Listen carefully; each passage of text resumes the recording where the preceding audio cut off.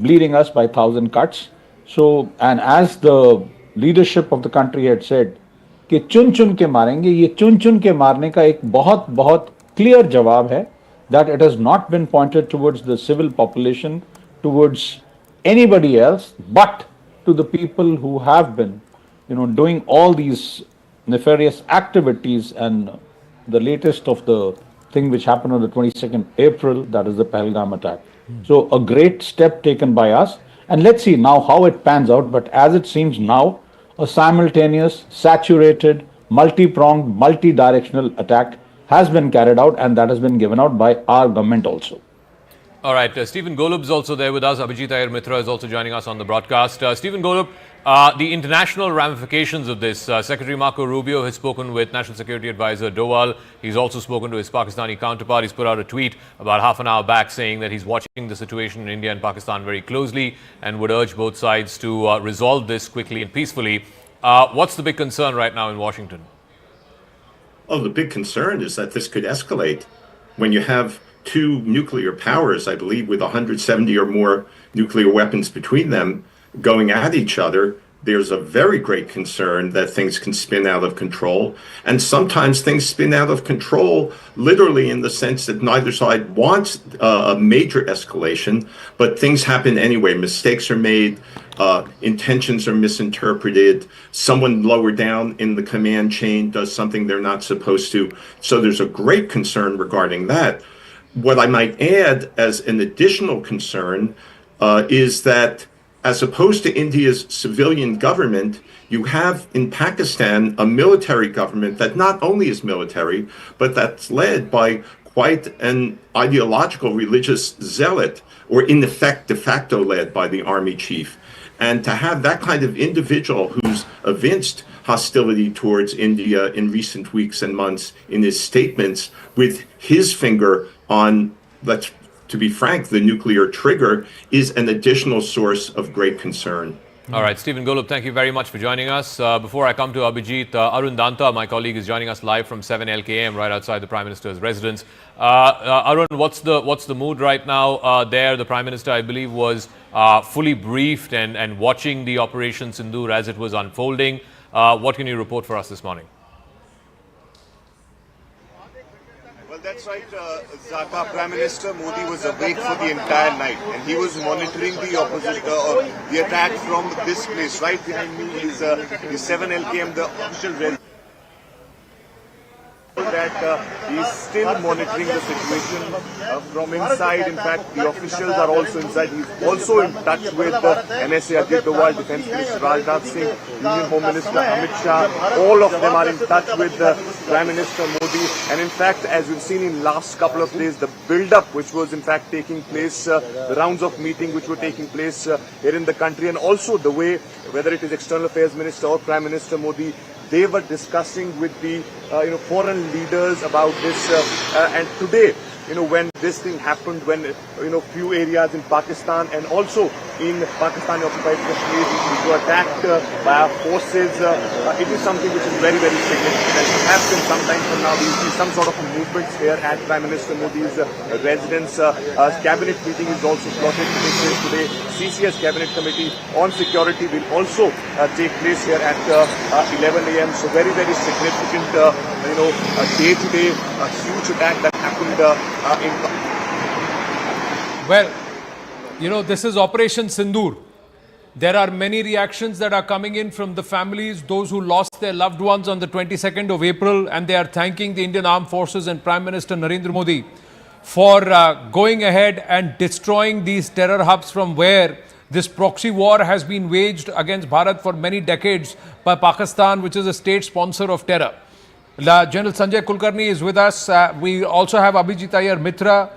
This is precise targeting of all locations that have happened. Captain D.K. Sharma is also with us, and there is a reason why. So there is not just the Jaish headquarters that has been totally destroyed, reduced to rubble. That's what we are given to understand in Bahawalpur. Muridke, again targeted because it's the Lashkar's Markaz. There is Sialkot, where the Hizbul Mujahideen are headquartered. Even in the name of a medical center, they were running a terror camp. That's been targeted too. Muzaffarabad at the Red Fort area and also near the Bilal mosque area, there are huge terror bases, camps where the likes of Ajmal Kasab were trained. That has been reduced to rubble. 9 precise targets have been taken and the death toll is far greater. The damage caused is far greater than just infrastructural damage. That's what we are given to understand. Abhijit Iyer Mitra, can it be more precise? Can it be more sharp? And can it be more lethal than this? And the Pakistanis currently, the cowards that they are targeting civilians. There are civilian casualties that are happening on our side along the LOC. They are shelling civilian establishments. This is what they will come down to. So first of all, Anand, we need to understand, we have images coming out of Bahawalpur and Muridke. First, let's understand the psychological impact. You know, in Balakot, they could claim a victory because it was a very remote location and they said we shot down crows. Now with the visuals coming in from Bahawalpur hospital, you know, there's no way they can claim that it was only crows or chickens or whatever we shot down, number one. And, you know, for Pakistan, a defeat in private doesn't count as a defeat at all. You have to have a public defeat, a public sort of, you know, humiliation in that sense for it to count. Number one. Number two, what has been happening is you're looking at the hospital visuals. These are all fighting age men. Pakistani Twitter is trying to show that some kid died. That image, we don't know where it's from. We don't know what its provenance is. All the videos that we're looking at clearly show fighting age men with long flowing beards having been badly injured in this strike. What is even more curious is, so far we have seen absolutely no visuals for the other 7 targets. Why is that? Because Pakistani Punjab has declared a state of emergency right now. They've cut off all the phone signals and everything. Now, why do you do that? When you do that, it means you clearly have something to hide. Right? Because especially when things have been struck, people need their mobile phones to call ambulances, to coordinate with relatives, to coordinate finances and things like that for treatment and so on and so forth. You don't cut off, you know, this is like cutting off communications after a tornado has hit or after a hurricane has hit. You don't do it. The only reason you do it is to suppress information. So with the other 7 targets, we really don't know what the extent of the damage is. We'll have some satellites flying over there in the next 2-3 hours. When I manage to get a look at those images, I'll be able to tell you. Third, if you remember on the 5th, my colleague Detresva, he tweeted out images of the exact Bahawalpur seminary that has been targeted. Yes. It had training grounds, it had badminton and tennis courts, it had a swimming pool which thankfully had been filled in. Have you ever heard of a mosque and a seminary attached to have a swimming pool attached to it? You know, these things don't happen. This was very clearly a training camp of some sort. That is beyond doubt. Now, I'm sure we're going to hear propaganda stories now about how this was some lots of very pious students. What was the term New York Times used for Osama bin Laden? Pious preacher or something like that. That lots of hundreds of pious preachers have died or whatever. Let's not take that seriously. Abhijit Mitra, I'm interrupting your flow of thoughts, but we have Sanjay Dwivedi, Shobhan Dwivedi's father, who's joining us. Sanjay ji, namaste, Jai Hind. Bharat ने operation सिंदूर रचा है. 9 targets हैं जो ध्वस्त हुए हैं पाकिस्तान में, terror basis. आप क्या कहेंगे संजय जी? आप क्या कहेंगे? ऑपरेशन सिंदूर भारत ने लॉन्च किया है, टेरर एस्टैब्लिशमेंट्स को ध्वस्त किया है. मैं इस कार्रवाई के लिए अपने देश की सशक्त सेना और माननीय प्रधानमंत्री जी को बारंबार धन्यवाद देता हूं और सैल्यूट करता हूं अपने देश की सेनाओं को, सशक्त सेनाओं को, जिन्होंने इस तरह के दुष्टों का, राक्षसों का विनाश करने का प्रण लिया है और उसको अंजाम देने का कार्य किया है. मैं माननीय प्रधानमंत्री जी को बारंबार धन्यवाद देता हूं. देश की 140 करोड़ जनता के दिल की आवाज को सुना माननीय प्रधानमंत्री जी ने. निश्चित तौर पे आज मेरे पुत्र ने जो शहादत दी थी, जो बलिदान दिया था 22 अप्रैल को, निश्चित तौर पे आज उसकी आत्मा को शांति मिल रही होगी. आज मेरा पूरा परिवार रात 2 बजे से लगातार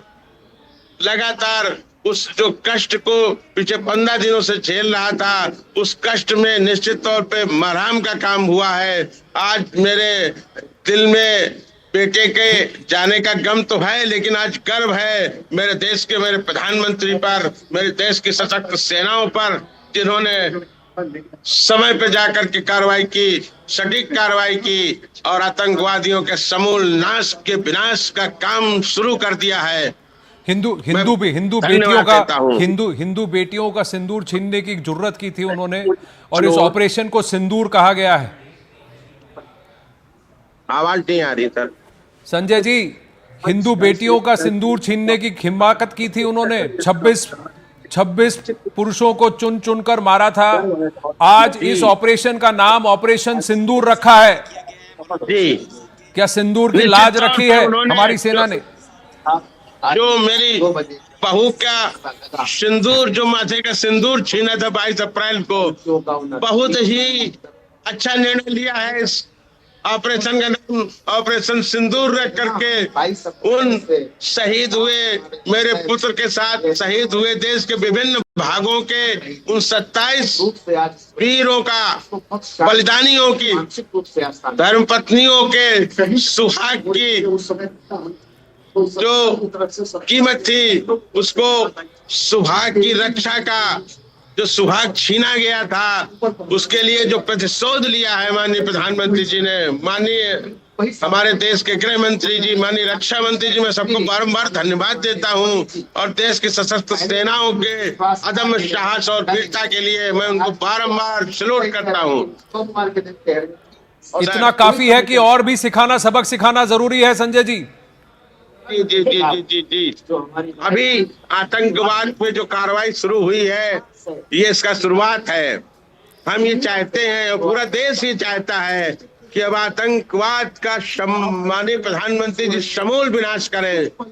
अगर अब भी कुछ कमी रही हो तो निश्चित तौर पे उसको इससे भी बड़ी कार्रवाई करके उसका समूल विनाश करें। संजय जी, धन्यवाद हमसे बात करने के लिए। जय Hind. Thank you thank you thank you. So that's the sentiment of a father. Mr. Iyer Mitra, if he's there.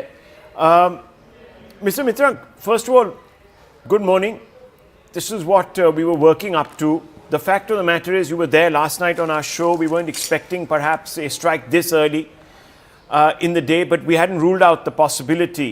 How do you assess what has transpired over the last 7 hours? How do you assess it? Is this going to enforce deterrence?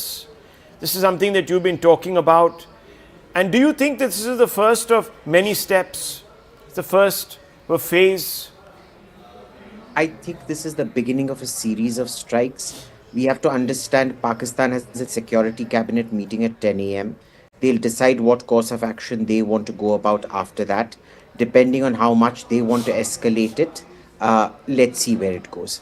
I think the reports coming out of Pakistan right now claiming that they've shot down 5 fighter jets may be a face-saving device. They claim that they've shot down 5, therefore, it's a big hurrah. If you remember in Balakot, they actually did shoot down one of our fighters, and they claimed to have launched missiles just to warn us. They claimed they launched expensive Brazilian missiles which never exploded on target as a warning to us, and they claimed victory. And if you go to the Wikipedia page on Balakot, it actually makes it seem that Balakot happened in a vacuum. It had no connection to Pulwama and Pakistan. Nothing was hit at Balakot, and only India suffered casualties. But it gave us a 6-year breathing period, 5 to 6 year breathing period, if you count the Riyasi attack as well last year, of deterrence. Now, deterrence doesn't mean that, small 1-2 people killed. It's the big attacks that it deters, because 1-2 people killed attacks are, they're targets of opportunity decided at a local level. It is the big attacks which the orders come cross-border, and that is what you're out to deter. Abhijit Iyer Mitra and General Kulkarni and Captain Sharma. We'll try and go to Captain Sharma. Wants to make a point. Yes, sir. Patience was running out, but a solid, saturated, multi-pronged, coordinated precision strikes have happened over the last 3 hours, and I'm sure they are going to continue. Well, I'm not sure he's speaking with us right now. I think I don't think he's with us. We'll try and just connect that and see if he's speaking with us directly. He was looking elsewhere, so I'm not sure. So we'll just confirm that. But General Kulkarni, Rahul and Zaka and to Abhijit Iyer Mitra, the fact is, ये पाकिस्तानी हैं, ये पलट कर आते हैं. They come back. Time लेके आते हैं, but they come back. 6 years is not deterrence enough because when they come back, they hurt again. And so what is it that we are going to do so that they never dare to do this again? No, General Kulkarni, I think, the question that everyone wants to ask is twofold. Obviously, look, this is not going to be the end of terrorism. I don't think this as a deterrent thing, which Rahul was talking about. After Pulwama, we thought there will be deterrence. After Balakot, we thought there will be deterrence. Yeah, that's what it happens after a bunch of years. The most pressing and most immediate question is, what is the thinking right now in GHQ in Rawalpindi? What is the thinking of Asim Munir? He has articulated his very vile and visceral thoughts about Hindus and Muslims and jugular vein and so on and so forth. This is a direct hit at his authority, the authority of the Pakistan army. So how does India prepare? A, will there be a retaliation? And B, how does India prepare for that retaliation? How does India respond to that retaliation? See, Zaka, what really now at this point of time, we have noticed that however much all of this has been war game, we know exactly what we would have done and how Pakistan will retaliate. There is no denying the fact. That is why, to begin with, in the escalation ladder, only the terrorist camps have been hit. There's 9 of them. Of course, most of them are in POK, but one of it in Bahawalpur is in Punjab. That's where the Jaish-e-Mohammad headquarters are. So, indicative. Now another, maybe another half an hour to 1 hour, we'll really exactly know the damage caused. Maybe 24, 30, 40, 50, 100 people would have died. And though it was absolute total secrecy, I think it was beautifully managed, very well executed for a very simple reason, that you had the mock exercises being given to understand in India at this point of time that today, the 7th of May, there will be mock exercises. You had the Raksha Mantri say... General Saab, there was secrecy, and one has to hand it to the Indian government that there was secrecy. But I have to ask you, there was anticipation also. We knew because the Prime Minister had laid it down and the parameters he had defined very narrowly. Why was Pakistan caught so flat-footed? Or indeed, have they been caught flat-footed, or it is just our genius that we have been able to penetrate their... I don't know, maybe their systems are very... If they're caught flat-footed, frankly, if they're caught flat-footed like this every time, perhaps they should be caught like this every time. I'm very interested to know, how is it that these people who claim to be such a professional, such a powerful army, have been blown out of the water pretty much in main Punjab? They may be strong, but we are more powerful, we are more stronger, we are better. What happened is, you would have noticed, Pakistan was expecting the retaliation, or otherwise, their chief, the jihadi, I would call him Hafiz Munir, would not have dispatched his family. Most of the people had over there, the generals have dispatched their families abroad, number one. Number two, aware of what the civil administration might just do, he appointed his DG-ISI as the NSA to know exactly what the Prime Minister of theirs is thinking, and they should not, take some decision which might just go against the army. So everyone, he had full control. He knew, and he has prepared himself. I hope some good sense prevails, because he knows. Probably he may have thought India may not retaliate. India might just say something and we don't do. But he knew that India will retaliate. He had seen the leadership in India, and he knows this strong leadership in India is bound to come very, very hard, because that's what we did after Uri, that's what we did after Pulwama. But, well, Pakistan didn't seem to understand that here also it will be done. But definitely, the symbolism, Anand, the symbolism of targeting close to Lahore in Bahawalpur, Mr. Iyer Mitra, this is important. This is an important visible action that India has taken beyond POK. Look, it's Balakot was also beyond POK. That precedent was set in Balakot itself that we will not restrict ourselves to POK. The majority of targets are in POK, yes, but there have been significant targets outside POK, because, there is this sort of equivalence in the Pakistani mind that, in the 1960s war, they only attacked in Kashmir, and India declared the war because we attacked across the international border. Somehow this, they've tried to reinforce this narrative that Kashmir actions should be restricted to Kashmir and should not go outside of Kashmir. Now, this is ludicrous. We have broken that. We had for a long time accepted that principle. We have broken that with Balakot, and this time it's been very, very significantly reinforced just because of the scale and nature of the attacks that have taken place outside of Pakistan-occupied Kashmir. No, but Abhijit, also the fact that Punjab has been hit. I mean, Murid K is barely 30 kilometers from Lahore. And you know this. I mean, hitting Punjab is like hitting at the heart of Pakistan. No, It's not just hitting at the heart of Pakistan, it's hitting at the heart of the Pakistan army. We all know what headquarters are there in Murid K exactly. So, it's also saying that, we No, just hit about a they're not kilometer. necessarily, yeah. If he can hit you, if he can hit these terror headquarters, we can hit the air bases and we can hit the military installations, and we have chosen not to. That's the message the Indian Armed Forces are giving. Bahawalpur has an air base.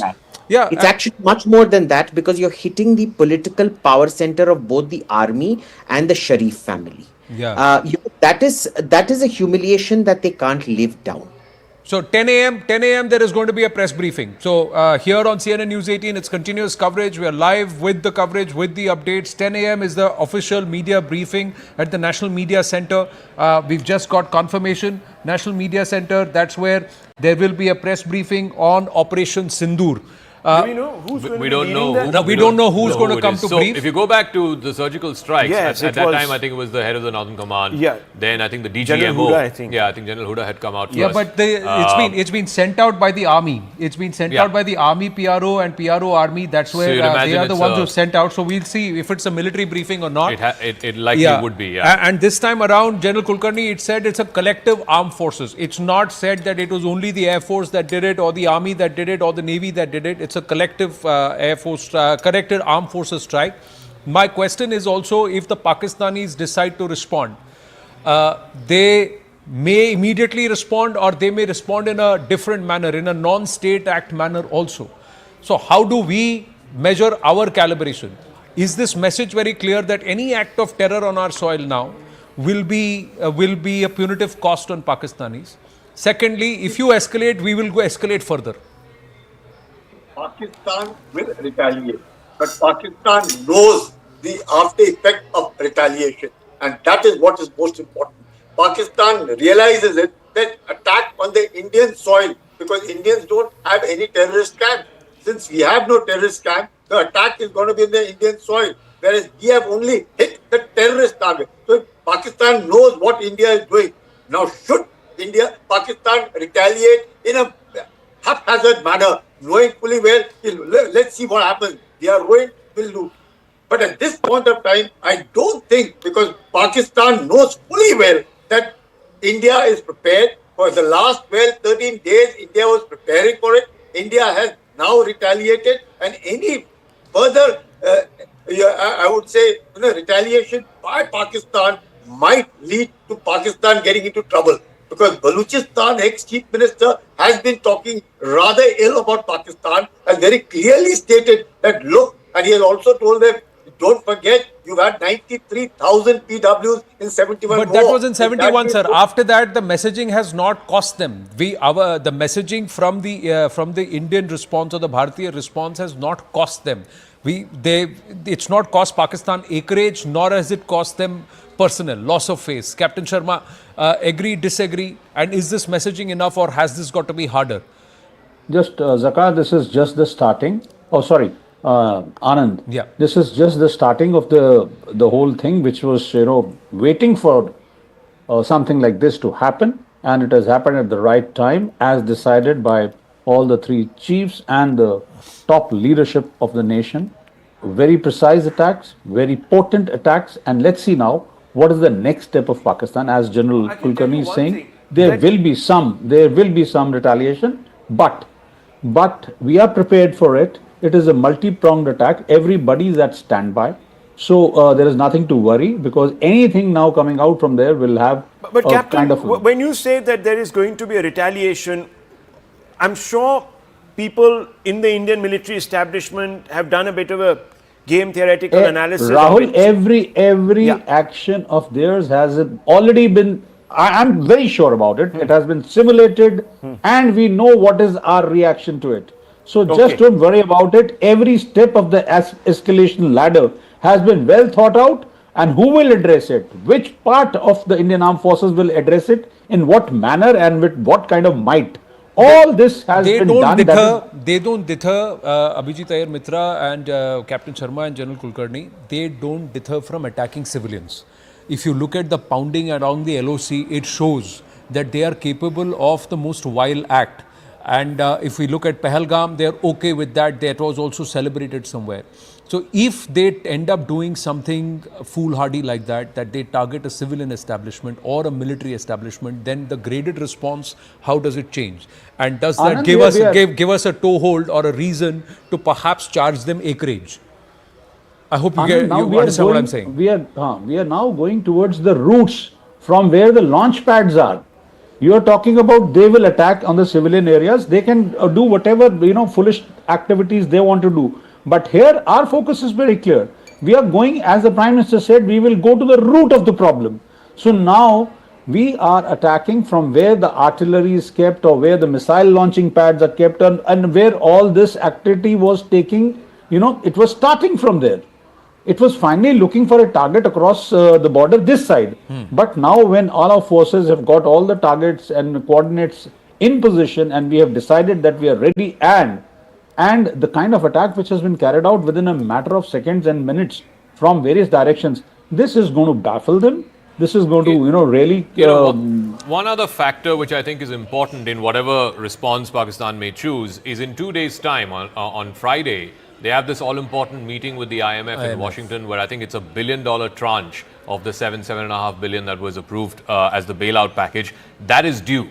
So if they choose to attack or retaliate in the next 48 hours, that will have down the line implications as well for Pakistan. But I do want to say a couple of things. I don't think the Pakistan Army, if it chooses to retaliate, and I think the messaging from the Indian Armed Forces, even from the very first statement that was put out by the ADGPI, was that, look, we're not targeting military installations, this is non-escalatory in nature, and we're only targeting the terror infrastructure. So basically a signaling has gone to the Pakistan military that, look, we're not hitting your military installations and we do not want you to escalate. Of course, Pakistan and the Pakistan Army will have to decide what they have to and how they have to respond. The second thing and the important thing is the conversations, the first set of conversations that have happened are between the National Security Advisor of India and his counterpart, the acting counterpart now, Mr. Rubio, who's also the Secretary of State. And immediately after that, Mr. Rubio has spoken to the NSA of Pakistan, the NSA who also happens to be the DGISI. And he has clearly said, we don't wish both parties to escalate. We want a quick resolution to this. So really, the stakes are very, very high for Pakistan if they choose to respond to this. I agree with you. Obviously, this is something that the Pakistani leadership will have to balance. But I want to bring in Iyer Mitra on this. There'll be expectations now, and we're already seeing a large number of videos coming out of Pakistan where people are asking, "Tum kya so rahe the?" And they were asking the Pakistani army. So there's a meltdown happening in Pakistan. The Pakistani army wants to save face. There are a couple of things now that I want to bring to your attention. Number one, given that the political imperatives, can Munir, who has talked himself into, jihadi A plus, can he now sit quiet? One. Two, how much leverage does Washington actually have on Pakistan, given the fact that Pakistan has moved very closely and quickly into the Chinese arc, and the Chinese actually haven't responded? Yeah. And this I find quite strange. Something is happening in their backyard. Chinese are completely silent. So, to answer the first part of the question, remember, we've had reports since Pahalgam happened. We've had a lot of indications that there is discontent among the corps commanders. Some of the things Pakistani broadcasters and major personalities have been saying against Asim Munir, they won't have the guts to say that unless they had the protection of some corps commander happening out there. Right. The most common refrain I'm hearing right now is, where has Asim Munir been for the last 10 days? He was actively promoting that ludicrous speech of his on Twitter where everybody was saying Asim Munir hits it out of the park, whatnot, etc., etc. Where has he been? He's been completely missing in action, no photos of him or anything. And again, we see there is a very systematic attempt from Pakistani Twitter to ask those questions. How far it will go, I don't know. How far will the corps commanders take it? I don't know. To answer the second part of your question, Rahul, sorry, if you can just remind me again, I Yes. lost. China, The the second China part is the China, China. angle, China and, angle. and the lack of, or perhaps, I don't know, Washington's influence. This is actually, something we've seen for the last 3 years. Chinese support to Pakistan. First, China doesn't do allies. America does allies. China does free radicals. They use North Korea to bog down East Asia. They use Laos, even though it doesn't have nuclear weapons or any military really. They use Laos to, sow discontent within ASEAN. They use Pakistan to bog down India. These are the kind of, malignant free radicals they like. Now, what ends up happening out here is the deal is always based on the fact that you can actually hold down the regional competitor. Pakistan used to get very good deals as long as it was running a true two-track insurgency, one in Punjab, one in Kashmir. Once the Punjab insurgency ended, it could still get discounts claiming a Kashmir insurgency. Now we know the Kashmir insurgency is over. And if you notice, for the last 9 years, Rahul, since I've been appearing on your programs, you remember I've been talking about Chinese internal documents, actually local publications, which keep saying, how Pakistan's military and feudal system has gone out of its way to sabotage the Pakistan-China economic corridor. They were still willing to tolerate it. They were still willing to tolerate Uyghur terrorists being found in Pakistani terror camps and things like that. What they are not willing to tolerate now is all the same things happening when Pakistan is not bringing any insurgency on the table that's able to keep India off balance. That is the main reason China is not really being as supportive, because Pakistan is no longer an asset. As for Washington, Washington can wield influence. The question is, do they want to wield influence? It's the same way we can wield a lot of influence on Russia. Do we really want to use that influence for something like Ukraine, which is totally peripheral to us? But has Bharat been very smart about it again this time? Because 10:22 p.m. last evening, President Trump confirms that India has removed all tariffs on US goods.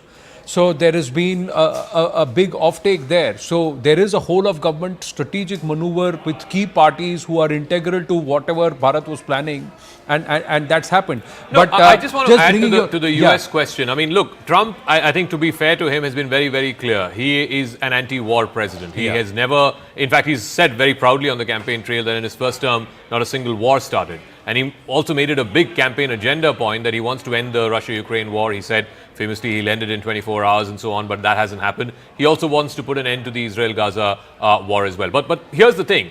The incentive or the leverage that Washington had 5 or 6 years ago, let's say, for example, when Balakot happened, because Washington was very much invested in Afghanistan, very much invested in this region, they had leverage over Pakistan. Today, that is significantly decreased. So it really boils down to what the Pakistani military Trump's leadership point of view wants to do. Even in Trump point 1, Trump 1.2, Trump was very clear about what he thought about Pakistan. Yeah, and the billions of dollars that had been given by the US to Pakistan. So clearly those monies were not coming. They only have 40% of operational capacity of their fleet, which is all US airplanes. Yeah. A lot of their guns and machinery they need servicing, and that all spare parts have to come from. So there are different ways that Pakistani response, military response can be choked by a friendly ally or a friendly nation, and in this case the US. In February, Trump had actually lifted the sanctions and had said that we are going to give you parts, etc., as well as monies to maintain your F-16s, as long as you don't use them against India. Correct. So the condition itself, see, now the Saudis have parked $9 billion in their reserves, but you can't touch that money. I mean, did you see the president's statement? Yeah, the Americans He's talking about some historic fight that goes back 2,000 years and centuries. He's talked about the time of invasion and all of that. They're clearly not involved. And here they said, see, Bangladesh and Pakistan, he's left it to Modi to handle. So if the Americans are given that. But I'm just going to go back to what Abhijit Iyer Mitra very interestingly pointed out has immediately happened post these strikes by Bharat in Pakistan. All of Punjab has gone into a blackout area. It's in the Pak-occupied Punjab, the Pak region, the Punjab region in Pakistan has been blanked out in terms of communication services, airspace band, sab kuch band. Why is it? And there is only visuals, details that have come from Bahawalpur and also Muridke. The rest of the regions, what has happened is been totally blacked out. Even in Pakistani media, they don't have enough of information except for the claims made by the DG-ISPR as far as their press conference was concerned. Now, would you attach reason behind that there is a deliberate attempt to try and blank out because the damage is so heavy. And if those details were to surface, it will be far more embarrassing for the Pakistanis, because these are all the terror hideouts, the terror tanzeems, and perhaps there is a huge loss. So this is a very interesting visual. By the way, I'd heard this visual as I was coming in tonight, this morning. And these are individuals sitting in a car and they're having a chat and they're talking some... And there you go, right in front of them on the camera. Talking some lurid stuff, and suddenly they say, "Oh beta, ye kya ho gaya? Oh boy." We can hear the audio. Yeah, the audio is a bit risky. Risky. It's a bit risky. Cool. That's what they said. Cool, and the video catch ho gayi. So, and then they don't even know what's happened. But look at that precise moment when the strike has happened. They don't even realize what's happened, but there is a huge strike and there is an explosion and this is somewhere in Bahawalpur. See, they are saying video catch ho gayi. I mean, they think it's actually, I think it's now dawning on Pakistan, because I'm seeing a lot of reactions on Pakistani social media handles where they're abusing their leadership, and that's the reason I asked that question. Because they're all saying, "Tum to soye hoye ho." When are you going to wake up? This pressure can India has walked straight into Punjab. Can push them into doing something quite foolhardy. Push them into doing something very foolhardy. I just want to go back and try and let's revisit where all they have targeted, and there is some very specific information that we've got. I'm just going to read that out as we're getting it. Why these regions have been targeted, these locations have been targeted. Let's try and understand this, viewers. So there are 9 locations in all, starting with Muzaffarabad. This is in POK. Now, in Muzaffarabad, there are 2 locations that have been targeted. In Muzaffarabad, the 2 locations that have been targeted is the Shawai Nala. If I can write this, let me just do this. So, it is the Shawai Nala. So, this is Shawai Nala here in Muzaffarabad. And there is also the Red Fort area. So, that is Markaz Sayyidna Bilal. So, Markaz Bilal. So, Markaz Bilal is another area which has been targeted. Markaz Bilal. So, which the Pakistani media or Pakistani ISI claimed that it is the Bilal Mosque. No, this is the Markaz Bilal, this region, which are 2 terror training camps in Muzaffarabad that have been targeted. Let's understand Markaz-e-Taiba. So, Zaka was saying this is the Lashkar's headquarters. So, Markaz-Taiba. So, this is what LET's headquarters. This has been targeted. This is the LET HQ. Wow. So, this has been targeted in Murid Ke, very clearly. This is the Murid Ke one. Bahawalpur, there are two locations. So, Bahawalpur, there is Markaz Subhanallah. So, this is Markaz Subhanallah is again the Jaish HQ. So, this is JEM HQ. Totally destroyed. So, this has been targeted. And then there is Markaz, and then in... there is in Chakamru, this is this area called Serjal. So in Serjal, there is actually a health center which is a training camp. So that's been targeted. Then in Sialkot, this is Sialkot. In Sialkot, you have Mehmoon Joya. Now Mehmoon Joya is the HM,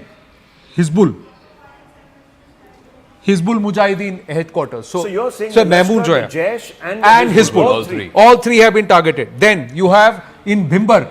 Now this Bhimbar Gali, remember we always talked about this Bhimbar Gali and this area. Yeah. So here in Bhimbar, you have this area which is called Markaz Ahl-e-Hadith. So Markaz Ahl-e-Hadith, again Jaish. Yes. So Markaz Ahl-e-Hadith is again, so you have the JEM being targeted, JEM operations here. Then there is Markaz Abbas in Kotli. So this is Markaz Abbas in Kotli. So you're saying that the all backbone of these are terror camps. Now of the jihadi infrastructure has been hit out of the water today. Correct. And here, this one, the Muzaffarabad Shahi Nalla camp. Now this Shawai Nalla camp, this is where this guy Ajmal Kasab had trained.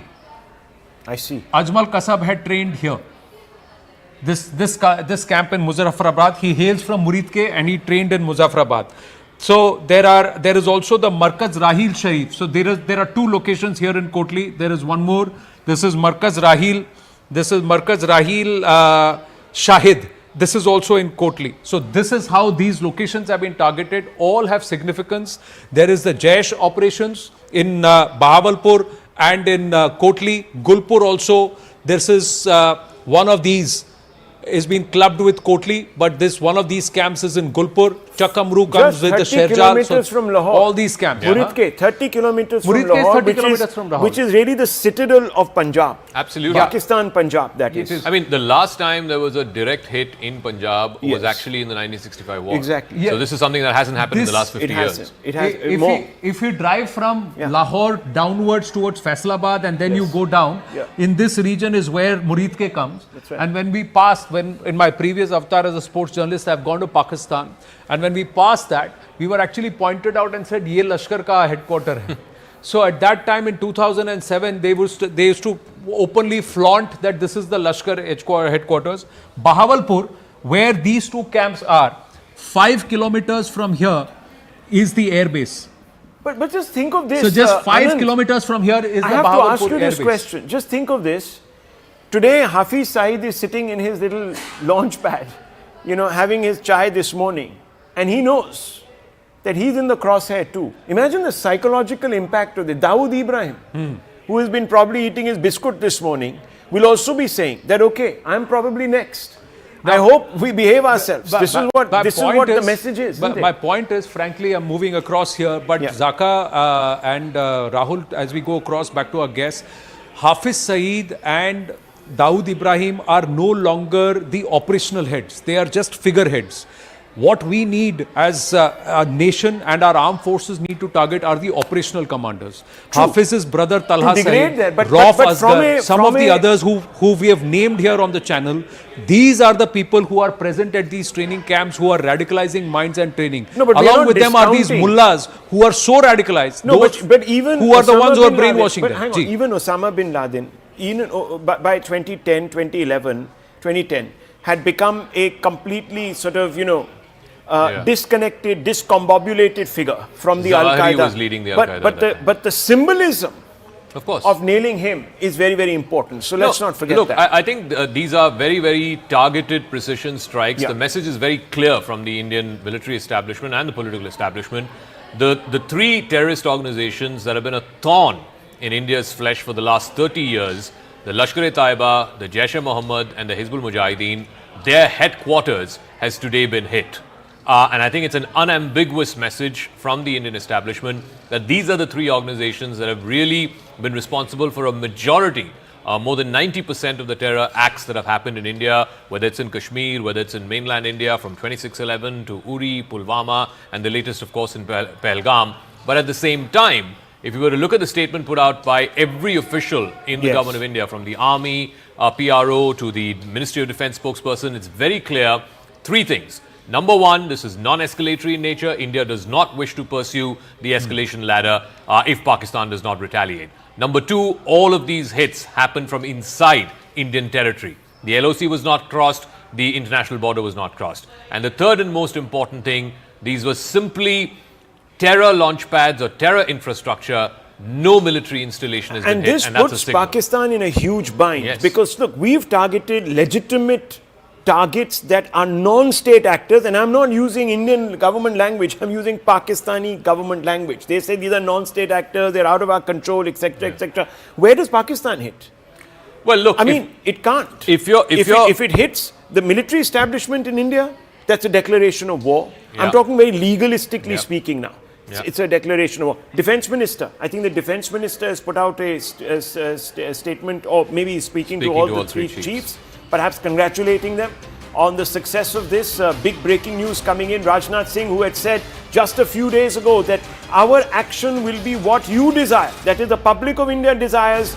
Today, speaking to all the three service chiefs, he has also been extremely involved in all the planning that has gone on. I'm not just saying it because, obviously, that would be because he is the defense minister, but in the past we have seen a large number of people Anand, saying that everything is dictated by one part of the establishment and not the others, etc. But this time it's been a very concerted and the 10 a.m. effort. presser, Rahul, Yeah. is going to be forces and the MEA. There you go. So it's a whole of government approach that we are seeing. Yes. Payal Mehta is with us. Yes, Payal. So Rajnath Singh ji has spoken to the 3 service chiefs. The press conference will be a combined press conference with all the forces and also the MEA together. So a whole of government approach on Operation Sindoor is being witnessed. It has been been a whole of government approach from day one, hasn't it, Anand? The way in which the Prime Minister met the leadership, first at the CCS, that's where the ball really started rolling, after which his individual meeting with service chiefs, his meeting with all of them, with Rajnath Singh, their message coming in clear and loud that, you decide which is the place you want to target, what is the time you want to really target. And I'm currently at the official residence of the Prime Minister. All action from 10 o'clock onwards will be moving here, because 11 o'clock you'll have the all-important CCS meeting which will take place, followed by the Union Cabinet. And of course, it's going to be a very, very confident cabinet, especially the alliance partners who are in the Modi government for the first time, and they would have seen his decisive leadership from very, very close quarters now. So obviously, all the development will be here. But yes, a whole of government approach. What is India's, story behind the strikes that we've really done? The fact that we are only targeting. Yeah. Has anybody? Payal, Yeah. just one very quick question. In the run-up to this particular event this morning, the Prime Minister has never named Pakistan. Now, that was obviously a deliberate, very clearly deliberate choice of words that he has used in the last 14 days. Can you build on that a little bit, because it assumes significance? Because whatever the Pakistanis are going to respond to now will, from India's point of view, be, if they're going to strike on India in any capacity, they will be breaking international law, because the Prime Minister was extremely measured. Well, that's typical Narendra Modi style. Rahul, in the past also, when he's spoken about China, he has never named China, he's never named Pakistan in any of his, comments as well. In fact, last night when he was speaking at a private channel summit, even then he said, हमारा पानी किसी और देश में जाता था, अब हमारा पानी सिर्फ हमारे देश में रहेगा और हमारे लोगों के लिए रहेगा. He has chosen not to name these enemy nations at all. And I don't remember, in the distinct memory that I have covered his government for the last decade plus, has he ever named any nation, which also includes the likes of China. It's a typical Narendra Modi style of telling people where they really belong, to give them the kind of respect that in terms of where they really belong. That's been Modi's trademark style, if I'm not wrong. But are we expecting any of the netas to come before the CCS? Any reaction, any movement at the PMO right now at 7 LKM? Well, it's lesser than 7 o'clock right now. No movement as such that we can witness over outside the local and marked residence. But the whole of government will be here at 11 o'clock, Anand. Right. All the cabinet ministers will be here as well. The CCS leaders will be there. We have to just wait and see if the service chiefs are called to the CCS meeting to brief the Prime Minister in person. Those visuals are going to be extremely significant. Those are going to be extremely important. Those are going to be extremely satisfactory for the people of the country to see what our service chiefs have really been able to achieve, what our forces have been able to achieve. And very important, Anand, there is a PIB fact check that has been put out. This is very that has crucial. already been. If I can just hold this up to the camera, and it says the claim that Indian brigade headquarters have been attacked by Pakistan is a complete fake news. So a large number of Pakistani handles have been putting out this kind of rot since the morning. In fact, since about 2 in the morning, they've been talking about how an Indian aircraft was downed, a fighter aircraft. It turned out to be some very old incident. And there have been other claims by Pakistan about attacks in Srinagar, etc., etc. All of this is fake news. Yeah. So please make sure, and I'm appealing to all our fellow Indian citizens, our patriotic Indians, please make sure that you don't fall to this Pakistani propaganda. This is absolute Pakistani propaganda, unmitigated propaganda. We should have more of this, because there are three pieces of fake news that have already been called out. One is that Pakistan is claiming 15 locations hit inside Bharat by missiles as retaliatory strikes by Pakistan. It's fake news. A Rafale jet or 2 Rafales were brought down, again fake news. Srinagar Air Base has been struck, again fake news. And right now, like the PIB has also confirmed this, brigade headquarters of the Indian Army again destroyed or attacked or bombed by the Pakistani forces, again fake news. In fact, the news was spread by Pakistan Information Minister Ataullah Tarar. They are actually masters at misinformation. So disinformation, actually. Disinformation. This is not just misinformation. Yeah. This is disinformation. Disinformation. Let's just quickly go to Akash. Akash, the Raksha Mantri has spoken with the 3 service chiefs. Yes, Anand, we are learning that 3 service chiefs have briefed Raksha Mantri Rajnath Singh about the operation as to how it was conducted and, what was the kind of success that they have received. In fact, Raksha Mantri Singh was briefed about the sort of, platforms, in fact, all of what was used. And in fact, the assessment that they are going to come up with at 10 a.m. today in the press conference, Raksha Mantri has been briefed about it. And also, Anand, as far as, you were discussing about the brigade headquarters. Yeah. I have checked all the brigade headquarters and, I have got several inputs, credible inputs. None of the brigade headquarters has been attacked by Pakistan, and it is confirmed all the structures of Indian Army are safe. All the structures of Indian Air Force here in Jammu and Kashmir are safe, Anand. Right. So no military establishments, installments have been affected or touched by the Pakistani military or the Pakistani forces, nor have anything material been done, damaged been done to any of our resources or arsenal. So clearly all fake news, fake propaganda in perhaps a certain level of retaliation because they were caught napping. Aman Sharma now joining us with how it was the Pakistanis were caught napping with Operation Sindoor. Many would have thought कि mock drills आज हो रहा है तो 7 तारीख की रात या 8 तारीख को कुछ करेंगे. And it all happened on 6 तारीख की रात and 7th morning. And that's where the Pakistanis got caught unawares, Aman. And the significance of this operation being called Operation Sindoor and it being approved at the highest level. Absolutely, Anand. The Pakistanis have been completely blindsided, and this again speaks of, the Modi-led government acting with complete precision, stealth, and the element of surprise. This whole announcement about the mock drill, which was to happen today, it came, yesterday, in fact, the day before night, and entire media was full of mock drill stories, yesterday. And it seems that Pakistan also assumed that India is preparing for this mock drill, which will happen today, and the strike will only happen later. One of their ambassadors, in fact, former ambassador Abdul Basit had tweeted that maybe this will happen after the Russia Victory Day parade. India surprising everybody. And now it's very, very clear that India had always planned today morning to be the time because PM Modi had given the operational freedom to all the 3 forces. And when the 3 chiefs had met the PM separately last week, we are told now by reliable sources that the options were already put on the table, that how these strikes are going to be done. So completely blindsiding Pakistan. Its defenses were low. It was casual. It thought India is going to come only after 2-3 days. But no, India has struck when it wanted to strike. Also, this information that we're getting that Operation Sindoor, this particular name was approved at the top level. There is a lot of emotional, messaging also behind this name because the Prime Minister and the other senior ministers in the government were very, very clear that this was a deliberate, targeted attack. The women victims who were left, unharmed in a way, but they were told that, go and tell Modi. It was a thing that, Sindoor of Hindu women had been wiped off by these terrorists by specifically targeting the men, the husbands, the fathers.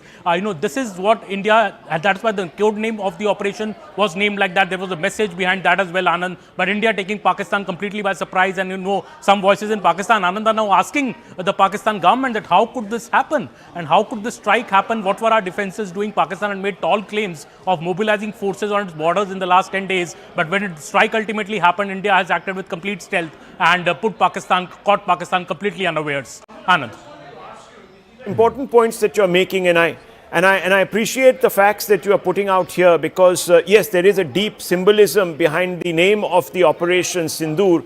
But I just wanted to ask you, because we've just had statements come out of Ajay Rai, a person who was taunting, a Congress leader who was taunting our forces for not doing very much, and the Modi government also for sort of sitting on their hands. That's what, he implied. Now he's come out to say, I congratulate the Modi government, I congratulate our forces, etc., etc.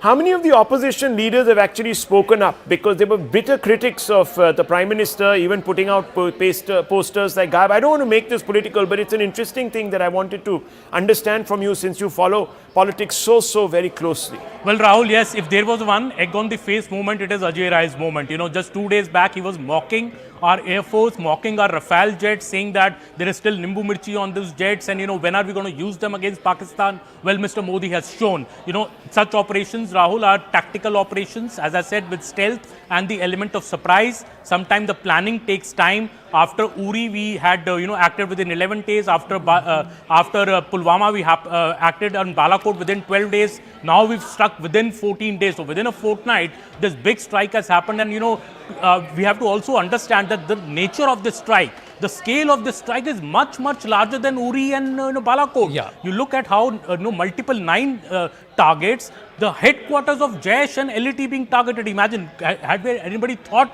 that such a big strike can be carried out in Balakot? We had only bombed one camp of Jaish.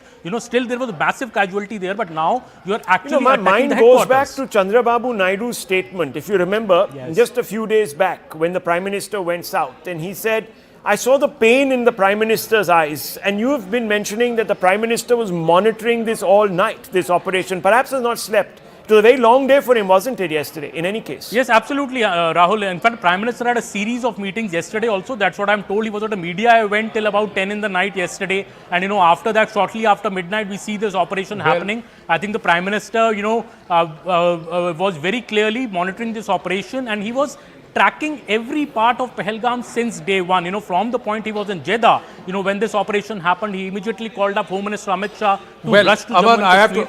I have to interrupt you there because it's also deja vu. 2019, Rising Bharat and Balakot happens, and again it was a private media event that Prime Minister addressed, and the night then Pakistan was punished. Aishanya Dwivedi is with us. Aishanya ji, namaste. Operation Sindoor पर आप क्या कहेंगी? 9 targets Pakistan के अंदर जो terror hubs हैं उसको ध्वस्त किया है भारतीय सेना ने। सर, मैंने ये न्यूज़ जब से देखी है, मैं तब से यही बोल रही हूँ कि आज मोदी जी ने और जितने भी लोग इस ऑपरेशन में इन्वॉल्व हैं, हमारी आर्म फोर्सेस ने आज कहीं ना कहीं उन 26 लोगों की फैमिलीज को दिखा दिया है कि हम आपका बदला पर्सनल लेवल पे हम आपके लिए खड़े होके बदला लेके वापस आए। इसको ऑपरेशन सिंदूर नाम दिया गया है शन्या जी। ऑपरेशन सिंदूर नाम देके ना उन्होंने कहीं ना कहीं बहुत पर्सनल लेवल पे हमें टच किया है कि हाँ, आपका सिंदूर गया था और हम जितनी 26 औरतें हैं उन सब का सिंदूर नाम देके उन्होंने यही प्रूव किया है कि this is very personal, and हम एक एक लोगों की डेथ पर्सनल लेवल पे लेके, पर्सनल तरीके से लेके उन पर अटैक करेंगे। आपके मन में थोड़ा सा इम्पेशंस या डाउट था कि इतना समय क्यों ले रहे हैं, कब जवाब देंगे, कब बदला लेंगे, या फिर आप वेट कर रही थी कि जब होगा तब होगा, पर होगा जरूर?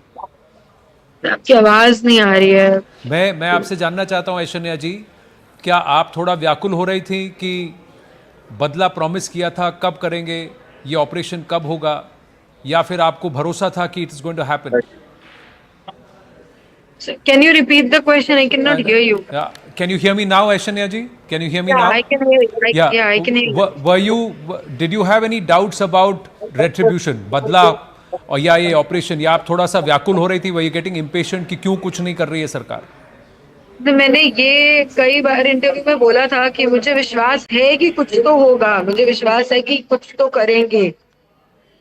वो शायद मैं इम्पेशेंट अगर थोड़ी बहुत हो रही थी वो इस रीजन से क्योंकि मुझे डायरेक्टली ऑब्वियसली इतना बड़ा ऑपरेशन है वो मुझे क्यों बताएंगे, और मुझे इस चीज का इल्म नहीं था कि ये 14 दिन में 15 दिन में ये ऑपरेशन होगा, ऐसा कुछ होगा, तो इसलिए थोड़ा बहुत इम्पेशेंट हम सब हो रहे थे। पर मोदी जी ने सबको शांत कर दिया है, हम सबको उन्होंने दिखा दिया है कि हम एक एक का बदला लेके दिखाया है उन्होंने।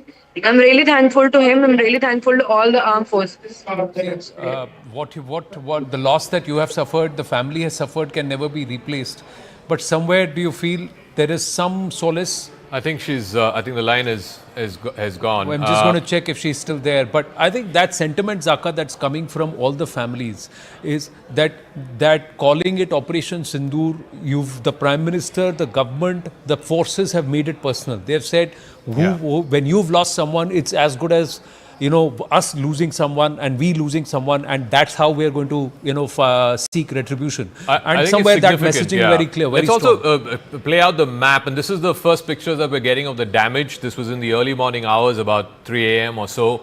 This is in Bahawalpur, is what I've been told. So the biggest hit, the 2 hits that have happened in one location, that's in Bahawalpur, which of course is the seminary and the big headquarters of the Jaish-e-Mohammad.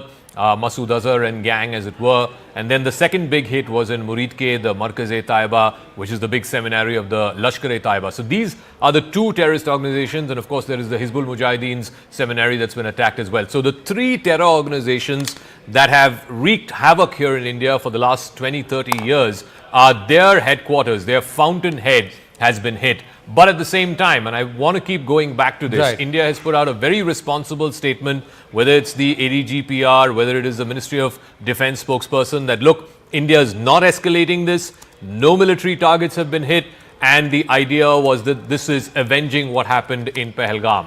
Now, if Pakistan so chooses to respond, then of course India will also be forced to go up the escalation ladder.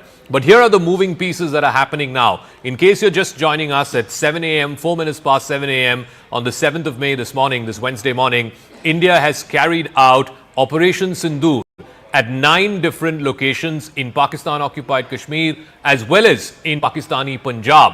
Two major headquarters, one in Bahawalpur, that of the Jaish-e-Mohammad, and two in Murid-ke, the headquarters of the Lashkar-e-Taiba. Both have been pummeled to the ground. And India has clearly said that it's non-escalatory in nature, the LOC has not been crossed, and most importantly, this was in response to what happened in Pahalgam. Let's go across to some more We got breaking more news. news coming through as far as Pakistan is concerned. Some details that are coming out on Operation Sindoor. Pakistan has grounded all its aircraft after Operation Sindoor. After Operation Sindoor, Pakistan seems to be in complete panic and disarray. They are having closed-door meetings on what they should do. But right now, they have grounded all their aircraft. There are no aircraft that are in the air as far as the Pakistanis are concerned. Punjab is actually, the Pak province of Punjab is on a blackout. There is a communications blackout altogether. There is no information coming through. Only pictures of Murid-ke and Bahawalpur are out. The rest of the 7-8 targets that have also been struck by the Bharatiya Armed Forces, there is no information that's coming through at all except for claims. And what this there- also means, yeah. if they're grounding their aircraft, it also means that if any retaliation happens, it's not going to be via air, at least not in the immediate term. Akash is there with us. So Akash, what's the import of this breaking news that we're running? That Pakistan, in the aftermath of Operation Sindoor, has grounded all its fighter jets. We know at the same time there is stepped up activity, ceasefire violations along the LOC. There is now heavy machine gun fire. There is artillery fire that is happening. So for the moment, the risk of any retaliatory airstrikes, are we ruling that out, at least for the moment? Akash, what's your reading? Right. So, Zaka, initially we were learning that they had scrambled their fighter jets, after the strike.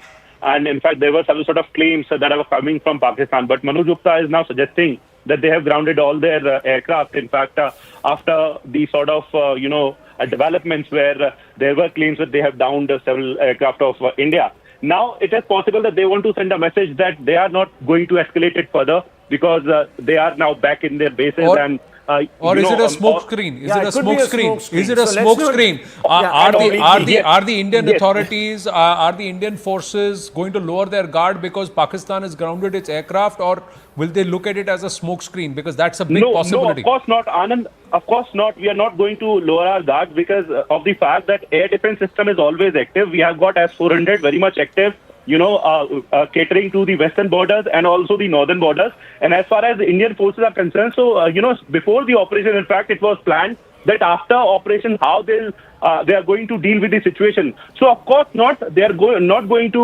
let their preparations go in vain. And, of course, they are waiting for some sort of action that Pakistan may take now. But, yes, they have grounded their aircraft, especially after scrambling their jets and, after claiming that they have downed several fighter aircraft of Indian Air Force. Well, all news, of course, coming from Pakistan and, being put out by Pakistani sources. We need to add caveats here because, who knows? Who knows what they're trying to quote and pitch? Frankly, would not want to believe a single word coming out even from the Pakistan official medium or from their media, because it's all last. A lot of it is bluster and the other part is all blatant lies. Let's just go across to Anshul joining us from right outside Raksha Mantri Rajnath Singh's residence. The Raksha Mantri has spoken to the 3 service chiefs. Is he still at his residence? What's going to happen next in the next 1 or 2 hours? What is scheduled? And will he be there in that press briefing?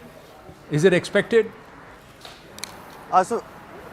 So it is unlikely at this point in time that Rajnath Singh himself will be a part of that press briefing, but I'll just move out of the frame and try and show you the visuals over here. There is absolute calm outside the residence of Rajnath Singh at this point in time. He has spoken to all the three heads of our armed forces, and in fact has congratulated them on this successful operation. In fact, the first tweet that came in from Rajnath Singh, in which Operation Sindoor was mentioned, he said Jai Hind, and this one Jai Hind was something that the entire country was waiting for. So definitely in the next few hours we can expect that Rajnath Singh would leave from here, and then eventually could go ahead and carry on with his meetings, but he will not be a part of the press conference that will happen.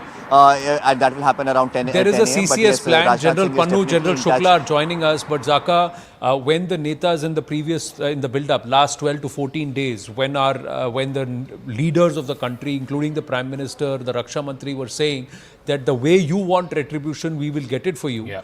It was not just to calm the nerves or to calm down, temper down the expectations. They actually were playing the bluff right out in the open. No, and I want to go back to what the Prime Minister said in Bihar. He said two things. We will pursue them to the ends of the earth, and he said there will be unimaginable consequences. I don't think... Punishment. Yeah, unimaginable punishment. For what they carried out. The fact that 9 different locations have been hit simultaneously, it'll go down in the annals of military history as a huge, not just a success, but there will be, I mean, people will now start talking about pre-Operation Sindoor and post-Operation Sindoor. We've not undertaken this kind of precision strikes from this side of the LOC at 9 different locations. You know, this is a very important point that Zaka has made, because I'll tell you one thing. Pakistan is a nuclear weapons power. So there's a threshold. You see, every time the Pakistani establishment has turned around and said, hey, don't you dare, we're a nuclear weapon power. This will go down also as a textbook example, a template globally of how to actually second guess, outflank, outsmart a nuclear weapon power. So all global militaries, especially the top ones, you know, America, Russia, this is not insignificant. This is not Israel going into, you know, the Gaza Strip and taking out Hamas, or even taking on, you know, the Iranians. This is a massive strike against a nuclear power that is quite high up in the echelons. Agree, but of military professionalism, Pakistan's so to nuclear speak, bluster and capacity has already been called out, not just with that's Balakot, true, but many nations today, and in a position where Pakistan is, if it even touches or moves, takes 3 steps towards that nuclear button, it may be called a rogue state, etc. There is the world around which is going to smother it. The world around is going to turn out against it. It needs at least 1 or 2 people in its corner. You know, the Chinese and the Turks will not be in their corner at all. No, but you know, the Cold War was between nuclear powers, right, fighting proxy battles. But Russia, he makes a fantastic point, Zaka, that Operation Sindoor, pre-Operation Sindoor, post-Operation Sindoor, the Indian Armed Forces and Bharat's whole of government approach, there will be a different outlook altogether. The worldview will perhaps change, General Pannu.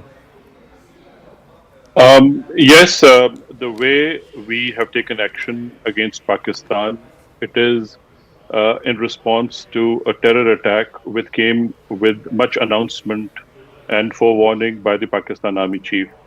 The Pakistan Army Chief has been the DG ISI, of course, who was sacked after Balakot. He has also been the DG MI. He was also trained in a madrasa in his initial days in schooling. His father was an imam in a mosque. So during the time when Islamization of Pakistan was happening, during General Ziaul Haq's tenure, he is the one who got recruited under that scheme that you must get some radicals into the Pakistan Army. Now he's risen to the point that he's become the chief. Now over a period of time, if you've been hearing the statements from various ministers and generals, that they have always maintained that terrorists are a strategic asset of Pakistan. Over a period of time, it is not only that they have stated, they have also proved that they are the global hub of terrorism. They were also involved in the bombing of World Trade Center. If you really ask me, 9/11, it is the ISI's funding which had caused concern in USA. And it is on 2nd of May 2001 that we saw in, 2nd of May 2011, that we saw in Ahmedabad, the Americans went and killed the global terrorist who was being harbored by Pakistan. So many times Pakistan has been proven as a rogue state, as a terrorist state. Now the next escalation happens is that they go in for a big psychological disinformation campaign by the ISPR. And the third thing is that they will start separating about the nuclear weapon. The Indian nuclear doctrine says that no first use, but it does not mean that India is not prepared for a nuclear strike. No nation ever strikes the way India has done now without preparing for war. While we are saying that there would be no escalation, we are saying that we have not hit any military cantonment or installation. These are only terrorist camps. But it does not mean that India is not prepared fully for all the escalations in one go. In fact, General Saab, there is talk that this particular military operation, you also had the downing of a Pakistani JF-17. Now, in what scenario could this have taken place, if at all true? This is what we're learning. Unofficially, all of this will be confirmed. I think we should caveat that. We should caveat it. We should wait till if it is indeed true, under what circumstance would that have happened? See, the point is that, again, going back to the Pahalgam episode, before that, the Pakistan army has been preparing, and they actually wanted this kind of a scenario where Pakistan army, which was actually being attacked over a period of time. Even I'm told that Imran Khan has been attacked inside the jail. Imran Khan was the only politician who had challenged the army. The supporters of Imran Khan and largely population of Pakistan has been so fed up of the army that they started attacking the military cantonments.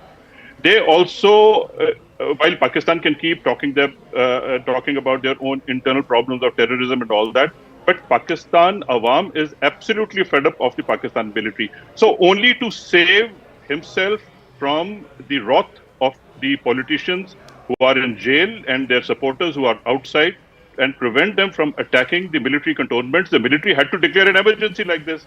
How would the Pakistan army chief prevent or protect his own self, because he's going to retire very soon?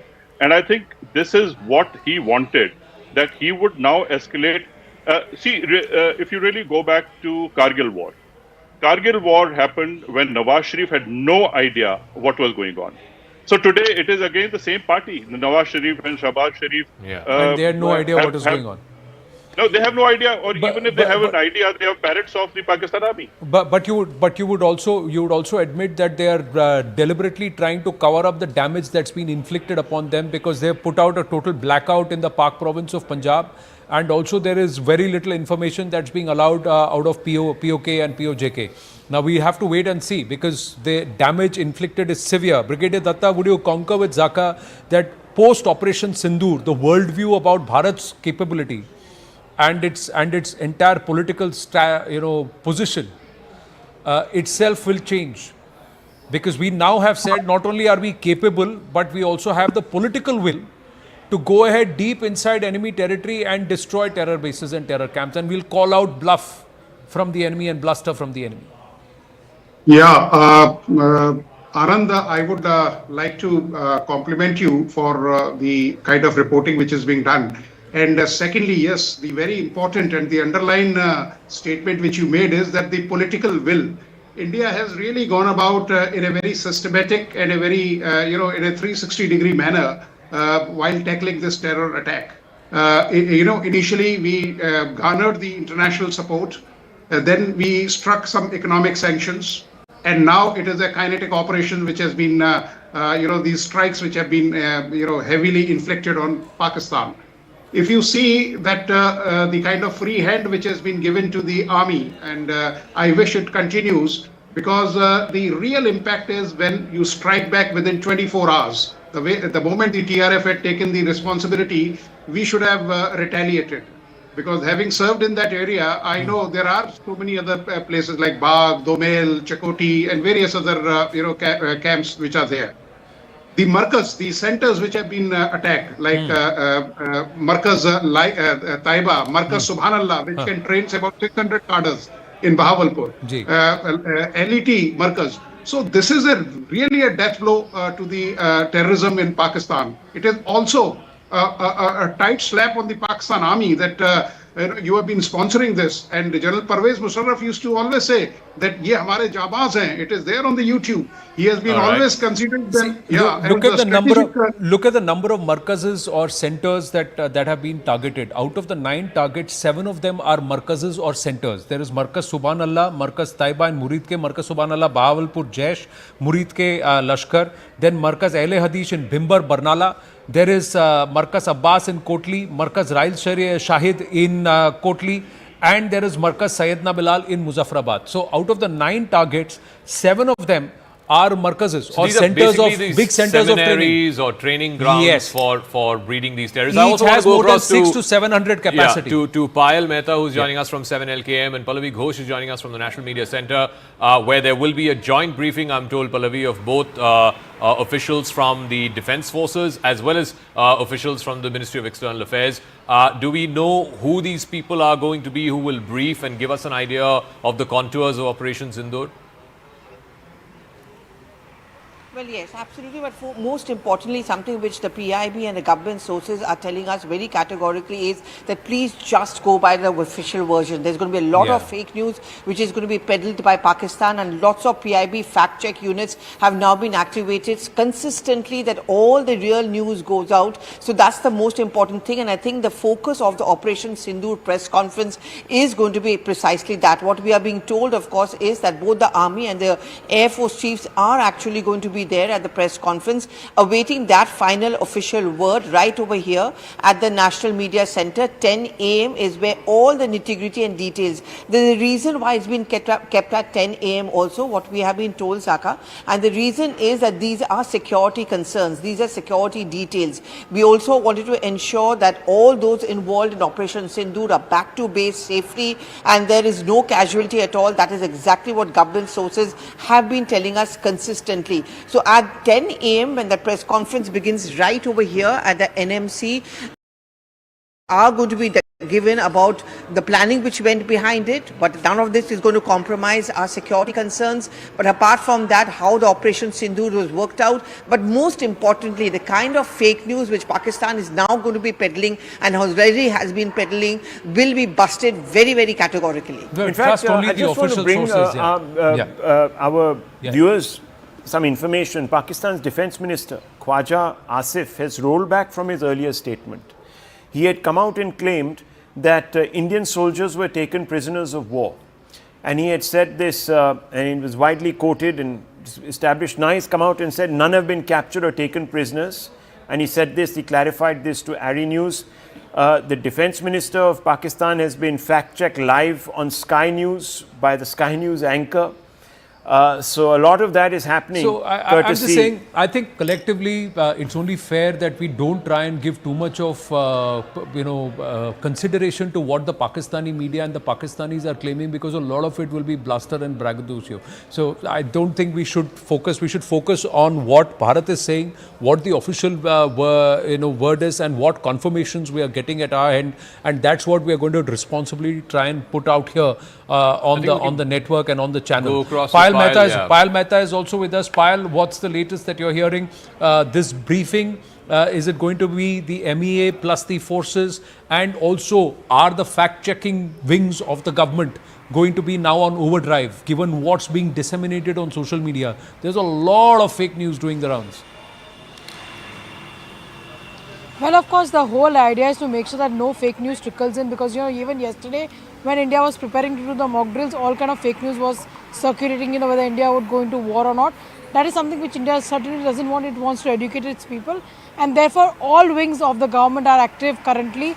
The fake news department has been working, the anti-fake news department has been working from the wee hours of the morning. They've been pressed into service. In fact, Information and Broadcasting Minister Ashwini Vaishnav is monitoring all the details himself, is also what we are given to understand. And of course, like I said, all attention will soon shift to the 10 a.m. press conference, where we will officially not just tell Indians, but we will tell the world what our forces have been able to do, what have we achieved, what was the target. And like it was reported by government sources early in the morning, Anand, that 9 out of 9 targets have been successful. So all the details will come out as well. There is nobody whatsoever, even if you are an opposition leader right now, even Assaduddin Owaisi believes that the Indian forces have been able to do what they've really done. So So of course it's time for us to not just tell India but tell the world what exactly the details really are. I think the Department of State has also put out an official tweet now. This is part of their official communication. Earlier this afternoon, which is the middle of the night for us, Secretary Rubio, who happens to be both Secretary of State as well as the acting National Security Advisor of the United States, he has spoken to the National Security Advisors of both India and Pakistan, Mr. Doval and General Malik. He's urged both to keep the lines of communication open and to avoid escalation. So all of this will be pressure that will be brought to bear on Pakistan, not to retaliate, not to escalate. And right now their aircrafts are all in their hangars and they're all being kept on ground. They've been grounded for now. I'm just going to read out some comments. India's commitment to eliminating all sources of terrorism in Pakistan and POK has necessarily to be uncompromising and always be anchored in supreme national interest. This is a time for unity and solidarity. Right from the night of the 22nd of April, the Indian National Congress has been categorically stating that the government will have our fullest support in the nation's response to the Pahalgam terror attack. The INC is standing firmly with our armed forces. So that's the official position of the Congress party. There is also, I welcome the targeted strikes by our defense forces on terrorist hideouts in Pakistan. The Pakistani deep state should be taught a lesson that it never takes another step again. Pakistan's terror infrastructure should be destroyed. Jai Hind and hashtag Operation Sindoor. This is Asaduddin Owaisi. And now we are given to understand that the Shiv Sena has also congratulated. They have also come out. They have said that this is the NDA, this is the Shiv Sena coming through. AICC is going to do a press conference at 9 a.m. But more importantly, I think it's a whole of Bharat approach in terms of saluting the armed forces for what they've been able to effect on the intervening night of 6th and 7th of May. Meanwhile, Asawari Jagdale has hailed the Prime Minister for naming the Operation Sindoor. Asavari जी, आपकी पहली प्रतिक्रिया, operation सिंदूर आपने देखा है, भारत ने पाकिस्तान को पूरी तरह से नेस्तनाबूद कर दिया है 9 जगह पर एयर स्ट्राइक करके।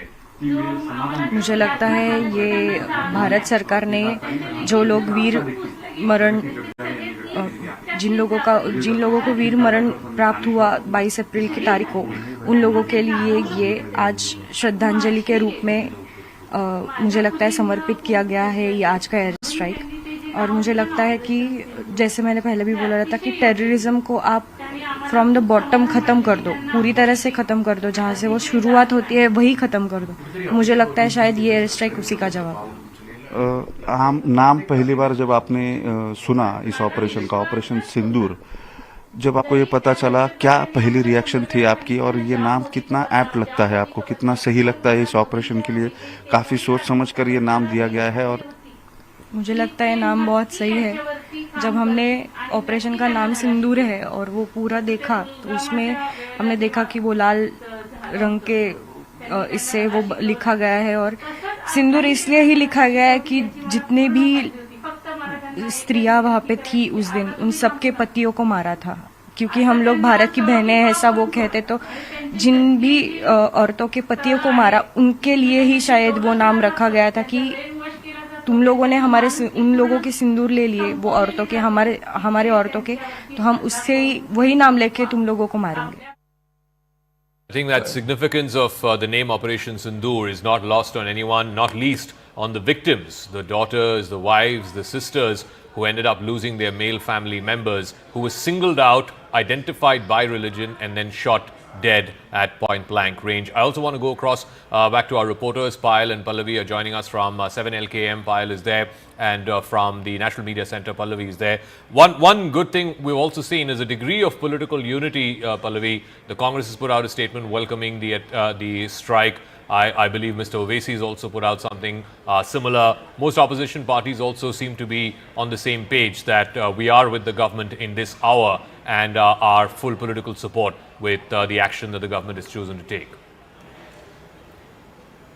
Well, Zaka, I guess today is not the day to talk about all those multiple occasions on which Congress leaders have not saying one thing and doing completely different. But yes, today I think that message needs to go out not just to Pakistan but to the world, that they may have the political differences ideologically but at the same page, on the same page. At 9 a.m. Pawan Khera is going to give the first official reaction coming in from the Congress party.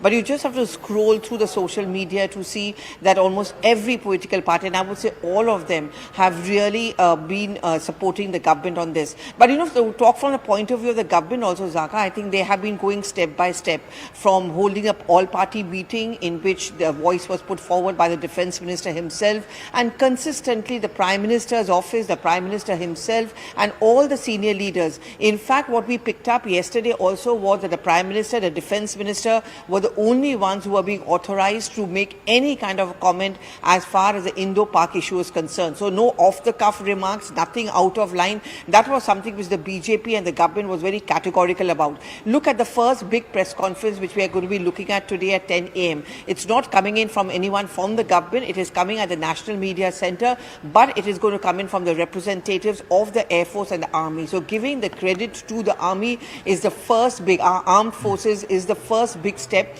which the government wants to send out a message. The Prime Minister, after the closed door meeting, had made it very clear that the scale, the timing will be left to our armed forces because they know the best. So I think all those nitty-gritty, all those details will be put out at the 10 a.m. press conference. And today, of course, I think we are going to also put forward this whole issue about that entire country being one and the entire political class also being one. So this is a messaging which goes to the world, to Pakistan, that we are a vibrant democracy, and over here all stakeholders, all political stakeholders cutting across party lines have been taken on board by the government at every step. Of course, there are security details, there are security concerns which are never shared publicly beyond 2 or 3 of those people. Apart from keeping those factors in mind, by and large, I think the government has shared all the information, and also the political parties today will be defending the government. All right. Now the question is how to manage the fallout. The fallout of the military operation, whether there will be a military retaliation by Pakistan. How do you manage that? Number one. Number two, the diplomatic fallout. It's not just the United States, but also the Indian External Affairs Ministry officials have spoken to their counterparts in Saudi Arabia and UAE, and I think that is extremely important. These are very, very important Islamic countries, influential members in the Gulf region, have influence and leverage over Pakistan as well. So representatives of Saudi Arabia and UAE have been spoken to. I believe they've also spoken to the UK authorities, as well as the important sort of diplomatic power capitals in the world which have some degree of influence on Islamabad. I think the idea right now, even from India's point of view, and it's very clear in the army statement, that India does not seek any further escalation, that India is not wanting to take this into the military realm. Whatever has been hit, and Anand will walk us through the various markazes and the various terror infrastructures and the launch pads that have been hit in these 9 different occasions, the Indian authorities, the government and the political establishment and the military establishment are really drawing a line in the sand, saying this has nothing to do with the Pakistani state, nothing to do with the Pakistani army. These are purely out and out terror establishments, and they're hitting those terror establishments. Targets, and allow me to please get back up and take our viewers through this. Let's talk about one of the biggest targets. The biggest targets for us has been Bahawalpur. So Bahawalpur is the JEM's HQ. So this is the JEM HQ, and what has been targeted here is the Markaz Subhanallah. So Markaz Subhanallah, what is the Markaz Subhanallah? Let's try and understand that in detail. Markaz Subhanallah is spread over an acreage of about 15 acres. This is the Jaish headquarters in Bahawalpur. It is located around the NH5 Karachi-Torkham highway on the outskirts of Bahawalpur in Karachi. And it is the main center of Jaish, and it is spread over 15 acres of land. It is spread over 15 acres of land. This markaz serves as the operational headquarters of the Jaish, and it was associated with the Pulwama terrorist attack that happened on the 14th of February 2019. The markaz also consists of residences of Maulana Masood Azhar, the de facto chief, and also Mufti Abdul Rauf Asghar, Maulana Anwar, and other family members. Masood Azhar remains the de jure chief of the JEM. In 2022, he was seen at this area, in this place, during the festival time. The Jaish conducts regular arms, physical and religious training for its cadre at Markaz Subhanallah. Senior JEM functionaries like Rauf Asghar, who is the de facto head of JEM, Masood Azhar, his brother-in-law Yusuf Azhar, Ustad Gauri, they are all people who reside here. The Pulwama perpetrators were trained here. The complex houses more than 600 cadre. Maulana Rafiqullah, former religious trainer of Markaz Usman Ali, is the chief instructor of this Markaz since 2022. Markaz Subhanallah was built with the help of provincial and federal governments of Pakistan. Apart from funds raised by JEM from Gulf and some African nations and also the UK, it is operational since 2015. Also, Markaz in 2018, a gymnasium was established inside the Markaz. It has a swimming pool in July 2018 for imparting rigorous swimming and deep water training. JEM imparts 6 days archery training to its cadre and Shura members. In 2019, the new Al-Hijama Center was also established here. It was established inside this Markaz. Horse stables and riding grounds were built in May 2022. On November 30th, 2024, Masood Azhar addressed the JEM cadre at Markaz Subhanallah after a gap of 2 years. Anti-India rhetoric was raised, including taking revenge for Babri Masjid demolition, etc., etc. The event was attended by Talha Saif, younger brother of Masood Azhar, Mohammad Abdullah bin Masood, and other JEM operatives. And before this, the last reported appearance of Masood Azhar at this camp was in February 2022. So 2 साल बाद वो दिखा था. It's located at an aerial distance of about 100 kilometers from the IB, that is in Rajasthan, Bikaner, Rajasthan. So this is a 100-kilometer distance from Bikaner, Rajasthan, Bahawalpur. So that's the reason why this target was very, very important. The huge terror tanzim, Jaish, the entire family, its operational commanders were all found here. And Jaish has been proscribed as a terrorist organization under UAPA 1967 in October 2001. The organization has also been designated a terrorist organization by various nations, including the US, UK, Australia, Canada, UAE. This organization also banned by Pakistan in January 2022 under international pressure by the FATF, but they continue to get state backing. They continue to be hosted and taken care of by the Pakistani state. The Bahawalpur airbase is not so far away.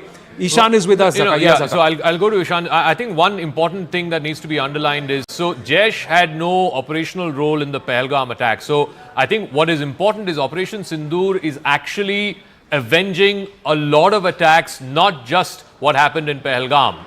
The 2019 Pulwama attack, of course, was carried out by the Jaish-e-Mohammad. Balakot was in response to the Jaish-e-Mohammad. But now to hit the very nerve center, the headquarters of the Jaish-e-Mohammad, where their seminaries are based, where their training centers are based, where Masood Azhar used to live for a large part of his life. Let me go across to the father of the Kashmiri pony rider who had been killed. नमस्ते, बहुत बहुत धन्यवाद हमारे साथ जुड़ने के लिए. आपका पहला प्रतिक्रिया ये सैयद आदिल हुसैन जो मर गए थे पहलगाम के जो आतंकवादी हमला हुआ था, आप बताइए उनके पिताजी होने के नाते आपका क्या पहला प्रतिक्रिया है ऑपरेशन सिंदूर, जिसमें पाकिस्तानी दहशतगर्दी जो साइट्स हैं वहाँ पे इंडियन आर्मी ने ऑपरेशन कैरी आउट किया है.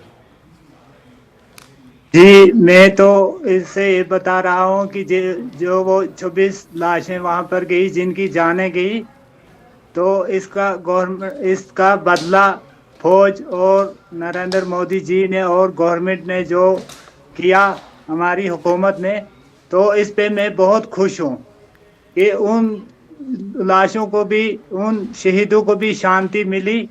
इसमें मैं बहुत खुश हूँ.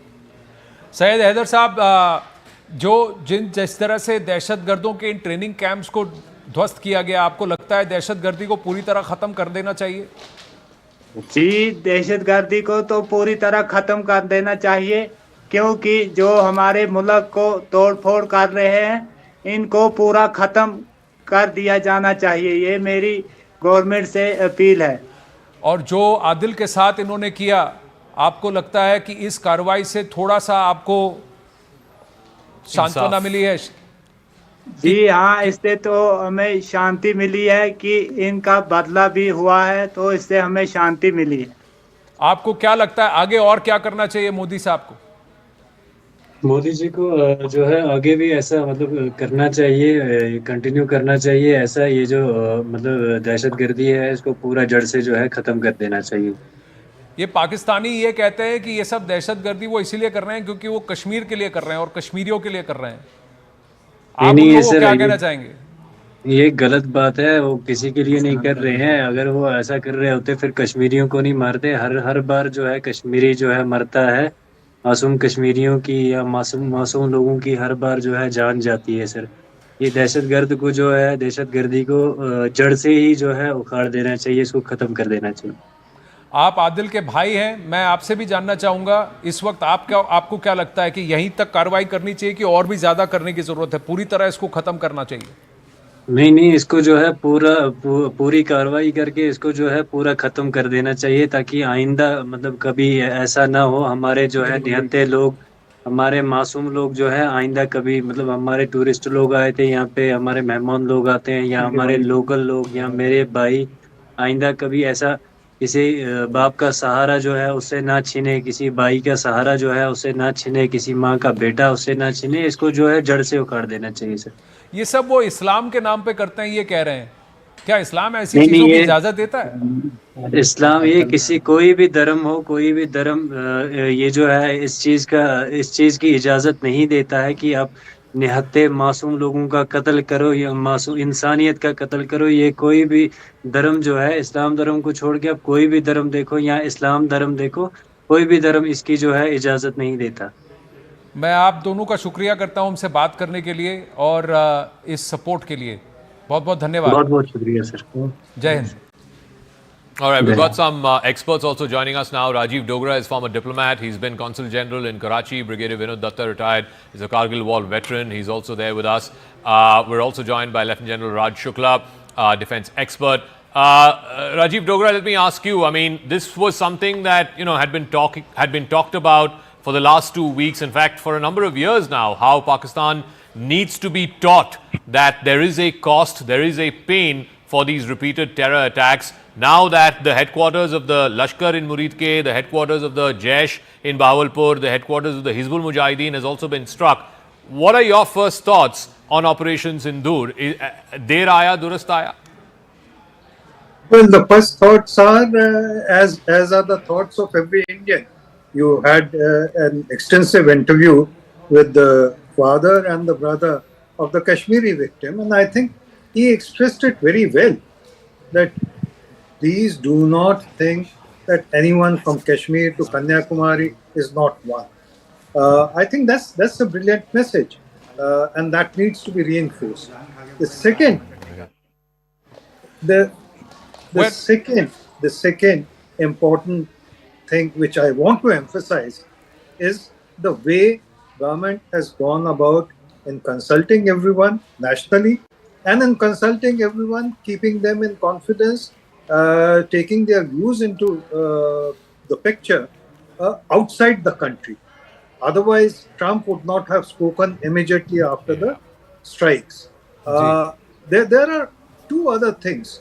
Prime Minister Modi spoke to President Putin just a day or two before the strikes. He spoke to the Qatari Amir just a day before the strike, yesterday. Qatari was important because Qatar, as you know, has been host to Taliban, has been host to Hamas leadership. So it has a certain sort of nuance in the terror world, and also an attachment to... But Dogra Sahab, how do you see China's role now? It hasn't spoken officially, no reaction has come from China at all. What do you think they're going to do? Well, you brought in the big question into the picture. I hope China has no role to play, period. But China being China would want to, have a role, definitely.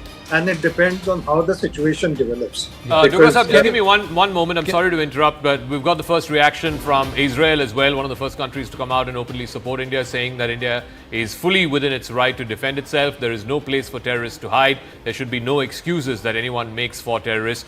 So I think just like India was one of the first countries after the October 7th attacks, came out unequivocally supported Israel. Now Israel is returning the favor in that sense. But the interesting thing is that they mentioned again terrorists. Yeah, absolutely. So the Israel stands with India. One of the first reactions that came. Action has been extremely focused because the Indian side and the Indian establishment has made this very clear. This is a war on terror, and terror establishments have been attacked. One more thing. Talk a little bit about the Chinese matrix. Yeah, I just wanted to add that the Qatar endorsement that Ambassador Rajiv Dogra was talking about came on a day when the OIC statement had come.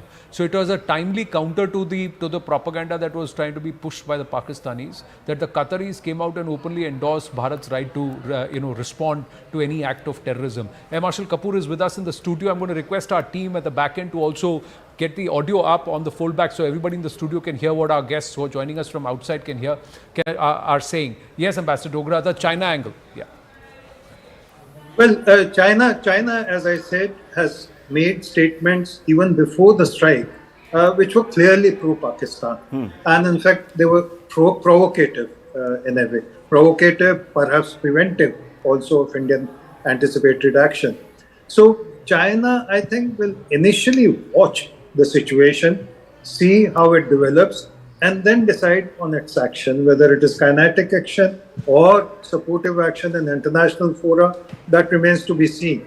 But China, let's not forget, has already supplied Pakistan with a lot of equipment, both air equipment and the land means and so on.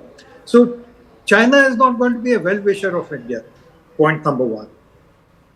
China would also be watching its flanks because it knows that America is watching China's action and China's reaction in case it comes about.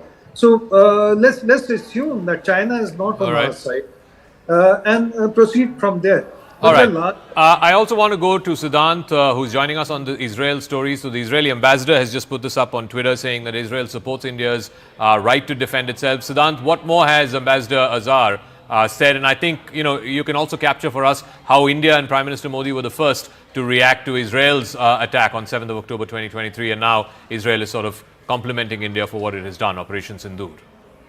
Well, that's right, Zaka. In fact, Israel has always supported India, perhaps stood with India when it comes to India's fight against terrorism. In fact, as you rightly said, when 7th October happened, Prime Minister Modi perhaps was the first world leader to in fact speak to Prime Minister Netanyahu and express the condolences and support of India to Israel. And perhaps the same is being reciprocated at this point in time. And in fact, Zaka, also, since last 2 weeks, Israeli ambassador has given multiple interviews, in fact, to our networks also, confirming the support of Israel. And perhaps, there were a lot of similarities also, the way 7th October happened and the way Pahalgam happened. Perhaps, on the basis of religion, the civilians were targeted. And that perhaps gave a kind of a personal touch to the Israeli government. And in fact, I have been speaking to Israeli friends in the Israeli government. And, each day they were keeping very close eyes on the developments, perhaps from Prime Minister Netanyahu to their senior ministers, to the ambassador, all have, extended full support. And now Israel is the first few country to react or rather give full support to what India has done by doing Operation Sindoor. He has hashtagged it as Operation Sindoor. So Operation Sindoor is something that resonates with a lot of people. I'm just going to quote what one of the viewers has sent me.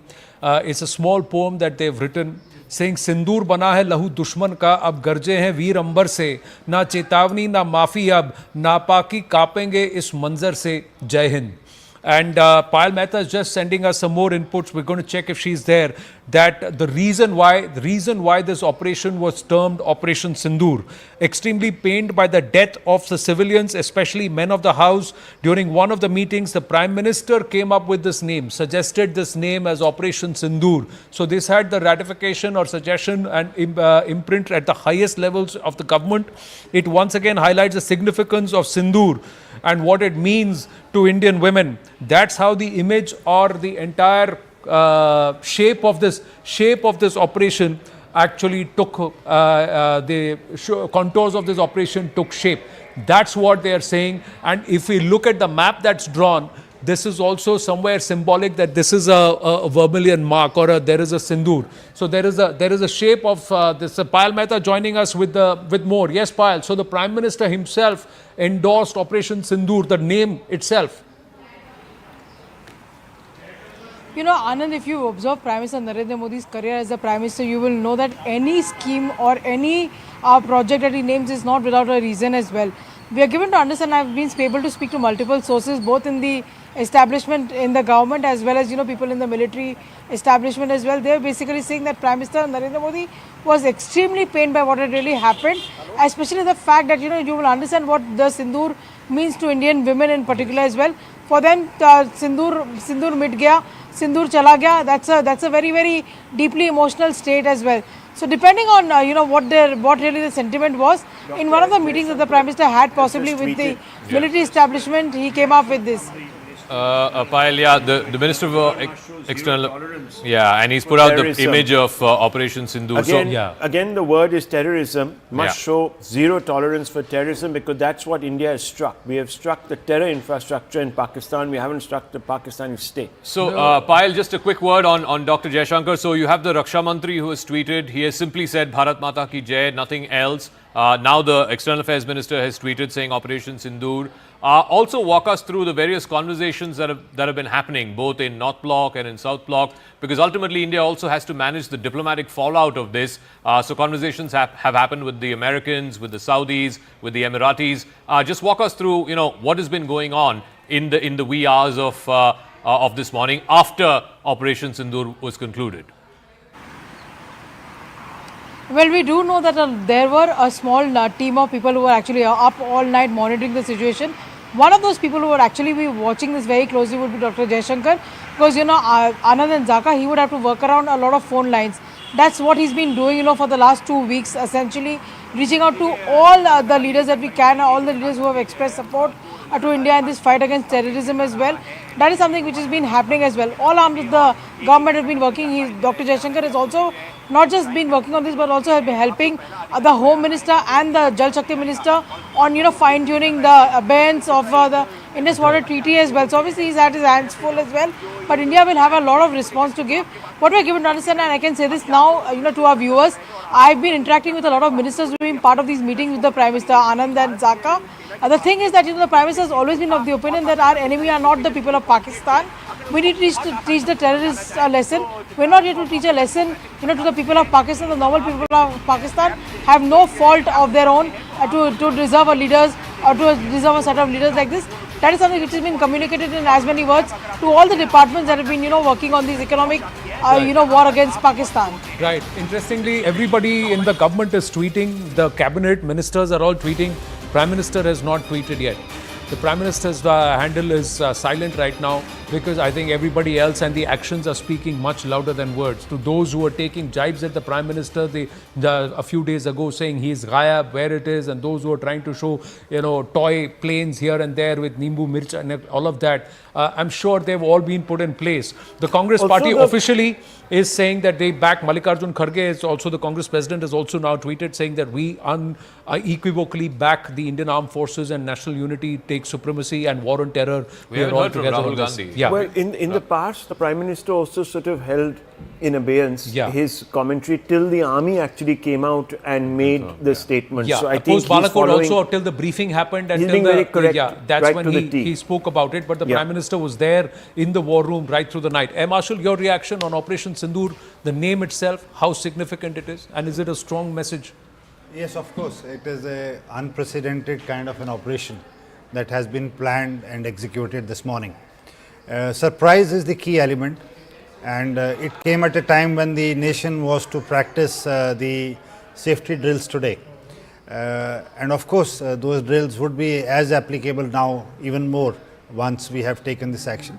We may expect some retaliation from the other side. And let's not forget, the enemy is a professional armed forces.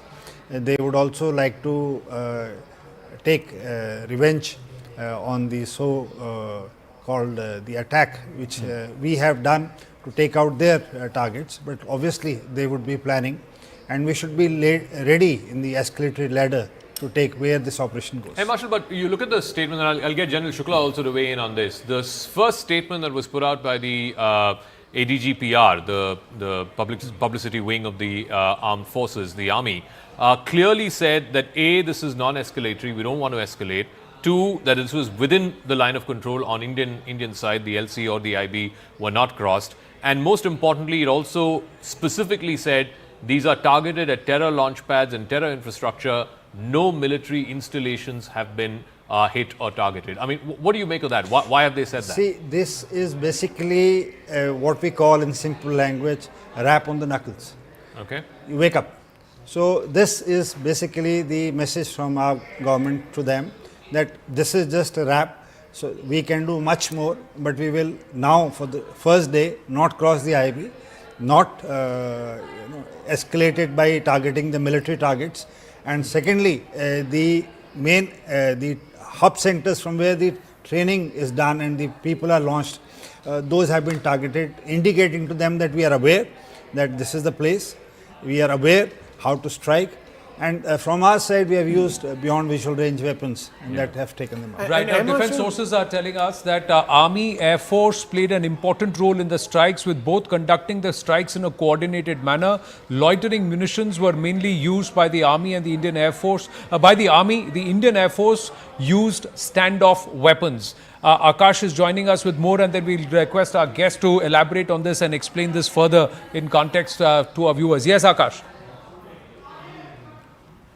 So Anand, defense sources are telling us, that this was a coordinated operation, of course, and Indian Army and Indian Air Force, both played an important role.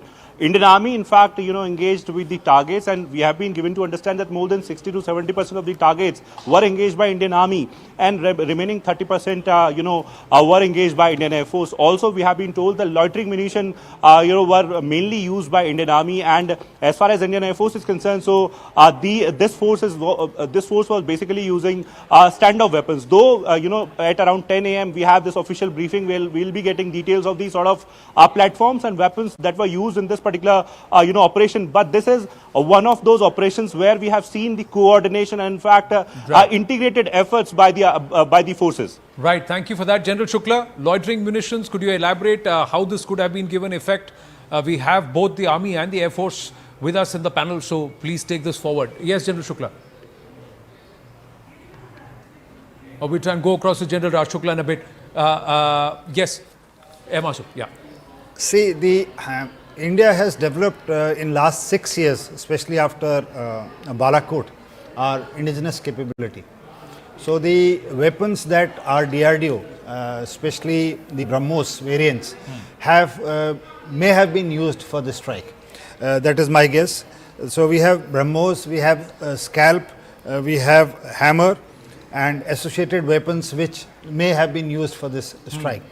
The point to note is that we have different variants. We have certain Russian aeroplanes, we have certain Western aeroplanes, and we have like LCA indigenous aeroplanes. The same weapon has to perform in a similar manner in all the three different platforms. So the integration is what is the most time consuming thing which has been done. So now we are in a position to use these weapons from any of our strikers. No, but what does it mean when the Air Force is in a stand-up question? So when Balakot happened, I believe it was 12 Mirage 2000s that were used, I think about a dozen, and it was the Spice munitions that were used. How is this different? You reckon that, for example, the Rafales might have been pressed into service, yes, or the other newer aircraft? I'm not privy to what was the package. I'm not privy to the operations. No, but in 9 places being hit simultaneously. So it would have been a massive package. It would have been a package of large number of aeroplanes, and all possible platforms in our inventory would have been pressed into service. And it would have been planned considering the air defense setup across in mind, because the hostility can immediately escalate at this stage. So they, and in situations like these, their aircrafts are always airborne, protecting their assets. So any of them can engage this side. So, how much to stay inside, how much to go across, where is the line you have to do. So, this is all split second. So, kind Air Marshal, I just wanted to ask you this because you made an interesting reference. You said, the Pakistani army is a professional army. You expect them to now hit back, etc., etc. So, what do you think is the likely scenario that is going to emerge? Do you think they're going to try and cross the LOC, or because I'm getting a lot of reports here from different people who are saying that there's quite a bit of shelling going on at the LOC. And there's some posts that have been destroyed on that side, not on our side, but that side. So I'm trying to understand what's going on. The narrative which they have been able to put across to their people for last 70 years is that they are the saviors. They have won all the battles. There is no mention of 93,000 prisoners. There is no mention in their stories about Bangladesh creation. There is no mention about how they lost in 71 and other places. So even the previous Balakot strike, they have emerged victor. And they have been portraying Abhinandan's picture, and they say that we have shot down this thing. Wherein as per the input says that Abhinandan shot through R-73, one of their F-16s. But and the Pakis used an AMRAAM, which as per the contract by the Americans, they were not supposed to use during Balakot strike. Now, the Indians did give the proof after this strike to them. But with time and passage, the usage of F-16 and AMRAAM was never discussed beyond a particular stage. They would not like in any way to portray to the world that a modern aircraft of theirs was engaged in a combat with a 60s aeroplane of Russian make. So that may be one of the reasons. Now, coming to the specific question which you just asked, we must be ready. I'm sure the things would be put in place, because their masses, their public, their own countrymen is going to ask that if our targets have been hit, what have you done? So shelling, of course, will continue. Now the size of the shells and the caliber will increase. They'll start going more in depth, and they will start to target some military installations, because we don't have any terrorist hideouts at our end. Lieutenant General Satish Dua, retired former GOC, General Officer Commanding of the 15 Corps, is joining us. Good morning to you. Jai Hind to you, General Dua. Your first reactions on Operation Sindoor. 9 different terror locations, terror launch pads and terror infrastructure places have been hit in a simultaneous operation. Jai Hind, everybody. It fills me with professional pride, first of all, and I'm sure it does the nation, that we have actually managed to, we've actually done what we wanted to do to bring closure to those 26 lives lost and the perpetrators of terror. And this time round, we have given a very befitting response, because this time, unlike Uri surgical strike, or unlike the Balakot precision airstrike, they were announced after they had been carried out. This time round, the Prime Minister, the Defence Minister, they had announced to the country, they had announced to the world that we will go after the terror, not only these terrorists, but also their backers and the terror ecosystem that supports them. And we've done precisely that, because these are the those hubs of terror that have been hit, especially the headquarters of Lashkar-e-Taiba, Jaish-e-Mohammad. So this is for the first time that we have struck deep, struck precisely, and I'm sure it will have a telling effect, both in terms of will Bharat's military posture marginalizing the terror, and as well as last sentence, as well as a statement. General Sahab, will Bharat's military posture be redefined or looked at differently pre and post Operation Sindoor? Zaka made this point some time back. I just want to know your views. And in the operation details, we also have got to understand that the army used loitering munitions with the Air Force in a standoff position. So 70% of the targets decimated by the army, 30% by the Air Force. Can you explain this a little bit tactically for our viewers also? Ji, two questions, 2 parts to the question. So, firstly, as to the details, I don't have full details. What I'm hearing from you and what I'm hearing from media since last few hours is that it is a combination of all three services. Like you use precise words of loitering munitions. So,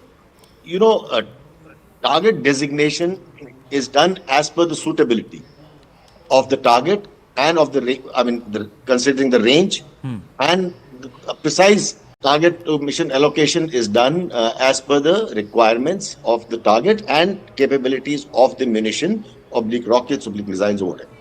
So that details, I'm afraid, I don't have. But what I can tell you, in answer to your question, is that the right assigning the right target at the right time is the correct thing, and I think that has been done very precisely.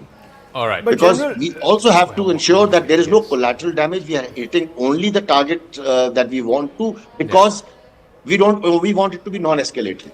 All right. Just give me 1 second, General. We also have Mr. Vikram Sood, former chief of the Research and Analysis Wing. Thank you very much, Mr. Sood, for speaking with us. Jai Hind to you. It must be a good morning. 7th of May, 2025 is a red letter day. It'll be etched in the history of India, in the military history of India for sure. 9 different locations, terror launch pads, terror infrastructure, including the headquarters of the Lashkar in Muridke, the headquarters of the Jaish in Bahawalpur being hit. As someone who spent a whole career talking about this, what do you feel on a day like today? Well, actually, this was something one sort of expected would happen. When it would happen, one wasn't sure, because there are lots of things to be considered by the government before they go into this. But it's happened, and it should have happened many years ago. In fact, it should have happened, something like this should have happened after 26/11. But that's history now. And I'm glad it has happened, and it's necessary, but we have to be prepared for a counter. That is their DNA. They want to do it, and unless somebody can put pressure on them and not to do it. I heard in some other channel this morning that, I think some American channel, CNN probably, that the Americans should tell the Pakistanis that that's it. Now you did something wrong in India. Now this is the apt reply. Now keep quiet. I don't know whether they will be able to do it, because the army would have a lot at stake. Will they agree to the American suggestion, well, not officially, but otherwise, that Imran Khan should be released, elections should be held, etc., etc. I don't think Asim Munir has the capacity or the desire to do all that. He's playing a different game for himself. He wants to, probably is seeking a second term or a third term as chief. No, but you said there will be a retaliation. What form or nature would that retaliation be? And what might possibly be the off-ramp? Because, at the front and center of all of this is Asim Munir. A week before Pahalgam happened, he made those comments, pretty visceral comments, and then Pahalgam happened. What is the off-ramp for him here? I don't know. I think he would want to make a strike. I've heard that they're sort of alerted and moved their armored dips. I'm not sure whether that's right or wrong. This is all news that's coming in. So there has to be, there will, as I said, the DNA says we must attack, we must retaliate. Whether that happens or not, if they stand down now, then maybe that's the de-escalation. But Mr. Sood, what was the calculation then? I mean, why was this done? Pahalgam is clearly an act that was supported by the Pakistani establishment. There's no doubt about that. It wouldn't have happened if there wasn't full backing. So what is the end game? The Pakistanis have done Pahalgam and they're looking poorer for it. So where do they go from here? My assessment has always been that terror won't stop unless you hit the source. And we haven't hit the source yet, in a manner of speaking, because the source is the Pakistan army. These are the carriers of the instructions, Jaish-e-Mohammad and Lashkar-e-Taiba and their successors. They are only doing what they've been told to do. They're not independent bodies. So how are we going to hit the Pakistan army, squeezing it, make sure they don't get supplies from elsewhere, or make it unpopular in that country. Make the hold of the army unpopular in the country. Okay, so you're saying that perhaps could be done non-kinetically. I just wanted to bring in General Dua on a point that he had made. Do you believe, General Dua, that we have crossed a new threshold? This is one nuclear power striking on the land of another nuclear power, albeit on terror targets, terror infrastructure. That I don't think has happened in recent military history at all. Two nuclear powers exercising kinetic options, or at least one. Absolutely right. You see, for long, Pakistan has used the nuclear card. And in Kargil conflict, we saw how the world, led by USA, especially USA, mediated to make sure that two nuclear powers, it doesn't escalate out of control, and so that leads to bigger things. But then in 2016, because Pathankot terror-based attack happened and the Uri attack happened after that. In fact, I was the corps commander that time. When we went, it was a shallow strike, multiple raids. But we actually called the nuclear bluff, especially in Balakot in 2019, because it was a deep precision airstrike. But again, at terror camps, we were ensured not to, we took care of not to engage with the military targets. So there, I think we found a little space below the nuclear threshold. And this time around, again, like I said, we are trying to make it non-escalatory, striking only at the bases, as I can see, the terror infrastructure. So, like Mr. Sood said, I agree that we would actually have to make sure that these terror camps are not resuscitated again. For that, something else would have to be done. But now we have done a much bigger strike. We have done the strike at the terror base headquarters. So I think that we are trying to keep the escalation matrix under control. But Vikram Soodji, one thing with the Pakistanis is, Vikram Soodji, if you're still there, that they are willing to play the long game with respect to terror. This bleeding, they are somebody who are able to take a nikat ka nuksan for a dur ka fayda. And here they will also have the non-state players in play. They can go back and tell the Jaish, tell the Lashkar, tell these Tanzeems, take your time, go back and bleed again, go back into Bharat and bleed Bharat again. So what should we wait for? Will it be only an immediate military response, or do we now have to be on a heightened alert with respect to internal security? This is a question too? Yes, Vikramji, aapke liye. This is Anand here, sir. Namaste. Yeah, this is for me. Yes, sir. You ask me. Well, if we have to, when you sit down and do these kinds of strikes, you do your SWOT analysis and work out what the enemy is going to do. So I'm sure the government has thought through all this, the possibility of the Pakistanis attacking somewhere else. I wonder if they would be bold enough or stupid or foolish enough to strike a civilian target now. No, Mr. Sood, sorry, go on, please finish your point, sorry. They will have to look for a military target first, I think, because there are no terror camps here. There is no, similarity with the two positions. So they'll probably look for a military engagement, and that would be escalation also.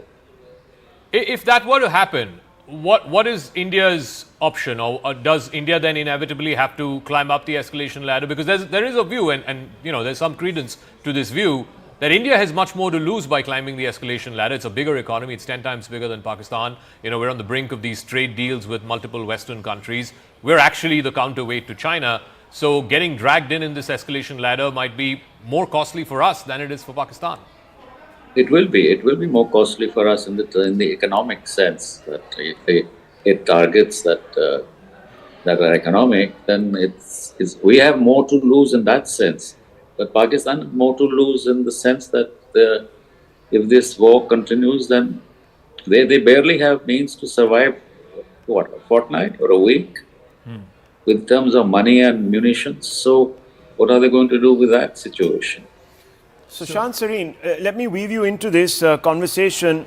The requirement is also sustained deterrence. Now, we've done what we have. We've put out a statement which is couched in legalese. making a distinction between the Pakistani state and the terror infrastructure that we have struck. So we've been very careful. We've also said we haven't crossed the LOC or the border at any length. How do we ensure sustained deterrence? All that we have put out in our statement, really, it's okay. It's basically at one level, it's virtue signaling. It really doesn't change the dynamics of what has happened last night. And the message that the Indian state has delivered, that we will be going out and hitting these kind of targets, and the fact that we will not be limiting ourselves only to, as we have done in the past, either the shallow strikes that General Dua spoke about, or even something like the Balakot. Now, we are not going to be shy of targeting a terror camp, whether it's on the outskirts of Lahore in Muridke, or in Bahawalpur, or any of the other places that have been targeted.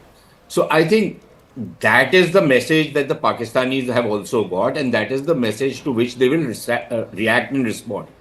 Now, one possible off-ramp can be that, they have claimed a lot of success of having shot down some aircraft, having bombed brigade headquarters. Much of it is unconfirmed right now. And they can take that as an off-ramp. Or they can do what Mr. Sood says that they are likely to do, that they will go up and want to respond much more. At which point of time, I think we will have no choice but to go up the escalation ladder. Now, I agree that in absolute terms, maybe we will have to pay a higher price than the Pakistanis. But if you look at it in relative terms, given the size of the economies of the two countries, and the economic wherewithal of the two countries, I think the cost for the Pakistanis will be just as high. Secondly, I think if the Pakistanis were to target any defense installation, then of course all bets are off. I don't think the government in India will have any choice but to start targeting Pakistani military bases. And if they can target our headquarters, brigade or unit level, or even higher level, division level, then so can we target this. So it's not as though their targets, their bases are invulnerable and ours are vulnerable. No, so I think that's the game two can play. And I'm sure the Pakistanis understand that. Right. So the question is, what else are they likely to do? Now, one possibility is that they will drop some bombs in some place where not much damage is caused, and they can claim that, these were so-called terror training camps, as they have been alleging for a fair bit of time, of Baloch or some other militants who are being trained in India. We know that's utter trash, but they could, use that as a possible thing, or else they could even don't be surprised, and there's pure speculation. They could say that, okay, fine, we've targeted some RSS headquarters somewhere, or some RSS camp somewhere, because we consider RSS to be a terrorist organization. Now, that is the kind of scurrilous propaganda that the Pakistanis have been carrying out for a fair bit of time. I'm not saying that is what they will do, but don't rule it out. But that is something, Sushant Sareen, they don't need to do overnight. Right now, in terms of a kinetic escalation, Pakistan does not have the money in the bank. The IMF bailout is due 2 days from now. There is international pressure to de-escalate. The Pakistanis are masters at playing this waiting game. They're still avenging 71. They're still waiting. Every time that 99 ke baad, they came back 2 years later. Then they came back 5 years later. Then they came back 7 years later. And they come with their proxies. They don't need to come into a direct kinetic engagement with Bharat, because every time they get beaten. This is their mentality. Sorry, Sushantji, I've just come back to you. We've got more inputs coming through. There is firing on from both sides along the LOC. The LOC is hot even after daybreak. Defense sources are saying that the BFS has been put on high alert along the western border. Arunima joining us with more details. So, intermittent firing and heavy arm firing is on even after daybreak. Yes, Arunima. Yes, sir. So all across the line of control, we've seen fighting happen last night, shelling happening in East, where at least 3 civilians have been killed in Pakistan's firing ceasefire violation. It's also happening along the LOC in North Kashmir, in Para reports are coming in, and this hasn't stopped even after daybreak. Intermittent firing is still going on, is what defense officials are telling me. And this intermittent firing is being retaliated by India as well, all along the western border. While Jammu and Kashmir is at the center of the current ceasefire violation, all along the western border, the border security force is also on high alert. So in Gujarat, in Rajasthan, in Punjab, the airspace in Punjab border airports have also been shut down. There is an advisory, air advisory, that the Chandigarh airport also may not be functional till the next update comes. In Rajasthan, there is an air exercise, pre-scheduled air exercise that is going on. Border security force is keeping a heightened alert currently in Rajasthan and Gujarat sector as well, because the thing is that even though India says that the action taken was de-escalatory in nature, the kind of statements coming in from Pakistan are very provocative, and India, of course, does not want to take any chances. They will make only provocative statements, but 100 kilometers across Bahawalpur is Rajasthan. So that's the reason why there is also activity there. And this entire air activity, movement of air fleets towards Bahawalpur, perhaps on hindsight, there was a reason why there was so much of activity that was happening. And it has all happened in such a way, it's caught the Pakistanis unaware. Sushantji, coming back to you. Thank you, Arunima. Sushantji, coming back to you, and we'll take this conversation forward with Air Marshal and also General Dua. This aspect of the Pakistanis ready to play, go down to whatever wild levels of engagement is concerned. They fought this proxy war, and can they take the humiliation in the near term? Because it's in their interest and they can't afford a larger escalation. But should we now have to be perennially on alert? Sushant Sareen and then the others. Yes, please make your point. You know, Anand, I'm a little surprised that you say that do we now have to be perennially on the alert? I thought that's a no-brainer. I thought that's a no-brainer since 1947. That's a no-brainer since 1965 and since 71, and the terrorism that has been imposed on us or inflicted on us by the Pakistanis for decades now. So yes, we have to be eternally vigilant. We have to be prepared. And yes, now the scale of what things might happen could go up. But the Pakistanis also know this, that if they were to do something like this again, using their proxies, then the reaction from the Indian side will be just what it was last night. So that's not going to be any different. But to come back to their economic vulnerabilities, see, if I was a Pakistani, I would be calculating that as of now, there doesn't seem to be any pressure on me that the IMF or some of the other multilateral institutions are going to hold back on the next tranche that is going to be due to them, and are going to hold this as a kind of a leverage over the Pakistanis to back off, scale down, take the off-ramp. There is no indication as yet. If now that happens in the next day Sushant, so the next discussion is on the 9th, which is 2 days from now. Yeah. If they were to retaliate between today and the 9th, surely that will have ramifications on the next tranche. But if they were to retaliate and then say that we are not going to do anything more, then will it have an impact on the next tranche or not?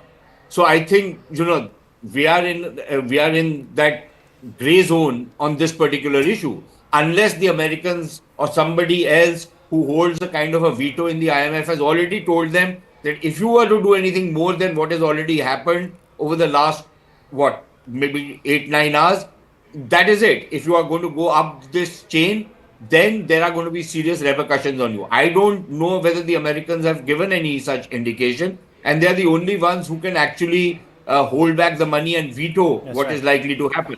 I don't think anybody also posing to particular American analyst sometime the Pakistanis can also come to the conclusion that maybe they can play with this escalation ladder a couple of rungs simply because the Chinese will supply them, the Turks will supply them, etc., etc., and maybe they can go up a couple of rungs up the ladder. But I don't think they are also really interested in going in for an all-out conflict. I think what their job or their desire right now would be to make sure that they have shown India that they can hit back. Are they willing to go further up the escalation ladder? Maybe they are. I don't know. I don't entirely rule it out. See, But if they then hit back, if they hit, it comes in of empty coffers. no, but Are you going to if they fight hit back, then that gives us sizable what do ground you to do after the fight claim acreage, Air Marshal. That means if they hit back at a military installation, it's the Pakistanis who are escalating it. They are responding to a war on terror with a military strike. That gives us more handle to push for acreage and up the intensity, which Pakistan cannot afford right now. Ji. See, if you see how Israel handled Hamas, if you see how we have handled Pakistan today, this is a sign of a matured nation wherein we do not want any civilian casualties, where we do not want to escalate, and we begin with striking the key people who perpetrated that attack. So we have shown to the world, in my appreciation, today's attack. And one thing is very clear, that 4 cities in Pakistani Punjab have been hit today, which has never been the case earlier. So the 5 cities, 5 targets have been in Pak-occupied Kashmir, but 4 have been in Pakistani Punjab. So this is where the heart of the Pakistan lies, and when their heart has been attacked, obviously this is going to churn up emotions. It will churn up a lot of thoughts in their CCS meet, which they are going to have in a few hours from now. Right. The public will try and come on the roads to put pressure on the administration and the army to take retaliatory action. Zaka, sorry sir, UAE has responded. UAE has said on India-Pakistan tensions, exercise restraint, de-escalate tensions and avoid further escalation. That is what the UAE has said. And even as you weigh in on it and we take this forward, Pallavi Ghosh is saying that the Army and the Indian Air Force will be present at the briefing at 10 a.m. and it's going to be a statement. Questions are not going to be entertained. Yeah, which is how it was after Balakot, which was how it was after Uri as well. So this statement that's been put out by the UAE Deputy Prime Minister Sheikh Abdul bin Zayed Al Nahyan, he has called for both India and Pakistan to exercise restraint, de-escalate tensions and avoid further escalation. I think it's important in the context that the UAE is one of the few countries, I think there are about 5 or 6 countries that was spoken to in the immediate aftermath of Operation Sindoor. UAE happens to be one of them along with Saudi Arabia. So I think it's important to underline these are countries that have a tremendous amount of influence on Pakistan. They are key members of the Gulf Cooperation Council. They are loaded, they have petrodollars, they often lend money to Pakistan and have, like I said, leverage on the Pakistani establishment and also on the Pakistani army. So I think the fact that the UAE has also now come out and publicly put out this statement will again add further pressure to the Pakistani military. Pallavi Ghosh is joining us with more details on this. So Pallavi, the NMC briefing at 10 a.m., much like what we saw in Balakot, much like what we saw in the aftermath of Uri, there will be representatives from the defense forces, in this case I believe from the Army and the Air Force, and there will also be a representative from the Ministry of External Affairs. Hello. Hello. Okay. Pallavi, can you hear me? Well, in the meantime, Pallavi seems to be inside the National Media Center right now. We'll try and go across to her. Can you hear us, Pallavi? Just quickly just checking. The Foreign Minister of Turkey has come out. Yeah. Hakan Fidan. And he has said that we express solidarity with Pakistan against India's unprovoked aggression, violating Pakistan's sovereignty and killing innocent civilians. Pakistani travel guides, according to them, Ministry of Foreign Affairs statement that Turkey's FM expressed concern over deteriorating regional security situation. However, both the leaders agreed to remain in close coordination on the evolving situation. So Turkey has certainly picked a side here. Turkey has not only picked a side, they have also sent a plane. I think that's also... well, that was something that was calibrated. Interesting that after the radar. strike, the only flight over the Pakistani airspace was a plane from Istanbul to Karachi. Yes, Pallavi. So, no questions will be taken. Will the MEA also be present along with the Army and the Air Force spokespersons? Yeah. So, as of now, the details which have been put out by the PIB is, and you can see those preparations right behind me, all the mic testing and all the chairs and all of that have been put here, that representatives from the armed forces and the Air Force are going to be addressing this. It's not going to be an interactive press conference as of now. That has not been planned. It's just going to be a suo moto statement which is going to give out details of the operations, the security details, but of course not being compromised. But at the same time, the detail is going to reflect on the fact that there's a lot of fake news which is being peddled by Pakistan with something which has to be outrightly rejected and not reflected at all.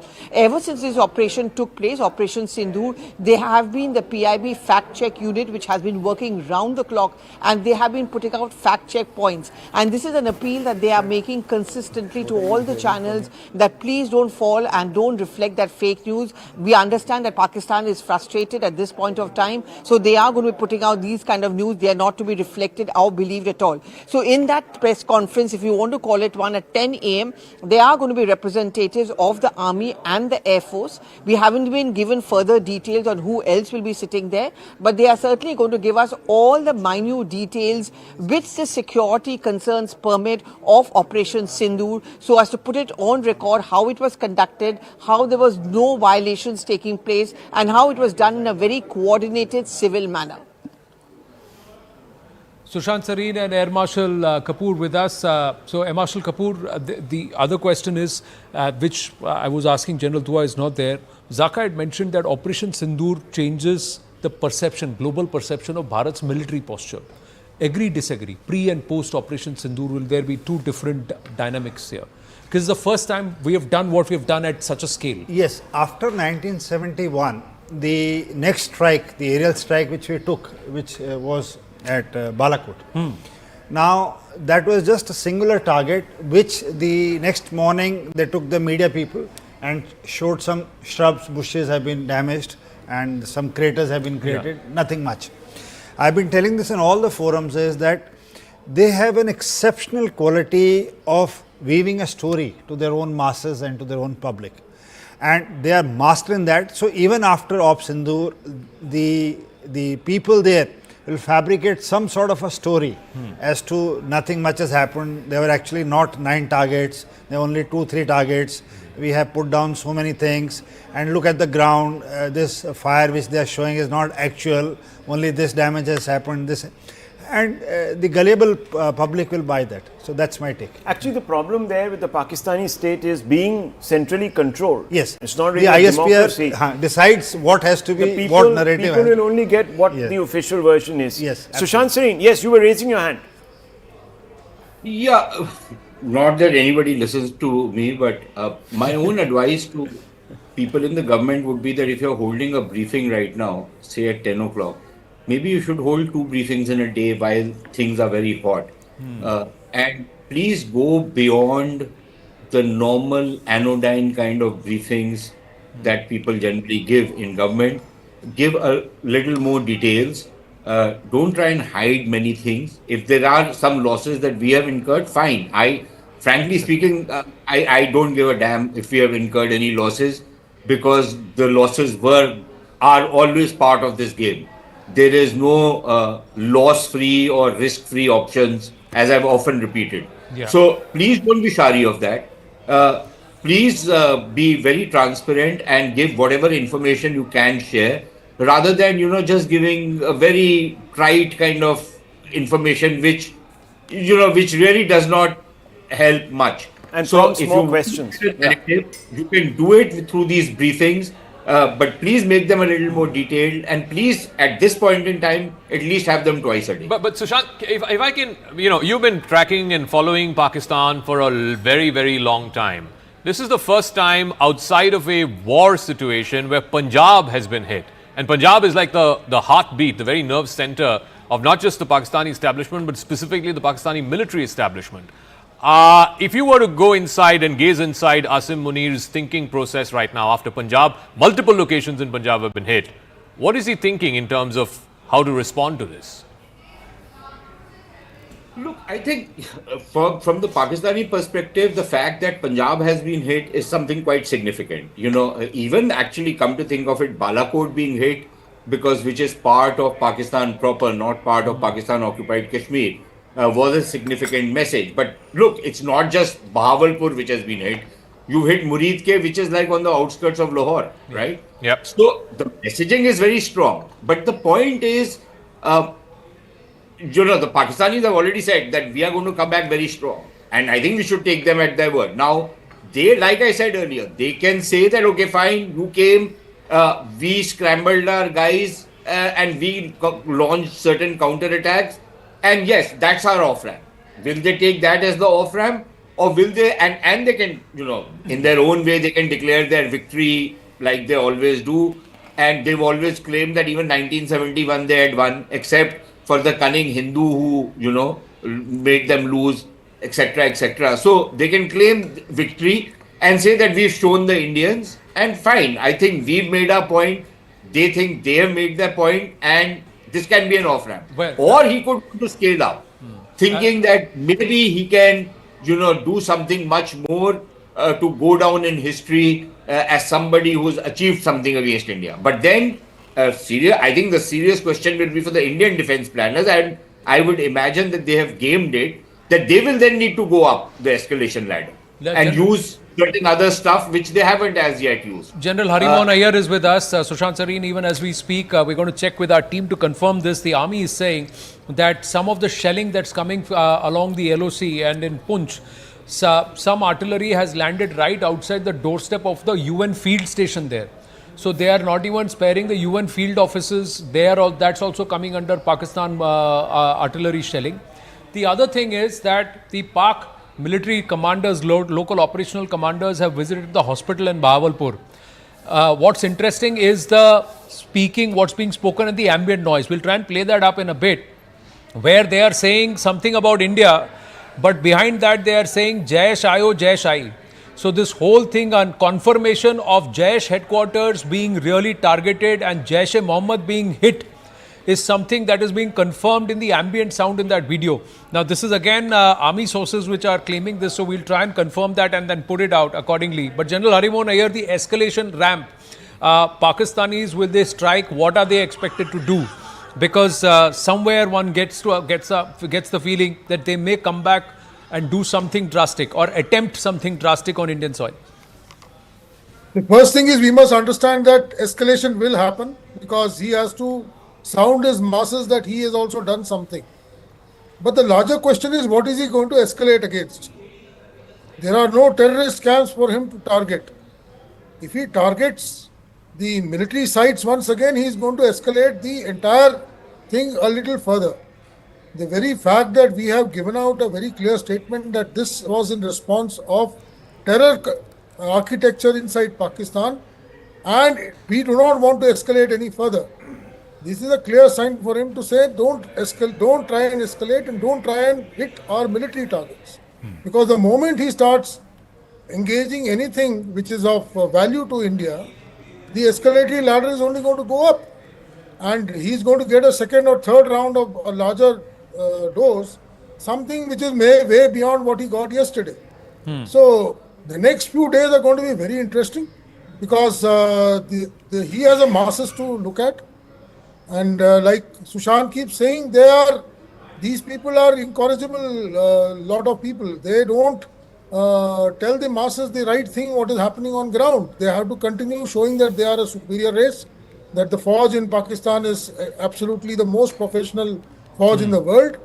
And they'll try and play up some story saying that they have downed a couple of our aircrafts, they have hit some. I have already seen some kind of Pakistani noise coming out that they have destroyed a brigade headquarters and so on. It is not so easy to destroy an infantry That's a fake brigade. news. Yeah. That's a fake news. That's why I'm trying to say they are trying to sound to their own masses that the army is, giving it back. Right. Whereas General, I'll just come back to you in 1 second. We have some exclusive information by way of our investigations editor, Manoj Gupta. We're flashing that on our screens. The details of Operation Sindoor, the approximate distances from India, the considerations for the potential responses have all been accessed. The Jaish headquarters, of course, was struck, which is the seminary that they have. Markaz Subhanallah. Yeah, Markaz Subhanallah in Bahawalpur. Approximate distance from the borders is about 90 kilometers, with nearest border in Punjab and Rajasthan with Bharat. Is the global headquarters of Jaish-e-Mohammad. Bahawalpur is in southern Punjab. Pakistan needs medium-range missiles. Markaz Taiba, Murid ke Lashkar, that is 25 to 30 kilometers from the Atari border and is the headquarters of the Lashkar.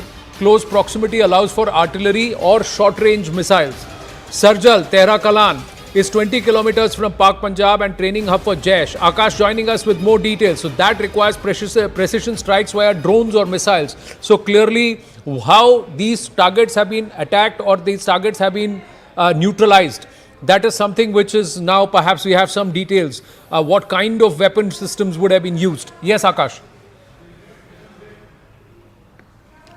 Anand, last time when Balakot happened, I remember that how, the jets of Indian Air Force went inside the Pakistani territory and dropped those bombs. Inside for up to 100 kilometers, in fact. This time around, while it is about the targets, yes, Manoj Gupta is reporting that how, there were targets that are 90 kilometer, away from the LC. And this is the time when, there comes the role of the loiter munitions. I have been, talking about Nagastra and all other weapons, and in fact the, indigenous weapons that we have, the loiter munitions we have. Now, which one was used, is something that we may get, in the press conference that is being addressed by Indian Army and Indian Air Force. The but 90 at this point in time, Anand, I'll also try to... Yeah, the 90-kilometer distance is actually from Anand, the international I'll border, try to show you the Bahawalpur visuals to once. Rajasthan, Punjab. Yeah, go ahead, please. Yes. Yeah, there I am showing you the visuals. This is Srinagar Airport. Initially the claim was that, they have attacked the Indian Air Force base here in Srinagar.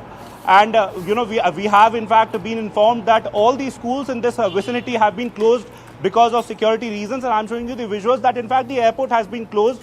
All flights, that were earlier scheduled from this particular airport have been cancelled. And in fact, there I'm showing you the visuals. No one is allowed. This particular passage is not for common people. And in fact, I have been told that Indian Air Force is somewhere taking the charge here at this particular airport. This is, of course, because of security scenario and for the safety of the citizens here. Right. But then we have several sort of schools in this vicinity. Anand, this is the Kashmir Valley School, which has been, in fact, closed, and it will remain shut throughout the day. And in fact, all these schools in the nearby vicinity have been, asked to remain shut. Exams and, have also been at this point in postponed, time, everyone is waiting for that press conference that Indian Army and Air Force, are going to address, because in that press conference, we'll get to know some sort of details of the sort of attack that was carried out.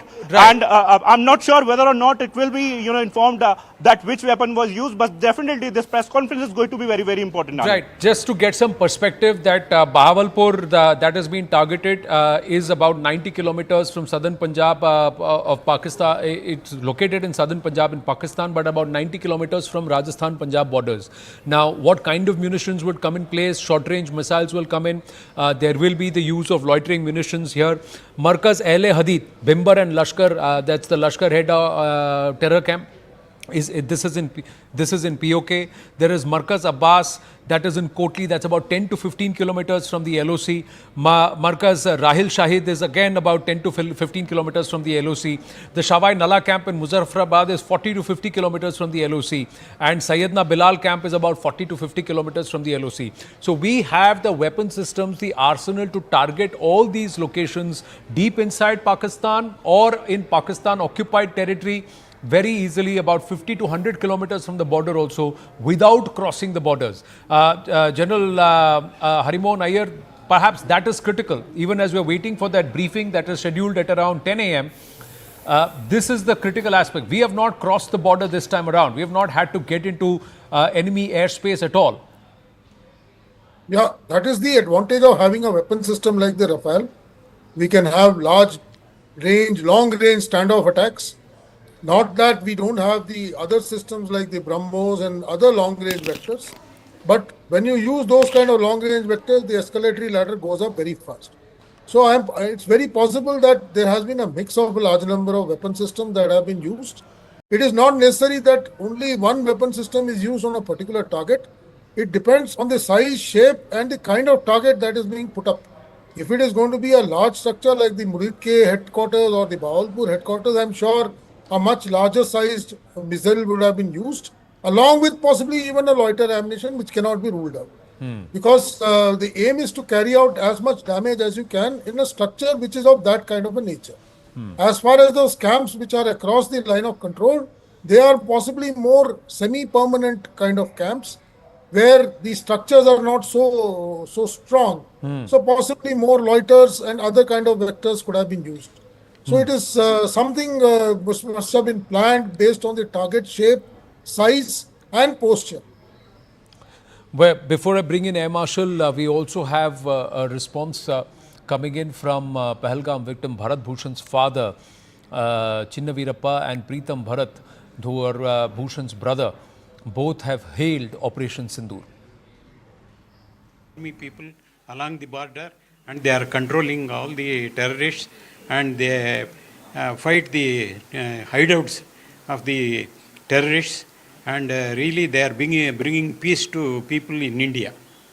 Sir, do you think this is some form of revenge for the unfortunate death of your son? Of course, no one can replace him, but do you feel there is some form of retribution, some form of revenge, some form of justice for your son's unfortunate demise? Definitely a lot of justice is there, because the army people and air force people, they have done a lot of work, and they have attacked the 9 terrorist hideouts, and they killed them. That's a good news for all the people of India, because hereafter there may not be any terrorists attacking Indian people. So, Mr. Preetam, you also saw, unfortunately, you are the ones who also went to Kashmir, ensured that your family came back as safely as possible, and you saw the tragedy that took place there and the pain of many. Do you feel this is revenge for your brother's unfortunate tragedy, sir? See, he's not going to come back. We have lost him. He's not there. I don't know. I don't want to call it revenge. I don't want to call it anything else. I think looking from a perspective saying, how do we stop this from happening? I think there is a need for us to give an answer to a certain terror outfits in a certain way. Probably that's exactly what the government is trying to do, because some of these terror outfits only learn from such kind of retaliation. There are some people who are peace lovers, they have been advised peace, that kind of an approach has been taken. There are some people where we need to change the mindset of people as well. I think that kind of approach has been taken. So I think it's different solutions for different category of people, which is exactly what government is adopting to. Hopefully this will bring peace to the nation as well as for the neighboring nations as well. I wouldn't get into the word of using the word revenge. Is that giving us peace? I don't think so. Let's see now how it goes. I'm worried that now that we have made an attack, I don't know how they will retaliate. I don't know how that will further get escalated. The last thing anybody from any house would want to see is civilians being attacked or army personnel being attacked and people getting killed. We don't want to see those visuals, and we don't want to experience that at all, especially after losing our brother. Nobody wants to experience this again, but is this a deterrent enough, or does more need to be done? Even as we understand the role that has been played by our forces, targeted and perhaps never before in a long, long time. Sushant Sareen, should we brace for impact, or should we, or are we already at the ready? The civilian commercial flights from Jodhpur upwards all the way up to Jammu and Leh have been temporarily halted. There is, as a precautionary measure, at least till afternoon, if not more, till further notice is what we are given to understand in Jammu Kashmir, Leh, Ladakh and further down towards Chandigarh. But what next? That's a question. And how much are we ready to escalate this matter? Or this time do you feel the intent is that if they up the ante, we will go up further? It's okay if it is a little long drawn. I don't know what the government's calculations is. Like I said, they neither listen to me nor am I privy to what their confabulations are. But the fact of the matter is that I think we'll wait and see. In the next maybe couple of days, it will become very clear whether the Pakistanis are going to actually, escalate. Then we go up the escalation ladder and target, because Pakistan is a very target-rich country in terms of targets. So we can always go up the escalation ladder on that count. And in case they are going to be attacking our defense forces establishments, then there are even more targets available to us. So we'll wait and see how that works out and how that turns out. And then, of course, We don't know whether after we do something like that, there are a couple of rounds of exchanges, things calm down, or they further escalate into a full-fledged conflagration. I would imagine that neither India nor Pakistan would really want to go down that road, but then wars very often happen out of miscalculation and also by accident. But there are many who believe, no. One interesting thing is when Abhinandan happened, I think Abhinandan became, that whole episode became the off-ramp, right? Right now, I don't know what the off-ramp is. Two, the players at that time and the players currently are very, very different by nature, by their politics.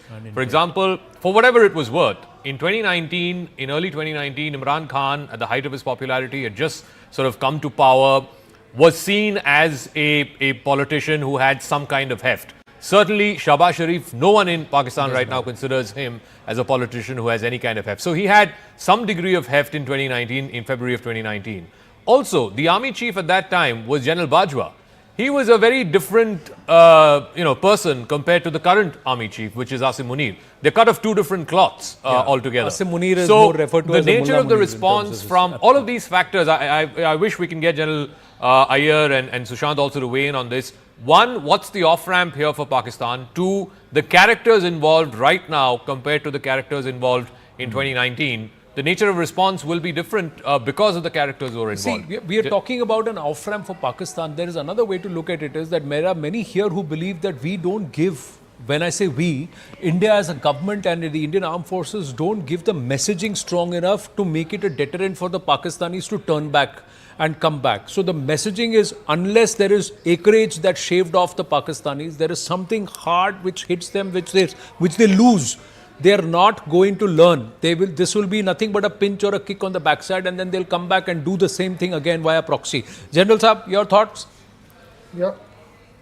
We should also look at the political structure which is there in Pakistan today. Like Rahul brought out, 4 years back or 5 years back. Zaka was it? Yeah. Zaka. The political structure was totally different. You had a elected government in place. You had the army chief who was on an extension, and possibly a little more reasonable person than the one which is here today.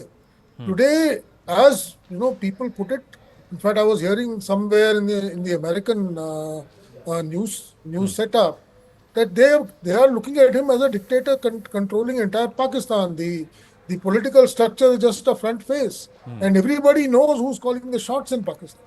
So we are dealing with two different level of things as to what happened in 2019 and what is going to happen this time. The other issue is, if they don't respond and if they don't go down quietly down this lane, the whole whole issue of the Fauj being the savior of Pakistan gets a beating. Yeah. So that is something we need to factor in, and I believe that they will possibly go down the suicide lane a little bit, assuming that there could be, their benefactors who are around the world who will come and save them and try and extricate them. But if they do that, then is Bharat willing to go and then exact acreage from the Pakistanis to further defang the army, because there are many within Pakistan who want their army and their military establishment defanged? Personally, if you ask me, if the situation escalates to a level that we have a capability to finish this operation completely, I am sure the current government has the resolve to take it the full distance and ensure that the complete Pak army gets discredited. And this is something which I have been, speaking right across the time when this crisis has started. By and large, the Pakistani army needs to be, brought to books, and it has to be a system that has to be changed in Pakistan. Otherwise, small little doses like this, they will come back again after 5 years. And if there is escalation, does Pakistan face multiple fronts? Is there more that will happen with the Baloch? Is there more that could happen with the Taliban on the other side? Could there more that could happen with the Pashtuns? Yes. Now, the Pakistan Armed Forces, army especially, which has been deployed for internal security, large number of them have already been pulled out and brought to their eastern borders. But now with this strike, the remaining also would be asked to augment. So this will probably give an opening to the locals there to venture out. And that must be in the mind of their leadership, how much to leave behind and how much to pull. Second is that the international pressure would now start to mount on the establishments, both the establishments, our and theirs, to contain it to the level which it has gone. Now, this would have been factored into the initial planning. If we want to go up the escalation ladder, the options for us is to strike at the places and open those fronts where they are weak. Right. What Pakistanis have basically done is they each and every inch of their Punjab is with canals, which they call ditch cum bun, so that these are natural irrigation canals which act as a barrier for our movement of armor, tanks and BMPs. Also, they have heavily fortified by air defense all the targets in this area.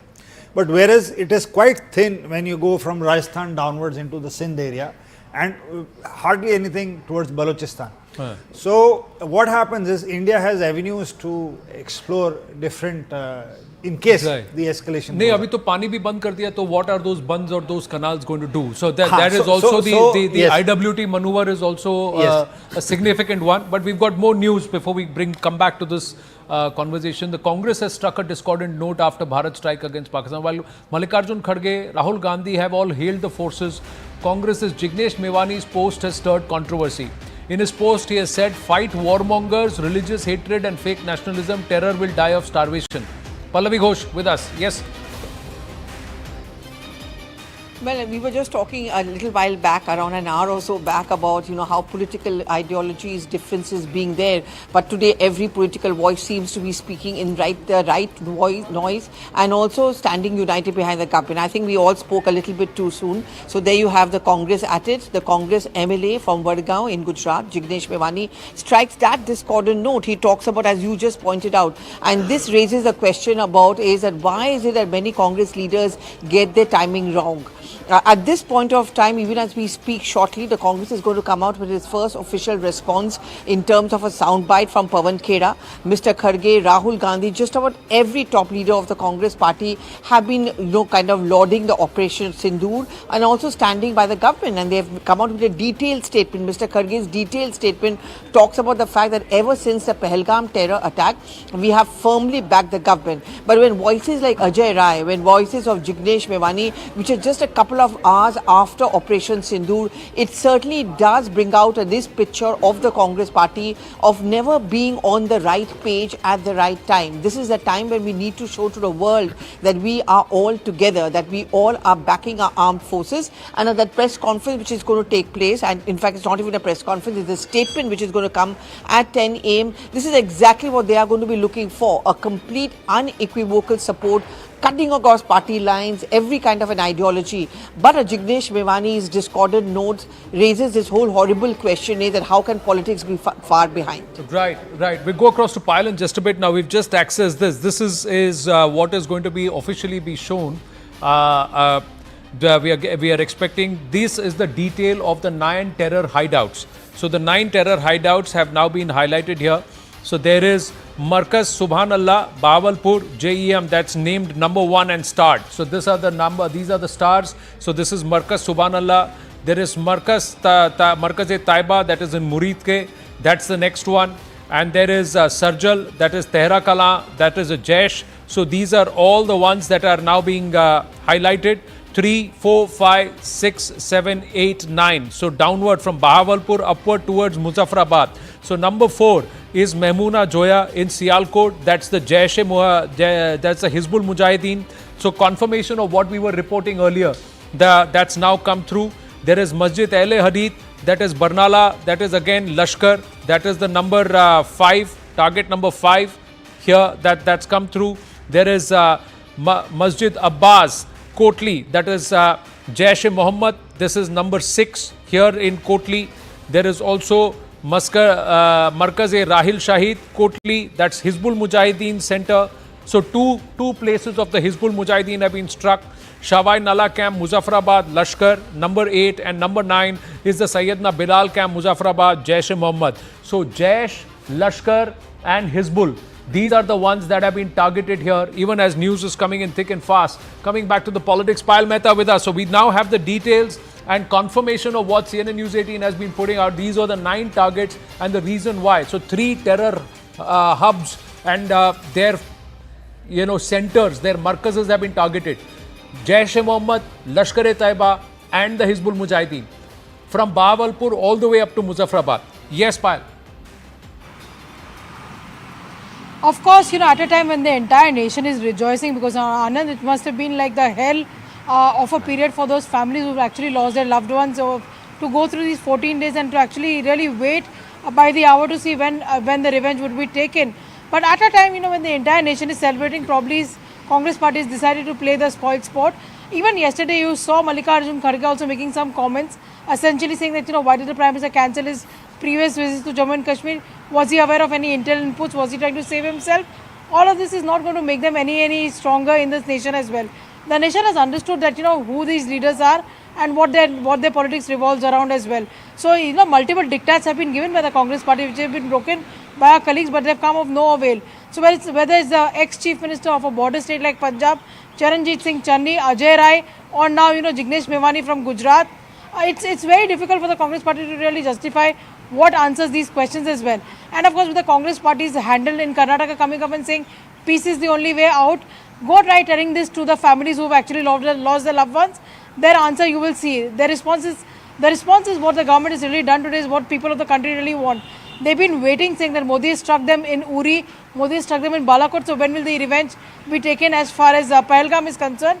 So very, very unfortunate, because even the most sternest of voices which have been diabolically opposite to what the BJP's ideology have been. Right. Asaduddin Owaisi has also been making a very, very mature statement all through. So obviously the Congress party will have a lot to answer, not just to Prime Minister Narendra Modi or the BJP, right, but to the people of the country. Right. Thanks, Payal. Zaka, more news coming through. Yeah, top defense sources telling CNN News 18, Zaka Sharma, that the Indian Army played a stellar role, a major role in what happened in Operation Sindoor. It engaged most of the targets. Both the forces, that's the Army and the Air Force, coordinated based on the distance and the vicinity of the target. Some of these targets were almost 90 kilometers inside the line of control on the Pakistani side. The weapons and the weapon systems were also decided based on the input of how far these targets were, these terror targets were from either the international boundary or from the line of control. Akash has more details on this. Akash, so 3-4 things which are important, which are getting underlined is A, none of these flights crossed the line of control or the international border. The weapon systems that were used and which were engaged were purely based on how far these targets were from Indian territory, and basis that these targets were decided and the weapon systems to be used to hit those targets were also decided.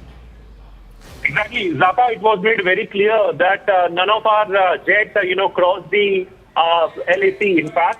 And now it is coming to fore that it was a, coordinated effort, of course.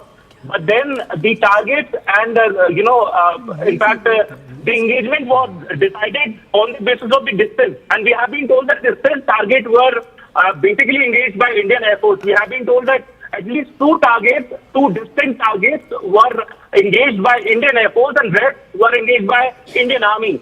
And this is the reason why we are talking about loiter munitions, because as far as Indian Army's role is concerned, so of course we know that Indian Army, doesn't operate the fighter jets, and that's the reason why they were using these precise, in fact, precision, weapons, which in fact we will get to know as to which weapon, was used. But yet, Indian Army played a major role with, engaging 70% of the targets. Among these 9 targets, we have been told at least 6 to 7 were engaged by Indian Army in this case.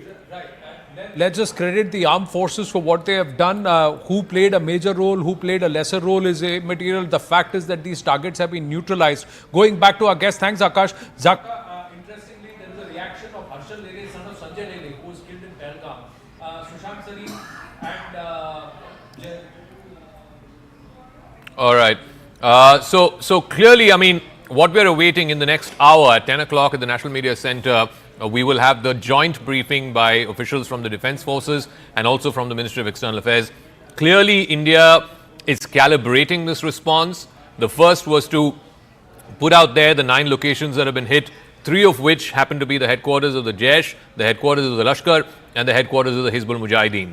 Also, the very first statement that the Indian Army PR put out said India does not wish to escalate. It is the terror targets that are being hit. No military installations have been targeted. I want to go back to Sushant Sareen and try and get his perspective. What are you hoping to hear from that press conference, Sushant?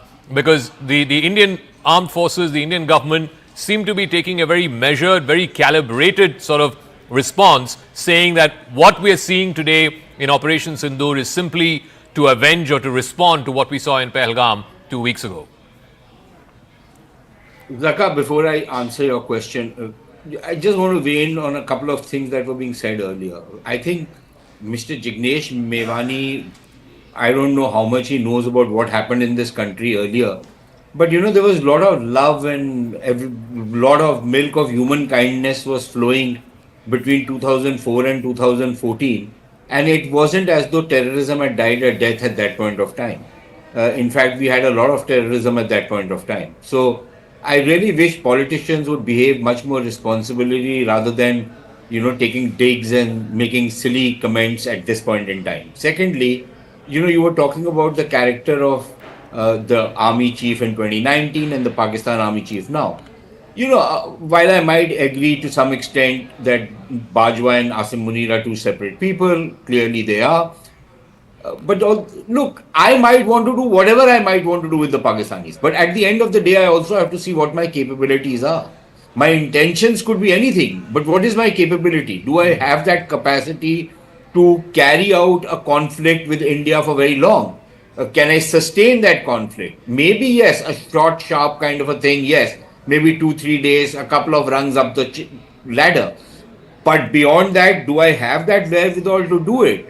Can I really depend upon countries like Turkey and other countries to come? And this is not two small countries fighting. So I think that calculation will have to be made. So that let's not lose sight of it. And finally, I think it is important to understand that the Israelis, for example, have been beating up, and retaliating against terror attacks. But the terror attacks haven't stopped. So we have to start internalizing it. That we'll have to keep at it, And finally, on your main question, after this long detour, what do I expect from the press conference? I would imagine that a certain amount of information will be shared, much more than what is coming unofficially or what has already been released.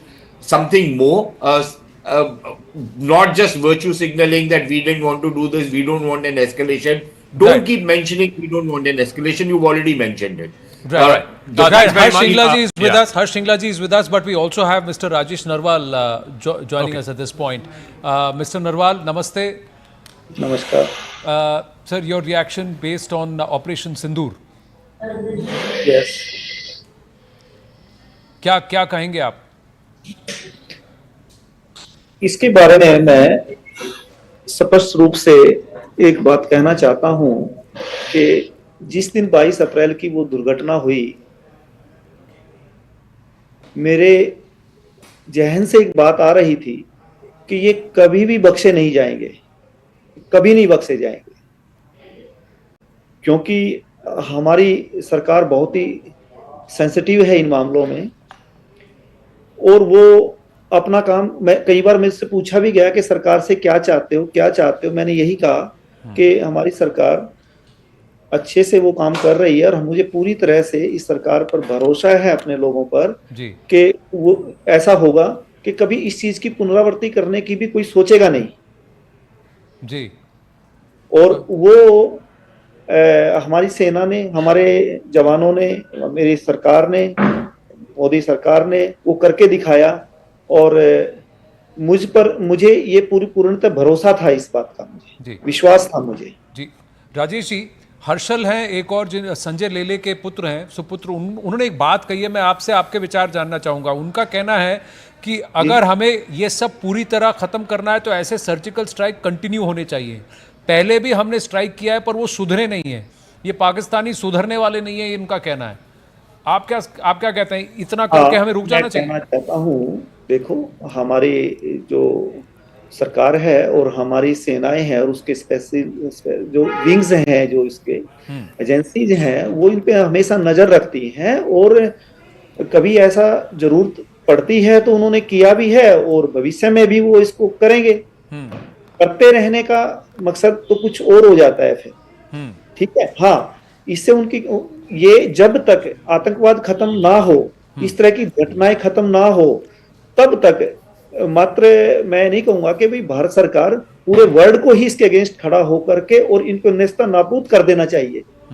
आतंकवाद की समस्या को समूल नष्ट करना चाहिए, जड़ से पेड़ को ही उखाड़ दो। आतंकवाद नाम का जो पेड़ है, जब उसको उखाड़ देना चाहिए। और बिल्कुल सही प्रिसाइज से एक स्ट्राइक किया है कि टारगेटेड एक मतलब टारगेटेड सर्जिकल स्ट्राइक किया है। यस, वो कहते हैं चोर को मत मारो, चोर की माँ को मारो। बेसिकली हमें वो स्कूल, वो इंस्टीट्यूट जहां पर ये तैयार होती है आइडियोलॉजी, और इस तरह से ब्रेन वॉश किया जाता है, इस तरह की बीज बोए जाते हैं, हमें उसको ही समूल नष्ट करना चाहिए। हमें मीन्स पूरे वर्ल्ड को चाहिए, विनय तो शांति से रह सकते हैं। राजेश जी, विनय तो वापस नहीं आएंगे, देते रहेंगे। विनय तो वापस नहीं आएंगे, लेकिन ऑपरेशन सिंदूर, इस ऑपरेशन को नाम दिया है, इस पर आपकी प्रतिक्रिया?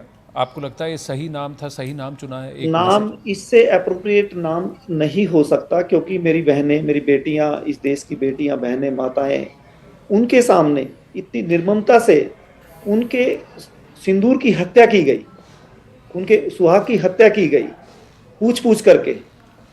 इससे घिनौना कृत्य नहीं हो सकता दुनिया में कि निहत्थों पर तुम वार कर रहे हो। जी, उनकी बीवी के सामने, वाइफ के सामने, बच्चे के सामने आप क्या कैसे कर सकते हो? एक आम इंसान नहीं कर सकता, जिसमें जरा सा भी इंसानियत नाम की चीज है, वो कभी नहीं कर सकता ऐसा। तो उन्होंने जो किया है उसका जवाब देना ही बनता है। और जब तक आतंकवाद नामक पेड़ को जड़ से उखाड़ करके उसकी जल समाधि, अग्नि समाधि ना बना दें, तब तक हमें पूरे वर्ल्ड को ही नहीं बैठना चाहिए। जी नरवाल जी, बहुत बहुत धन्यवाद हमारे साथ जुड़ने के लिए। Thank you very much. I also want to go across to former foreign secretary Harshpreet Shringla, former Indian ambassador to the United States. Mr. Shringla, thank you very much for joining us. Your first thoughts in the immediate aftermath of Operation Sindoor, the first set of conversations that have happened between the National Security Advisor and the US Secretary of State and now acting NSA, Mr. Rubio. Mr. Rubio has also tweeted and he said he's spoken to his Pakistani counterpart as well. They want to try and resolve this quickly and peacefully.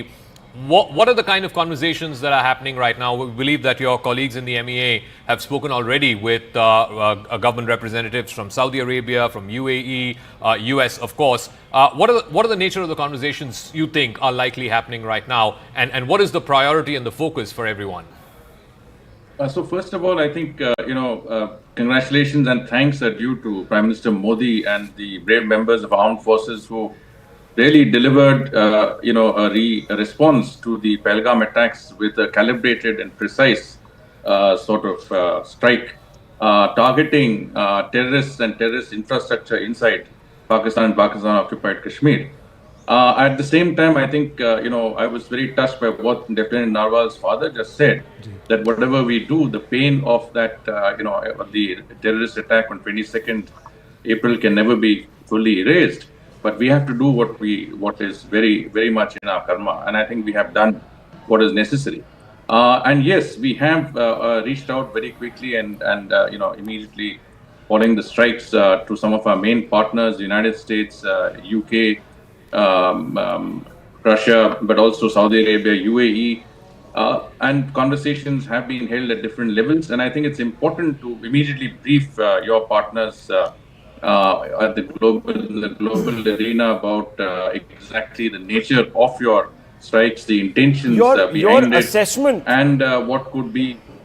Mr. Shringla, your assessment of some of the responses that we've been getting from the United States, the UAE, and some of our other partners, Israel, do you believe that the world is going to lean on Pakistan now to perhaps pull back, restrain itself, and not go down the path that it has? India has only targeted terror infrastructure. So, first of all, the choice of targets diplomatically, what does that convey? And secondly, how the international community has responded to India's outreach? So I think in the first place, all our interlocutors have appreciated the fact that our response was very calibrated and very precise, that we focused on non-state actors and terrorist infrastructure at this, and we did not in any way want this to be an escalatory sort of situation. And I think our interlocutors do understand that they now need to lean very heavily on Pakistan. I don't think this is what we are saying, but this is coming from their side, that they don't want this to escalate. They don't want this to become another confrontation arena. That what had been necessary in response to terrorist attack has been undertaken, and that Pakistan needs to now get its own house in order rather than to escalate matters that for which we are also fully prepared and would be responsive. So this is something that I think at the global diplomatic level, phone lines will be working overtime. I think there will be a lot of calls being made at very high levels, and certainly I think Pakistan would feel the pressure of some of its major international. I also want to ask you, since you said Pakistan will feel the pressure, obviously the Americans have leverage over the Pakistanis, the Saudis do, the UAE, Emiratis do. What about China? Why are we not hearing about conversations with China? Because if there's any country that can bring pressure to bear on Pakistan, it would be China, right? Even in these last 2 weeks, I've not heard of any conversation between Foreign Minister and his counterpart in China. Why is that? Well, China has, to some extent, been supportive of Pakistan following the Pahalgam attacks, and we've seen some levels of exchanges, some support in terms of equipment, etc., being supplied. Clearly, China was not willing to leave its so-called all-weather friend. When it comes to an actual confrontation with India, I don't know how much we can rely on them. But I think even China would understand that any escalation of this conflict is not in the best interests of its own best interests and anyone else's interests. So I'm sure quietly they're also doing their bit to ensure that this issue does not get beyond what it has already reached. But I don't think we as a country could count on China to act at our behest, or to act in a manner that would be in the interest of. Okay, and very quickly, a final word before we thank you. The IMF meeting, the bailout meeting, is happening in 2 days' time from now in Washington. Do you think that will be pressure enough on Pakistan not to climb the escalation ladder, not to retaliate? That's very important, because I think Pakistan is very heavily relying on the IMF bailout. They've availed of very large, 22 or 23 bailouts so far. And I think it's important that they continue getting that IMF support that they're looking for. I think our approach there will be calibrated by their actions, but clearly I don't think we are in a mood to allow them any more leeway in that area. And our representatives in the IMF, I think, will be acting under very strict instructions when it comes to their Finally, responses. Mr. Shringla, look, the IMF at some level takes its cue also from DC. So is the Indian government, has it been able to impress upon the Trump administration to leverage their muscle, their weight, their influence over the IMF? Because that's an important thing that we're looking at. Also, of course, the FATF grey list. Yes, so I cannot say with any level of certainty, but I do recall that in similar instances when I was in DC, I had gone across, met the Assistant Treasury Secretary or the Deputy Treasury Secretary, the Minister of State for Finance, if you may call it the equivalent of that, and pressed upon the need for the US to take steps that would be in keeping with responsible actions and our own desires. And the US at that time was very responsive, because they saw Pakistan as a malign terrorist actor and certainly were supportive of our efforts, very supportive. So I have no doubt that they will be supportive even in this instance. All right. Harshinglaji, I just have one question, your own personal opinion on this operation being named Operation Sindoor.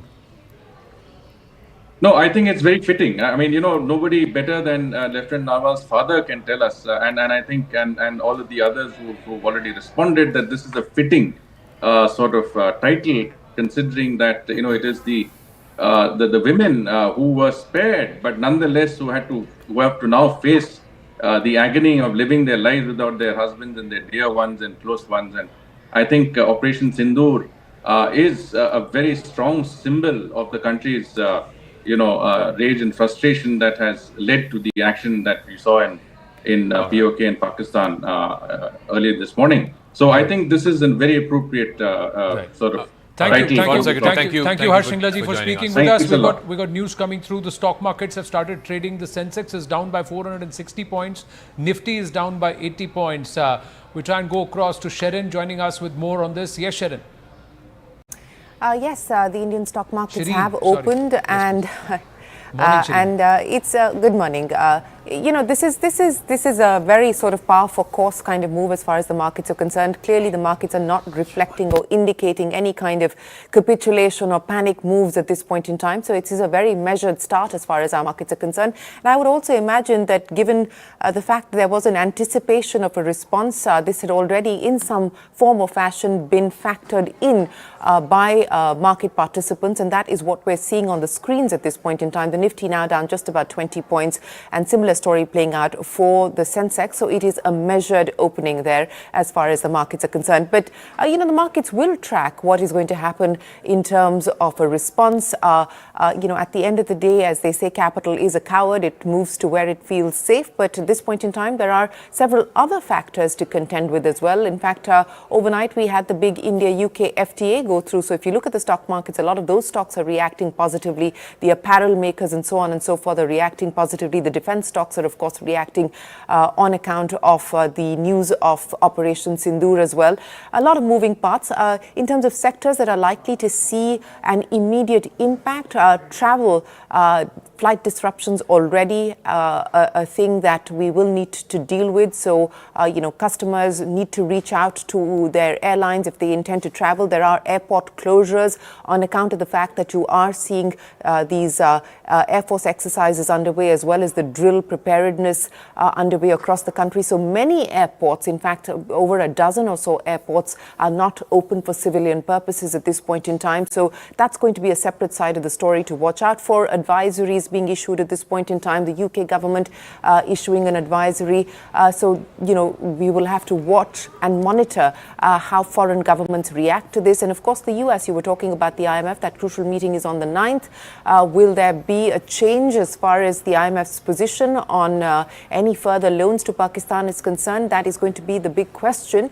But at this point in time, Secretary Rubio and President Trump both asking for de-escalation. All of that will, of course, play out as far as market sentiment is concerned. And by the way, at this point in time, the Nifty has moved into positive territory. So as I said, it's a very measured reaction by the Indian stock market. So Shireen, just very quickly, I mean, how much of this is because of the fact that markets had already sort of factored in some kind of kinetic response by India? And also, secondly, you know, the announcement of the free trade agreement yesterday with the UK, I believe there was some announcement of some kind of deal with the US as well that came late night.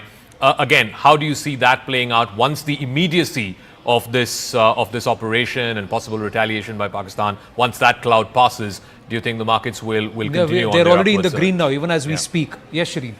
Yes, and that's what I was talking about, Zaka, that we've already seen the response from the markets moving into positive territory at this point in time, because, you know, nobody wants an escalation, and certainly the markets would not want an escalation.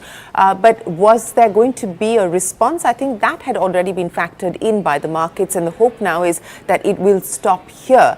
And you talked about several of the other developments, and I pointed that out as well. The India-UK FTA is a big deal because it does impact you know, a lot of the labor-intensive sectors in India. So you're already seeing, for instance, apparel makers up and running today from a stock market point of view. Those stocks are moving higher. So all of these, of course, will be moving parts. The markets don't like uncertainty, and that is going to be something that we need to watch out for. But so far, as I pointed out, from the way that we've opened for trade today, the response very measured, and there is absolutely no sense of panic on the screens at all when we talk about the markets. Well, thank you for that, Shireen. We also have Tilak Devasharji joining us. Tilakji, how do you read the situation? Sushant Sareen, General Iyer with us. Thank you for your patience, gents, but this is a long haul, so we all have to dig in our heels and perhaps wait on, because developments are going to happen thick and fast. In about 40 minutes, we should have the press briefing. Tilak Devasharji, Bharat's response, 9 targets on this side. Do we see Pakistan getting stretched if it tries to concentrate too much weight towards its eastern side? Good morning, Anand, and morning to all the panelists. A lot has already been spoken, and I was certainly very impressed with the name Operation Sindoor. I think it captures the anguish and the pain and the response of India extremely well. Whoever has thought of this name requires real compliments. We are given to understand the Prime Minister thought about this. It was suggested so- by the Prime Minister himself. Yeah, so you can well imagine, he brings the weight of the civilization. He brings the weight of Bharat and culture into this one operational word, which signifies what India is trying to do.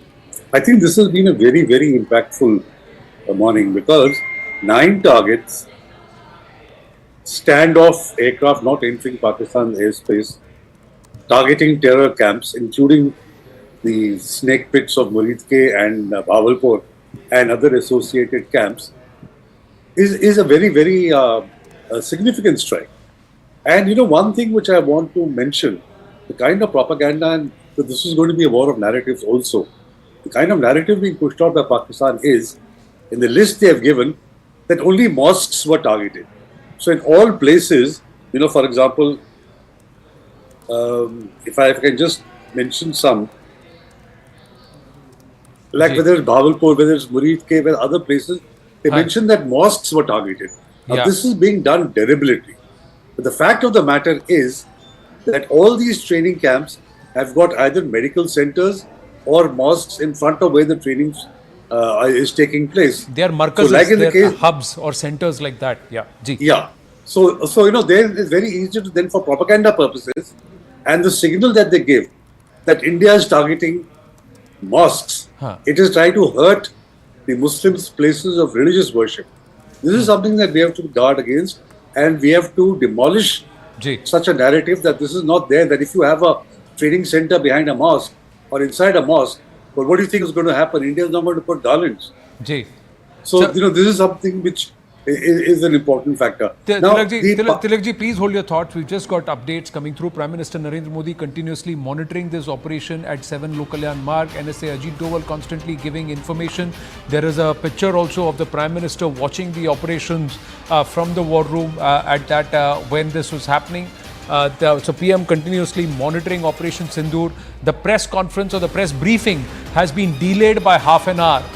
Perhaps some calibration or to ensure that Bharat is ready for a response, reprisal, and all those who are part of the operation are also back in base, safe and sound. The Prime Minister continuously monitoring the operation. That's the update that we have at this point. Going back to our guest, yes, Tilakji, please complete. Yes. So, and now our Pakistan response. You see, Pakistan will respond within 24 to 36 hours. Make no bones about it, because it has to show its people that it has the capability and it has the capacity to respond. Now, this could be sheer bravado also, because they know that they cannot continue with it. But you can expect a reaction. The reaction will probably be like in the case of Balakot. It will be using by air assets. They could also use missiles. But a reaction from Pakistan will come. Then the question will become that what does India do? Does India stop at that level? Okay. Or you take it one notch higher? You see, my own sense is that you can stop at this level and that this crisis then draws down. Blows over, yeah.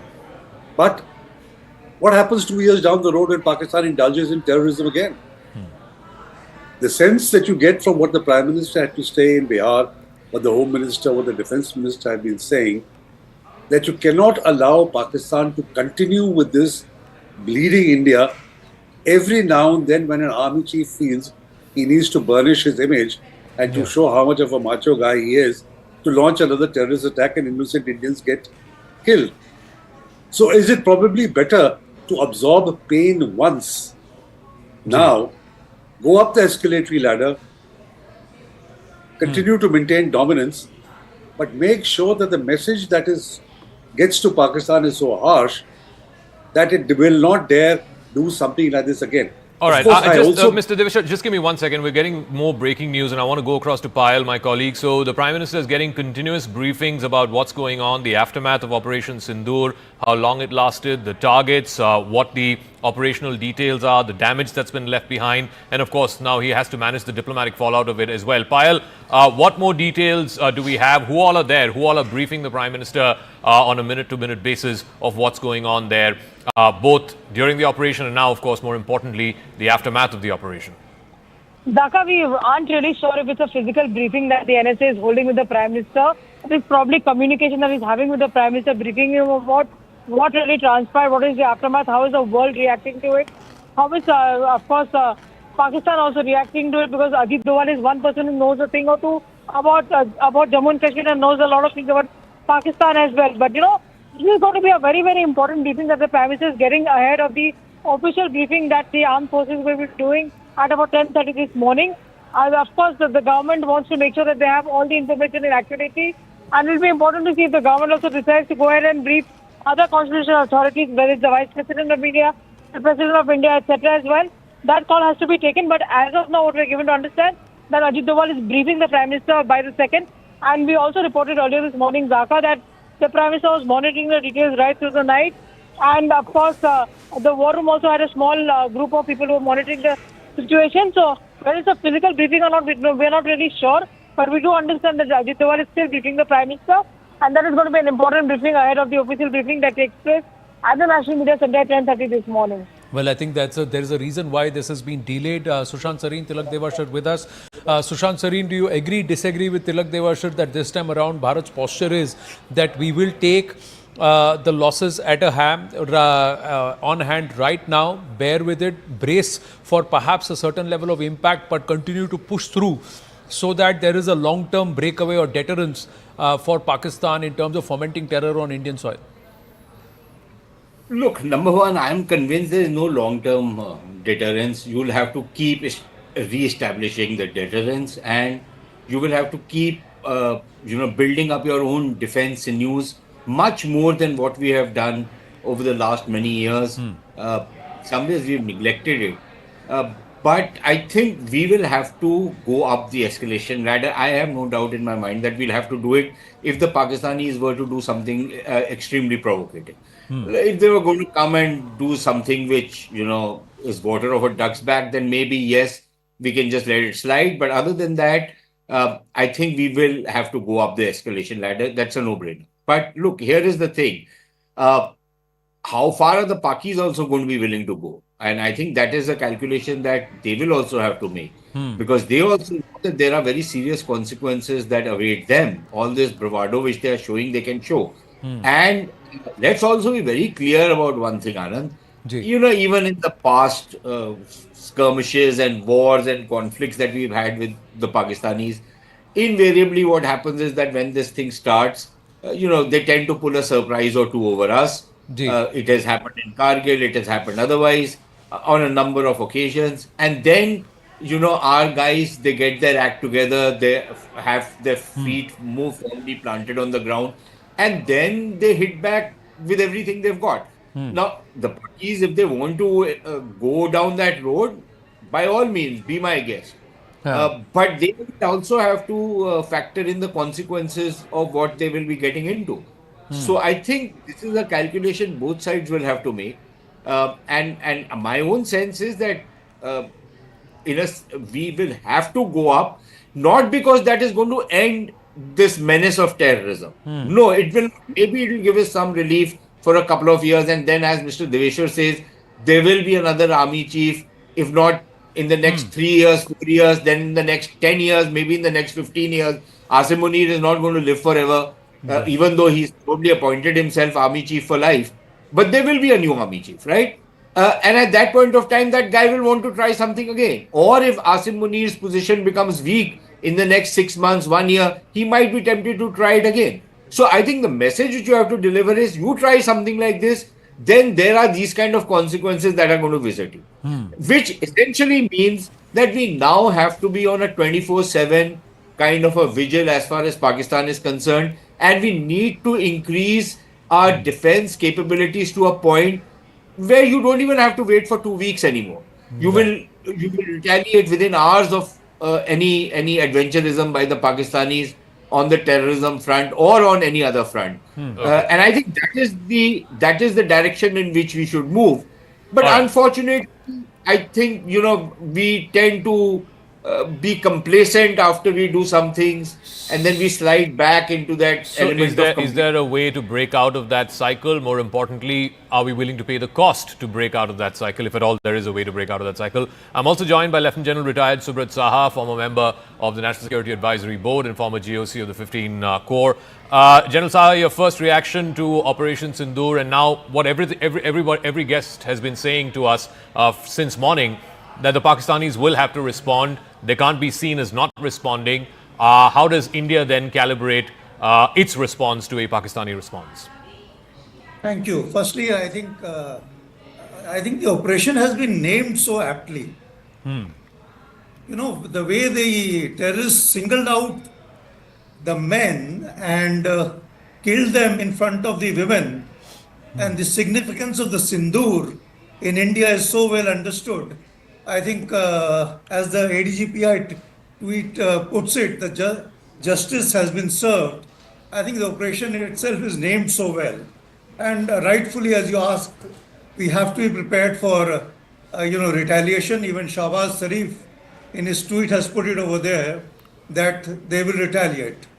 So I think the retaliate, we must be prepared across the spectrum, from a very base level of terrorist activity, and not necessarily restricted only to Kashmir, but across the country, because there are sleeper cells who are active all over the country, who will get activated all over the country, and of course, particularly in J&K. Apart from that, we are already seeing some excessive heating up of the line of control. As I speak to my friends over there, the firing has already been intensified, so expect it to be highly intense, because that already has started. And the next level, as we can see, and we should be prepared, is engaging of more military targets by the Pakistan armed forces in the next 24 to 48 hours, unless some good sense prevails in Pakistan, because India, as far as we are concerned, have hit at the lowest rung of the escalatory ladder. Because if Pakistan chooses to climb up the escalatory ladder, they do not know what the hell is going to hit them. Because we have not touched their military installations, we have not touched their economic targets, so the scope of targets is actually endless. So it is better that Pakistan be forewarned, Pakistan be better advised by their sane friends not to go down that path. If they choose to go down that path, that country, which is so fragile, is going to pay a much heavier price than what it can possibly imagine. So I will leave it. You've spoken about multiple aspects there, but in terms of climbing up the escalation ladder, Tilak Devasharji had a point. Ashok Malik is also with us. Good morning, Jai Hind. Major Manik Jolly also with us, defense expert. Jai Hind to you too. Thank you for joining us. This is continuous coverage. This is something which is historic, unprecedented. Bharat's military posture perhaps will be evaluated and reviewed by many across the world, given the kind of strikes that we have done and the precision with which we have executed this. But you heard General Saha, Major Manik Jolly. Do you agree, disagree with the fact that there could be a certain level of escalation by the Pakistanis, and there may be some elements, they may activate some of their proxies on our soil? Should Bharat immediately respond with perhaps a far more punitive calibration if there is anything that happens here?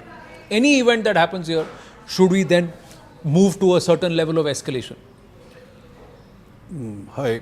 I actually totally agree with what he was saying. There will be some action from Pakistan side. The reaction, it is just not about saving face in the local population, but also a military would like to, and since they are so bifurcated in that country, the decisions don't come as a calibrated and a cohesive decision between the military and the government. The military, Asim Munir especially, would like to take this on and go ahead with some action. So India, but I would, if you ask just my personal opinion, this is the time we hold on for a moment. I think rather than taking it as we are building up on what we did last night, we should hold on and see what they are trying to do, and then maybe respond in a more stronger way. Because now we are anticipating, this is all speculation that we are talking, that they'll do this or that. So let's just see what they do. Because there's a slight chance they might not react. Let's say even if it is 1%. That gives a tendency to, or even a possibility of this actually calming down the whole scenario for both the nations. And that is something that the governments might be looking at. So this is the time we should actually wait rather than thinking on escalating it even more. We have given our message. Operation Sindoor has been a fantastic success. I think the statement that was put out by the army also makes it very clear that this is not escalatory in nature. We've not crossed the line of control. I've got Ashok Malik also joining us. So the nature of the conversations, the diplomatic fallout, Ashok, of this, conversations between the National Security Advisor and Secretary of State Marco Rubio, MA officials have spoken to their counterparts in Saudi Arabia, UAE, etc. What is happening right now, you reckon, in South Block, and how does India manage the diplomatic fallout of Operation Sindoor? I think the diplomatic fallout is fairly along expected lines and fairly measured.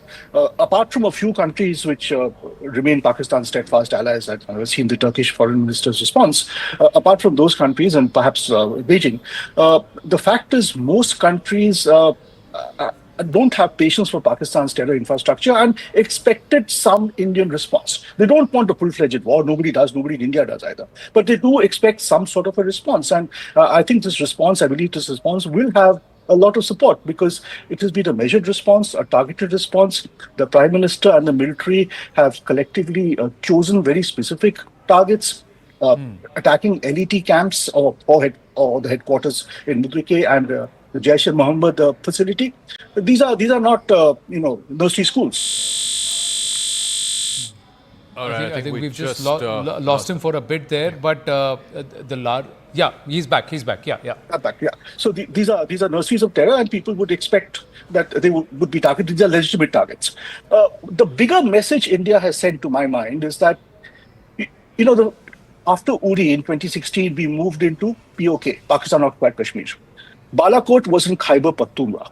This time we have gone into Punjab, Pakistani Punjab. Asim Munir, said a few days ago that Kashmir is Pakistan's jugular vein or the Pakistani army's jugular vein. Quite honestly, the Pakistani army's jugular vein is Punjab heartland. And we have, the Indian army has, the Indian military has, the Indian government has, and India as a country has shown that Pakistan's Punjab is itself vulnerable. We can strike them. There is a long-term implication to that message, which Pakistan will have to absorb and ponder. Ashok, one more question before we let you go. Who are the countries right now in the world who have the leverage with Pakistan, and particularly with the Pakistani Defence Forces, Asim Munir, because ultimately whatever action they choose to take or not choose to take will be Asim Munir's decision. The civilian government, I guess, will sign off on it. Who are the countries right now who have the leverage with him to force him not to climb the escalation ladder?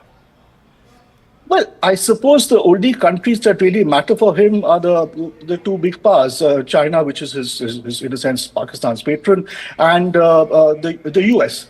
But the degree to which he'll be able to listen to them is something I really doubt, because he has to save face after all his braggadocio over the past few weeks, and I expect he will want to respond in some manner.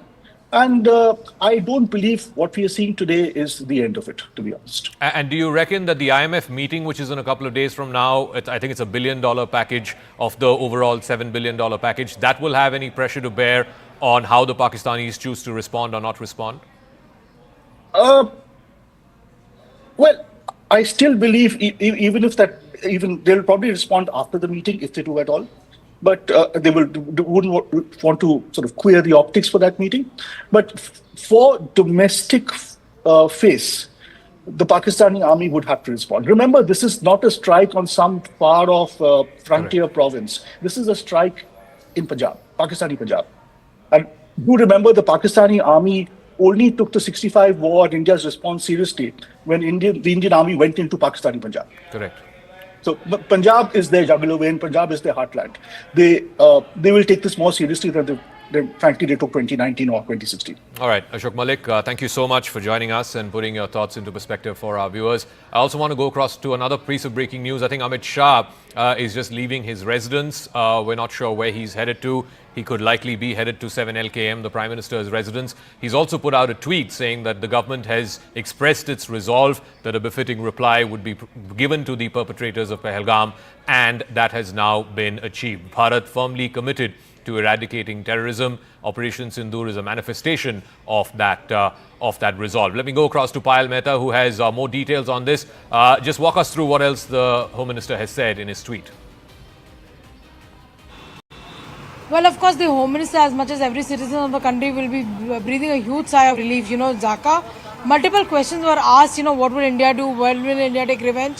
In fact, just a couple of days ago, when he was speaking at a function in the national capital, the first time since the attack, he came out and said, don't worry, India will seek its revenge as well. So obviously, it's a big occasion, for everybody. Everybody is rejoicing at this right now with the fact that Indian armed forces have been taking revenge, and the Home Minister putting out a tweet over there, acknowledging the contribution of the armed forces and of course the leadership of Prime Minister Narendra Modi. And since you mentioned that he's left from his house, in all probability he'll be heading to the location where I'm standing at.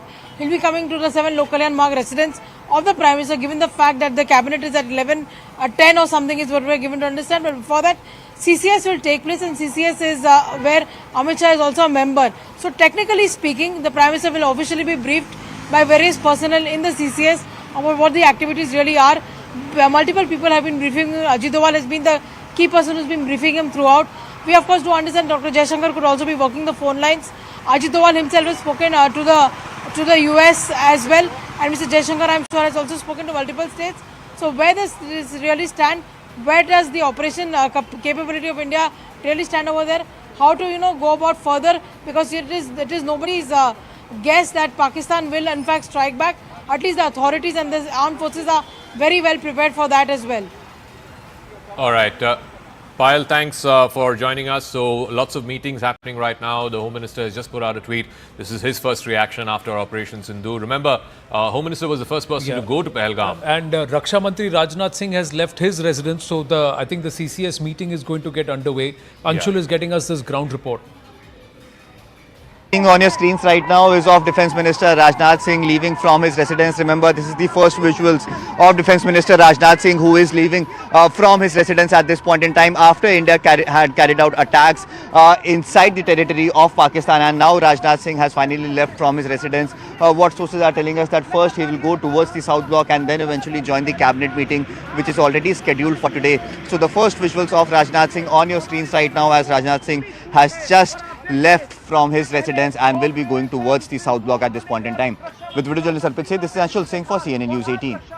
Well, what we are seeing now, the LOC shelling is targeting civilians. Now, let's try and go across to our guests and understand how does targeting the LOC and keeping it hot, General Saha, help the Pakistani cause? Targeting civilian shelters, some of the artillery has actually landed. It has actually landed right next to the UN field station in Punch also. So this is not going to help the Pakistani cause. We got more news coming through. Attacking terror hubs is a strong message. Top intelligence sources are telling CNN News 18 that high-profile strikes like this will force terrorists to operate in survival and hiding mode and reduce their ability to plan large-scale attacks on Bharatiya soil. This is a serious dent for new recruitments. Pakistan-based camps will no longer be seen as safe.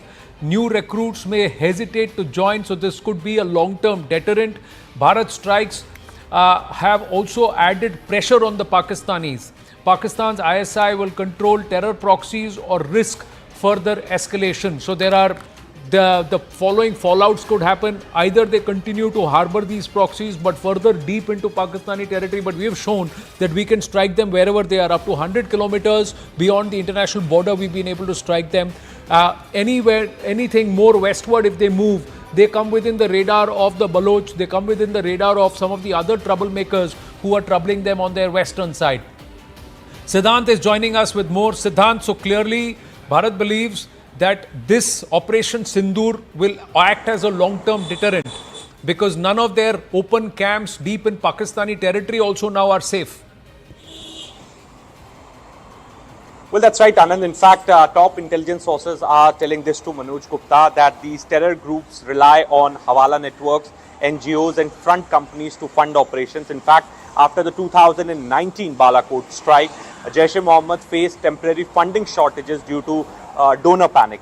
In fact, high-profile strikes like this force militants to operate in survival and hiding mode, and they reduce their ability to plan large-scale attacks. This is a serious dent, Anand, for new recruitments, and they feel Pakistan-based camps are no longer seen as safe. New recruits may hesitate to join these groups, Jaish-e-Mohammad and Lashkar-e-Taiba. In fact, India's strikes pressure Pakistan's ISI to control terror proxies or risk further escalation. In fact, after Balakot, Pakistan temporarily detained Jaish-e-Mohammad leaders to placate global scrutiny.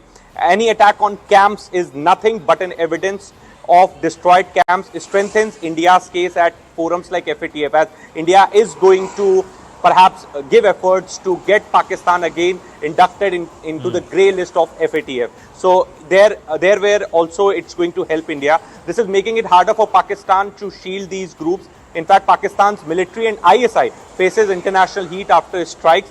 Post-strike, surviving militants may adopt guerrilla tactics which are harder to execute and less impactful than coordinated strike. Perhaps India has given evidence of the 9 terror camps which have been targeted, and this is a proof perhaps which India will put forth at the international organizations to expose Pakistan. Right now, so we've got a calibration ready at various levels to answer why certain actions have been taken. We'll get into the depth of why these 9 targets and where they are actually located and what strategic importance it is for Bharat, from Bharat's interest, to target these 9 locations in Pakistan. But before that, Zaka Jacob with us, Tilak Devashar, and also Manik Jolly, Major Manik Jolly with us, and Sushant Sareen with us. China's reaction, Zaka, that Shailendra Wangu has just put this out, that China has opposed all forms of terrorism. China finds India's military operation early this morning regrettable. The Foreign Ministry spokesperson is what has now been put out of the PRC, FMPRC. The statement very clearly says, ongoing situation between India and Pakistan. China finds India's military operation early this morning regrettable. We are concerned about the ongoing situation. India and Pakistan are and will always be each other's neighbors. They are both China's neighbors as well. China opposes all forms of terrorism. We urge both sides to act in the larger interest of peace and stability, remain calm, exercise restraint and refrain from taking actions that may further complicate the situation. So, look, I think there are 2 parts to that statement. First, I think it is important that China has put out this statement because it is, as Ashok Malik was saying a moment ago, there's probably only 2 countries in the world right now which have some degree of leverage or influence in Islamabad. One is the United States, the other happens to be China. Yes, there will be consternation at the fact that China has used the word regrettable, that India's actions are regrettable. But look, those are mere words. It doesn't really matter. The question that we need to ask ourselves is China now going to sort of bring some pressure to bear, some influence to bear on Islamabad and specifically on General Asim Munir not to retaliate and, more importantly, not to climb the escalation ladder? We have to be very, very calibrated and clear here. India, if it goes into a full frontal war with Pakistan, has much more to lose than Pakistan. The size of our economy is 10 times that of Pakistan. India wanted to convey a calibrated but very definitive signal to Pakistan. It has done so with Operation Sindoor. I think this is what they've achieved today. Simultaneous strikes at 9 places is really uncharted territory as far as India's counterterrorism and counter-insurgency operations are concerned. It has been a joint operation by the Army, Navy and the Air Force. These loitering munitions have been used. But at the same time, India has been very, very clear not to come across as escalatory. The statement said these are non-escalatory in nature, the LOC has not been crossed, and most importantly, no military targets have been hit. This was not mentioned after Balakot, this was not mentioned after Uri. So there's a reason why those sentences have been put in there. I think the signal to General Headquarters Rawalpindi is do not escalate, do not climb the escalation ladder. And Tilak Devashar is here as well. A, what do you make of the China statement? And B, is this all now going to sort of play on Asim Munir's calculus as to what next step he can possibly take, whether he has the elbow room and the option to climb the escalation ladder? See, before coming to that, I wanted to complete the point I was trying to make earlier that I got interrupted. What targets does Pakistan have? Pakistan will react, but what targets does it have? If it hits civilians or if it hits military targets, it's going up escalation majorly. Last time in Balakot, if you remember, it reacted by dropping munitions in a forest. It didn't hit anything. Terrorist strikes in India will only prove that Pakistan is a terror sponsoring state. It will not satisfy the Pakistani public. So it will be a quandary for Pakistan. What exactly will they target? Right? Now, Asim Muni's position is going to become very delicate because it was his watch, it was his call to carry out the Pahalgam attacks. And now that India has hit back in this majoring way, first a non-kinetic action of holding the Indus Water Treaty, and now these 9 strikes, he is now on a very weak wicket and on the back foot. What does he do to retrieve his position? Forget Pakistan's position. What does he do to retrieve his position? So these are interesting dynamics that are going to play out in the next 24 to 36 hours. Coming to China's position, if you compare this with what Turkey had said, I think China's position or China's statement has been far more refined. Turkey came out so comprehensively in favor of Pakistan. I think Pakistan is going to be a bit disappointed, except for the use of word regrettable. Pakistan is going to be disappointed with China, I say. They were looking for far greater support, and China coming out far more openly for Pakistan than what it has actually done. Yes, fair. You make a fair point there, because somewhere when you read after the first line is a little targeted towards India when it uses the word regrettable, like you said, Tilakji. But after that, it is actually telling Pakistan to back off. It is somewhere telling Pakistan, don't climb up the escalator ladder, don't respond right now, don't do this, we don't need any more anything else that needs to happen. So somewhere there is an acceptance that this response was happened. What has happened is regrettable, but it's happened. It is going to happen, accept it and then stay put. Now we got more news coming through, exclusive input from government sources. Amitabh Sinha is on the phone with us on what's happened early this morning. Even ahead of the attack on the terrorist camps in Pakistan, Raksha Mantri Rajnath Singh met the 3 chiefs. NSA Ajit Doval had also visited the Raksha Mantri at his home to meet him. The meeting lasted for about an hour. Amitabh Sinha with us. Amitabh, पर तो क्या ये meeting जो हुई थी ये प्रधानमंत्री और NSA की मीटिंग के बाद हुई थी कल देर शाम? नहीं, उसके पहले ये पूरा उसका रनअप है आनंद, उसके बारे में बता दूं। लगातार सेना प्रमुख हर दिन रक्षा मंत्री को ब्रीफ कर रहे थे और रक्षा मंत्री प्रधानमंत्री से बात कर रहे थे। प्रधानमंत्री ने खुद तमाम रक्षा प्रमुखों से बात की थी और मुलाकात भी की थी, आपको याद होगा डिफेंस सेक्रेटरी से भी। लेकिन कल रात के घटनाक्रम में जो सबसे पहला हुआ ये अजीत डोवाल का रक्षा मंत्री से मिलना, रणनीति पे चर्चा, सेना कितनी तैयार है, तीनों अंग कितने तैयार हैं। सबसे खास बात जो आनंद ये इस बैठक की, कल रात में जब ऑपरेशन पूरा हो गया, ऑपरेशन सिंदूर, उसके बाद राजनाथ सिंह रक्षा मंत्री ने तीनों सेनाध्यक्षों से फोन पर लंबी बात की कि अगर पाकिस्तान जो कभी मानता नहीं है और कभी सुधरने की कोशिश भी नहीं करता है, अगर वो कुछ पलटकर कुछ कार्रवाई करने की कोशिश करता है तो भारत की सेना कितनी तैयार है सीमाओं पर और वायु सेना कितनी तैयार है, इसके ऊपर पूरी तरह से उन्होंने रणनीति पर चर्चा की है। और वो अभी घर से निकले, 11 बजे कैबिनेट है, मुझे लगता है CCS भी होगी जिसमें ब्रीफ किया जाएगा।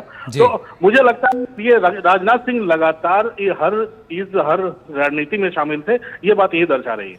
जी धन्यवाद। तो यानी रक्षा मंत्री Rajnath Singh was also kept abreast. He was involved soon after the operation. He's spoken with the 3 service chiefs for nearly an hour to look at what will be our response or our defense mechanism, our posture and readiness if there is a reprisal or counter that comes in from the Pakistanis. So everybody has been involved. The intelligence has been right in the thick of it with the NSA Ajit Doval spearheading all of this. Sushant Sareen, clearly whole of government far more calibrated. JP Nadda, the BJP president, has also now tweeted. He's saying this is Bharat's message on Pahalgam.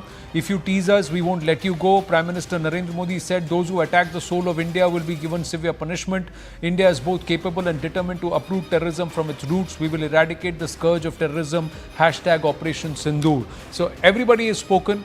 Everybody has reacted. The Prime Minister perhaps still waiting. There is no comment on his Twitter handle. There's no word from him. Will there be a video message from the PM soon after the press briefing? We'll have to wait and watch. But Sushant Sareen, calibrated whole of government approach, largely driven by the NSA at the helm.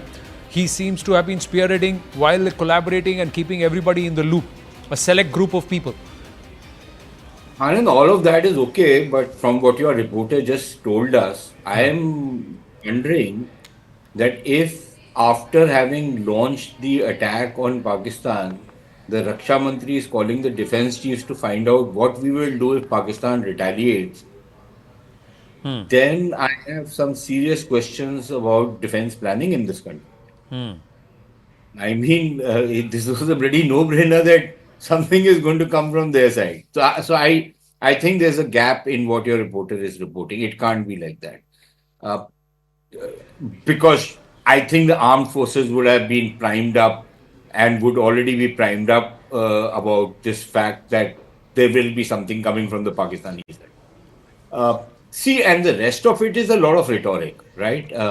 I think that rhetoric part is for now needs to be laid to rest because now we've entered another zone altogether. We are out of that rhetoric zone of what happens that when each side is threatening the other side to janta nahi hai main kaun hu. I think we've transcended that and we've entered into a completely different zone where action reaction cycle is now going to be underway. And I think that is what we need to focus on. What do the Pakistanis target? Do they target places in Kashmir? Or do they target cities in rest of India? What are the cities they target in? What are the targets they pick? And if those are gravely provocative, then what is our response going to be? Is it going to be proportionate? Is it going to be more than proportionate? Is it going to be seriously punitive? So I think we are now in that zone. And that is what we should be talking about. Baki, all these statements will continue to be made. There'll be those typical third-rate fellows who will make, carping sounds and raise all kinds of issues and doubts. And there will be those guys who will keep doing chest thumping. And I would imagine that the better thing to do would be to move away from that rhetoric and focus on the substantive part. Right. Pallavi Ghosh is also with us. Pallavi, what are we expecting? The press briefing has been delayed till 10:30. Well, yes, that's right. It's now been postponed by half hour, but you can see the arrangements are completely in place. And there's going to be a PPT presentation also right over here. So what we are being told is it is just going to stick facts. There is not going to be any interactive session. That's certainly not been planned as of now. Representatives from the Air Force, the Armed Forces, as well as the MEA, all of them are going to be there over here, and all the details of Operation Sindoor will be given out. But of course, the security concerns will always be factored in.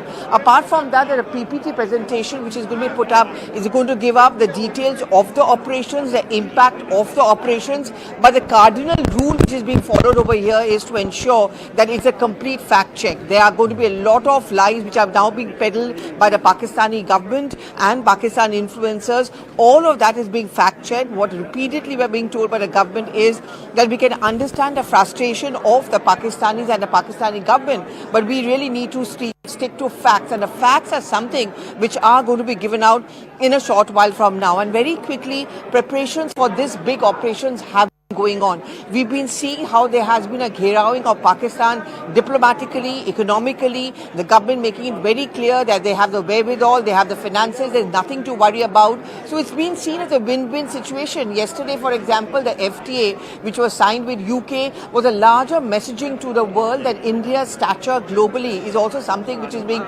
recognized. And I think the kind of words which are coming in from the global leaders and the players, and of course back home over here, minor one or two, all of this endorses the fact that it was not a one which was unprovoked. It was something which was waiting to happen. It was a cry for justice. But more than that, if you look at the brief statement which was issued immediately after Operation Sindoor, it very categorically mentioned that we followed the rules. It was not unprovoked. It was not off the cuff.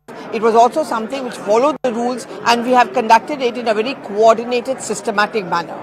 Right. So Omar Abdullah, the Jammu and Kashmir Chief Minister, is having a cabinet meeting. So there could be an emergency conversation there. Those are the pictures that are just coming in from Srinagar.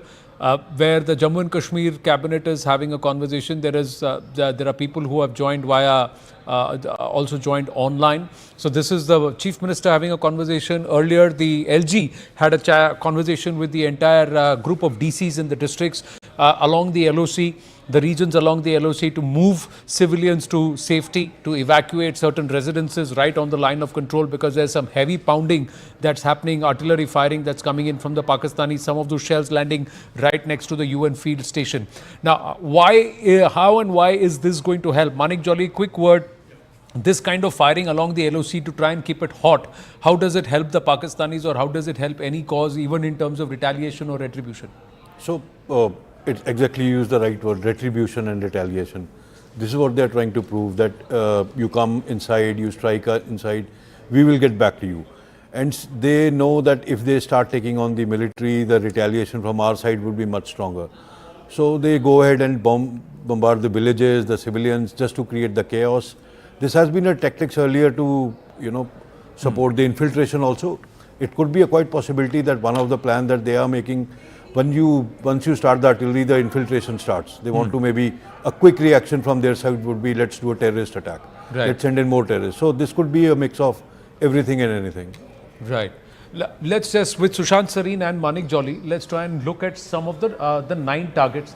The 9 targets, and let's try and break this down for our viewers if we can. And Manik Jolly, help me out here as we will, you turn around and we just talk about this. So, which are the targets? Let's try and understand, viewers, which are the targets, and understand the layout, the geographical layout of each of these targets, and why it is a critical installation that's been now brought down. So let's start with the biggest one, that is the Jaish's target in Bahawalpur. Can we go full frame to this? Can we zoom in on this, please? Yeah.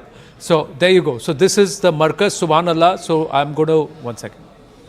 There you go. Let's get this right. Okay. So this is Markaz, Subhanallah. This is the first one. This is Bahawalpur in Punjab. Now, this is the Jaish's headquarter. This entire acreage, this entire region, this has now spread. The Jaish has actually grown bigger and bigger, from about 2 acres to about 14 to 15 acres of occupancy, this one that they have here. Let's try and see the lay of this place. They have now got behind this swimming pool, they have got a gym, they've got a training center. This is what has been targeted. The Jaish's hub, which can host at least 600 people. Yeah. How critical, important, and what kind of messaging is it that this structure now, this entire place now stands destroyed? Let's say this is the corporate headquarters of terrorism. Once you take that out, the biggest message that goes is, we are not just hunting you in jungles, we can get you anywhere. That's the biggest message that goes. So yes, you can build a building again, but it's the messaging that counts, that you are nowhere safe. We will get you wherever you are. So this is the Jaish HQ. So this one, now this has been completely destroyed. So this is destroyed. So this is one. And this is deep in Punjab, so about 90 kilometers from the Indian border. So 90 kilometers from IB. So this is one of the biggest ones that's been destroyed. So it is critical to understand that when we are talking of this airstrike, maybe we didn't have to actually go beyond the IB. The missiles that Rafale has, especially the Scalp, right, it has fantastic range for this, low flying. It has a very small cross section. It is beyond, it can jump through it's one of those which has inertial navigation. Correct. Even if the jammers, they jam the GPS navigation, it can do it on its own, jump through the systems of air defense. And in the terminal phase is when you are about to hit. It picks on the target. It has a special capability, like when it is sent, a picture is given to the missile. This is how it looks.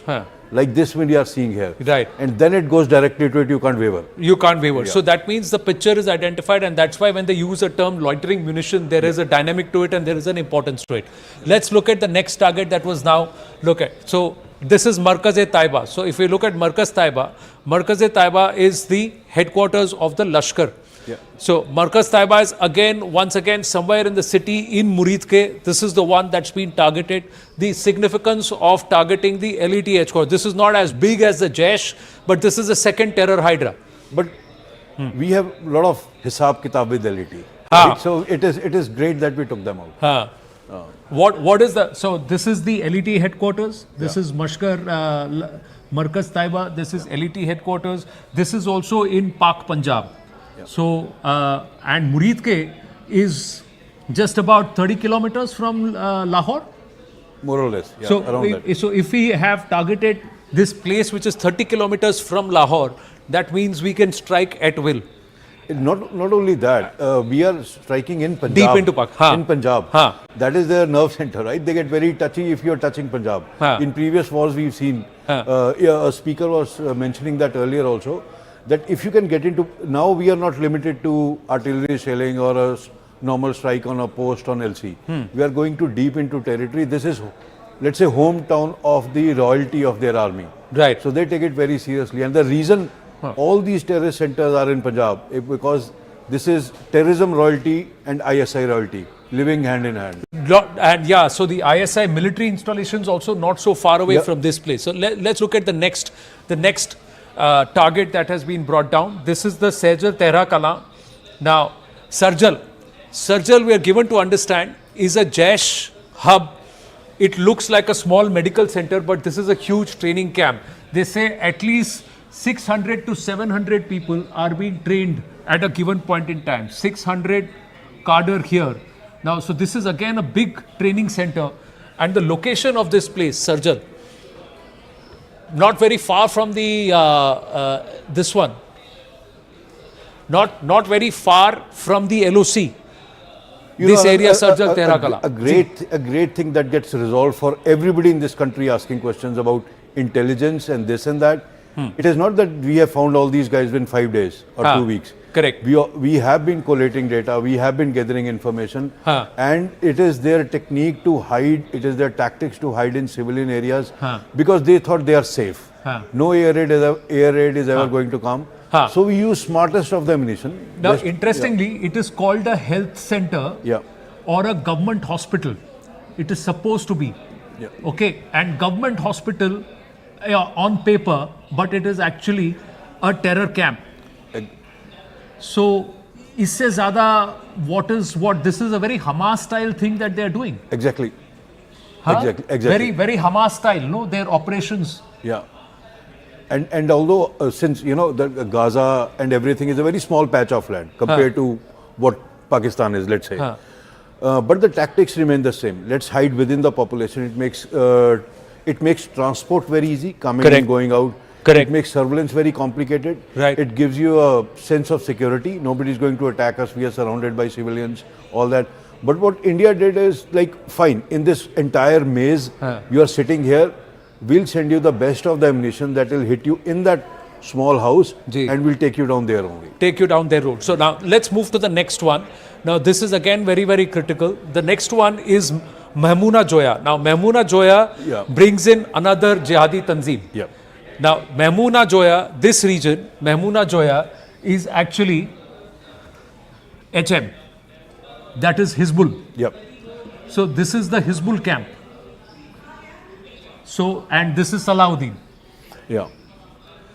So you see, this is a little different from that built-up area. Again 200 to 300 cadre is what we are saying. The difference between two would be, at one place the indoctrination happens, training happens. You are training their minds, you are making them radical. These are the players where physical trainings would be happening. They are making them run, fire, train on explosives, all that. That is the difference between these two camps. The previous ones, which we saw in the civil, surrounded by civilians, and this one. So this is definitely a training camp where the physical training happens. There the indoctrination and management happens. And आप देखें इसके आसपास it is quite open. It is in an area which is ghati area, in the sense valley area, lot of khet, khalian and all of that, right in the middle of that. So there could be terrain training that is happening, how to survive, lay of the land, physical training that physical. You see the access routes going there. You see one major road. So these are very perfectly selected places. Once the crops come up, nobody can charge you from the crop. So there's only one access in, one access out.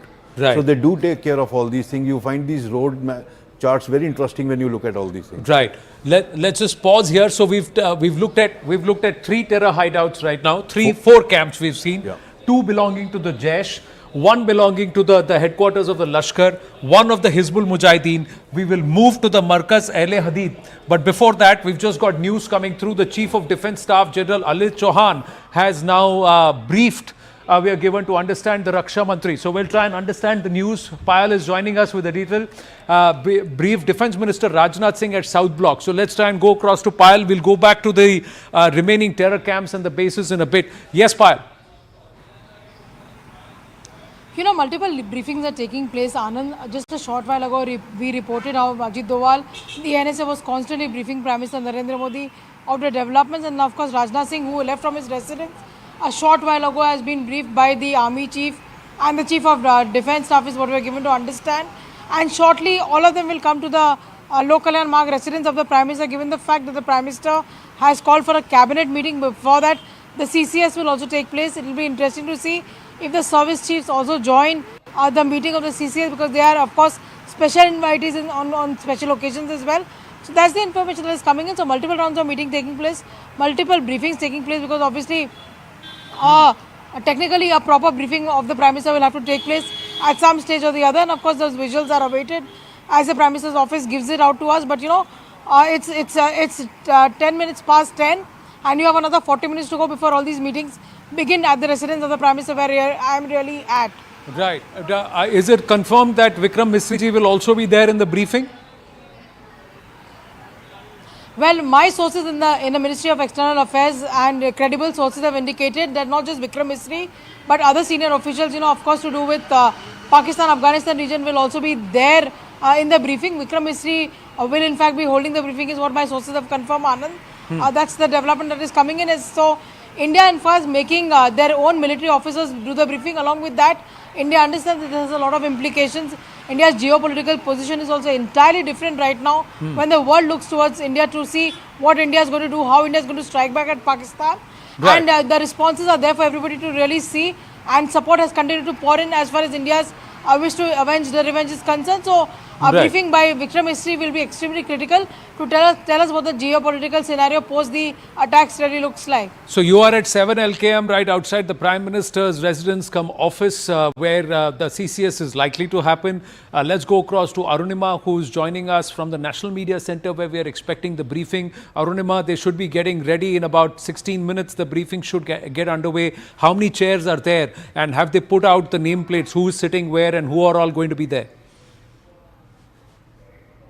The nameplates are still not up, they are still face down, but the ME officials who are present there have given us enough indication that the Foreign Secretary is going to be present at the briefing. There will be a representation from the Indian Air Force. You could see a woman officer also briefing. Of course, the Indian Army and the Indian Air Force have collaborated to carry out this precise action against Pakistan-based terror camps. So both of them will be there to brief. And I can tell you that, you know, officials from the Union Home Ministry, from the Ministry of Defence and from the Ministry of External Affairs, all three wings of our security in North Block and South Block are represented in that conference hall. And there is a full-fledged spread out of the international media as well. It is not clear yet whether questions will be allowed. Indications initially was that it will just be a readout, a statement and a PowerPoint presentation. However, we'll have to see if a couple of questions are taken. That I think is the reason why the press conference was also delayed by about half an hour, because final calls are still being taken as to whether this should just be a statement. Well, thank you. Thank you for your inputs, Arunima. We'll come back to you in just a bit. Let's quickly, even as we are counting down 15 minutes to go for the briefing to get underway, let's try and understand some of the other targets that have been taken out. So far, we've covered 1, 2, 3, 4, 5 targets that were taken out. 2 of them hubs of LET, 2 of the Jaish, 1 of the Hizbul Mujahideen. This is Markaz Hadid. Now, this is again another region as we are coming up further. We are coming up from down south in Punjab towards the LOC, and we are coming into these regions where the Markaz Hadid, again, LET hub. So it's an LET hub. Can you talk, and if you look at the lay, this is again seems to be another 300 to 500 cadre, terror cadre who are usually in this area, this place. What's the significance of this? This is again an LET camp. So this Anand, this is again typically a training camp which would be, let's say, managed by a couple of senior leaders. Right. This is the proximity to LOC suggests that this becomes a pre-stage to the launching pads. Launching pads are that extreme, like where you just stay for a couple of days and move for infiltration. So this would be their place where people would be getting their weapons, ammunition, getting final training, briefings, all that. So all these different centers which have been taking out, let's say India is targeting the chain of command in terms of operations of terrorists. Right. It is not just about corporate headquarters, it's about their training camps, it's about their launching pads, it's about infrastructure also. So these are like training camps. Again, training camps coming too. We'll also look at one of the other. Now let's move to this place. This is Kotli. So there were two targets in Kotli. Kotli had two targets. One was Markaz Abbas in Kotli. The other one, now Kotli is further. Now we are getting into the POK region, isn't it? Closer into the POK region. And from here the LOC is not so far away, not more than you 5 already reached the terrain which is telling you this is the infiltration place. You see, you have a look at the terrain itself. This is one of the ghatis, hills. So piche wahan pe hill hoga, and on the other side is Bharat, right? So this is the occupied territory of the Pakistanis. This is Pakistan-occupied Kashmir. This is Kotli. This village is actually seen from the last village on the LOC on the Bharat side. So this would be one of those closer ones where they would move ahead into India for infiltration. So all these are successive places where different kind of activities happen. Right. I'm just going to stay on Kotli and quickly look at the other part. This is Markaz Rahil Sharif. Now Rahil Shahid, interestingly, is not so far away, and this is again a Jaish training camp. This is a pure launch pad kind of a situation. This is a launch pad. So if you look at the terrain itself, so it showcases that this area looks like a launch pad by default. This Rahil Shahid. So you see that track going down into the Nala. That track going on. So so you can't climb cliffs. You have to follow paths. So these places become a default launching pads or launching stations. So it's very good that we are taking them out also, because large cadres stay here. They get trained here. They understand terrain. They look at our deployment. It's good that we are destroying them also. Right. Now the last one is Muzaffarabad. We'll go across to the Muzaffarabad bit very quickly. But first, news coming through. We'll take you through the last. The Muzaffarabad is very interesting. Right opposite the Red Fort, within 3 kilometers of each other. One Jaish camp and one Lashkar camp.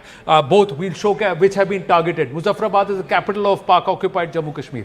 Let's try and look at news coming through. Home Minister Amit Shah has spoken to DG-BSF, the LG of Jammu and Kashmir, Chief Minister of Jammu and Kashmir, and has given instructions to take people to safe places in the border areas. The Home Minister has also instructed them to keep strong vigil on the border areas. Arunima now joining us with more details. Arunima, clearly the LG has already had a chat with the DCs. The Chief Minister has had a cabinet meeting and they are prepared for all emergencies. Srinagar Airport, Jammu Airport have been shut. But the Home Minister also on top of things with respect to safety of people, and also to try and prevent any incident that could have been planned by Pakistan or its proxies on our soil.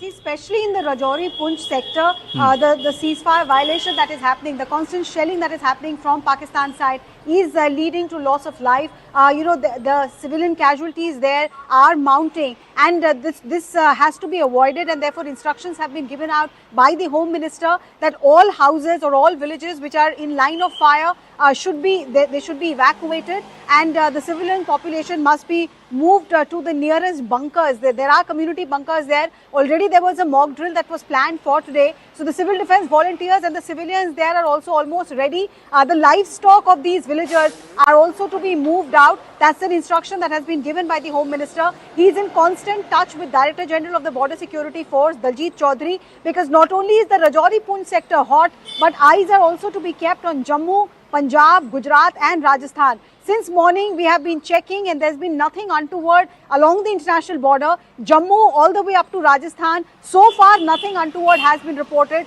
but Home Minister is in direct communication with DG-BSF, taking constant update to see whether this area is also peaceful or not. Home Secretary meanwhile has just arrived at North Block, and he's been also instructed to regularly monitor the situation as it's unfold. Tonight will be critical as far as the civilian population along the line of control are concerned. Right, and shortly more news coming through. Thanks, Arunima. Shortly, MEA and Forces joint briefing is going to happen. Foreign Secretary Vikram Misri, Colonel Sophia Qureshi, and Wing Commander Vyomika Singh will be addressing the media. This is very, very big that you will have two women officers who will be addressing the briefing and addressing the media, conducting the briefing on Operation Sindoor. And we have the Foreign Secretary Vikram Misri. So a whole of government approach, not just the military or the armed forces aspect. The female officers or women officers, women personnel there to conduct the briefing. We also have the diplomatic might there of Bharat with the Foreign Secretary sitting there and also presiding over this briefing. Vikram Misri to be there. We'll go across to Akash. Akash joining us with more details. Yes, Akash.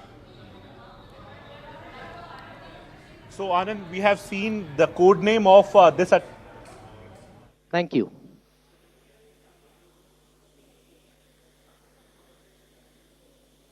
I think there was just some basic instruction asking everybody to settle down at the NMC, the National Media Center. We cut to it. These are pictures coming in via the news feed. But yes, Akash, go ahead, please. Akash, so perhaps two female officers, women officers who are now going to be doing the briefing. Also, Anand, very important update is that we are learning that this time around, forces are going to provide and in fact present important evidence of the sort of destruction that has happened on the other side, the sort of target, in fact, that they had engaged with, and in fact, the sort of destruction. Because last time around, in fact, we have seen in the operations that how, several parties from within the country were asking for the evidences. But now I'm learning, and Ministry of Defence sources are telling me that this time around, not only they will be briefing about the operation that was conducted midnight, but also will be presenting several sort of evidences of the kind of destruction that these attacks, have carried out in Pakistan. Well, thank you. And I'm just going to check. This is more big news. This is really big news that's coming through. Big statement from the Pakistan Defence Minister, where the Pakistan Defence Minister has apparently made a major claim. He has come out and said, and we'll try and get confirmation on that, that the Pak army and Pak military will refrain from any further ops if Bharat decides to halt its operations. So we will let it lie here. We will not escalate further. A big statement coming in that the Pak military will refrain from further ops if Bharat halts its operations. Akash now joins us with more. Akash, so Khwaja Asif, from going around to saying that either we exist or nobody exists just less than 24 hours ago, is now saying that the Pak military will refrain if Bharat halts operations. That means clearly international pressure is working.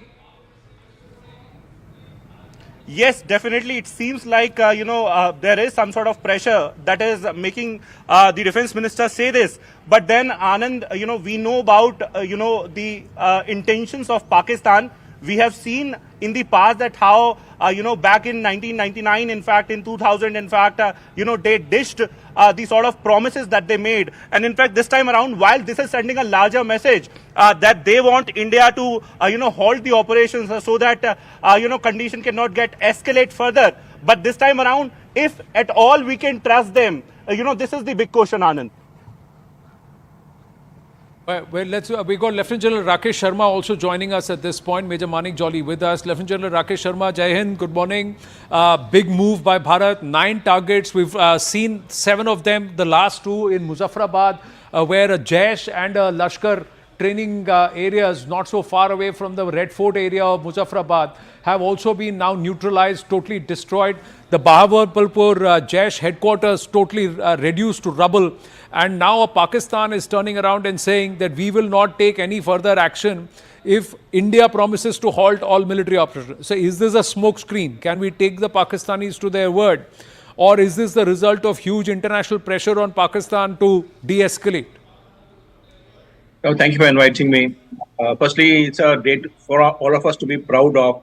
The operation was tri-services. It was well coordinated and it was technological in nature, where, in addition to missiles and aircrafts and the artillery guns, there were also loitering ammunition and drones used. So, it is something to be proud of, and, we should look forward to a better synergy being created now. Now, having said that, what would the Pakistanis do hereafter? You see, what happens to the 1,000-year war, which they've been talking of from 1965 when Bhutto spoke in United Nations, or the war by 1,000 cuts.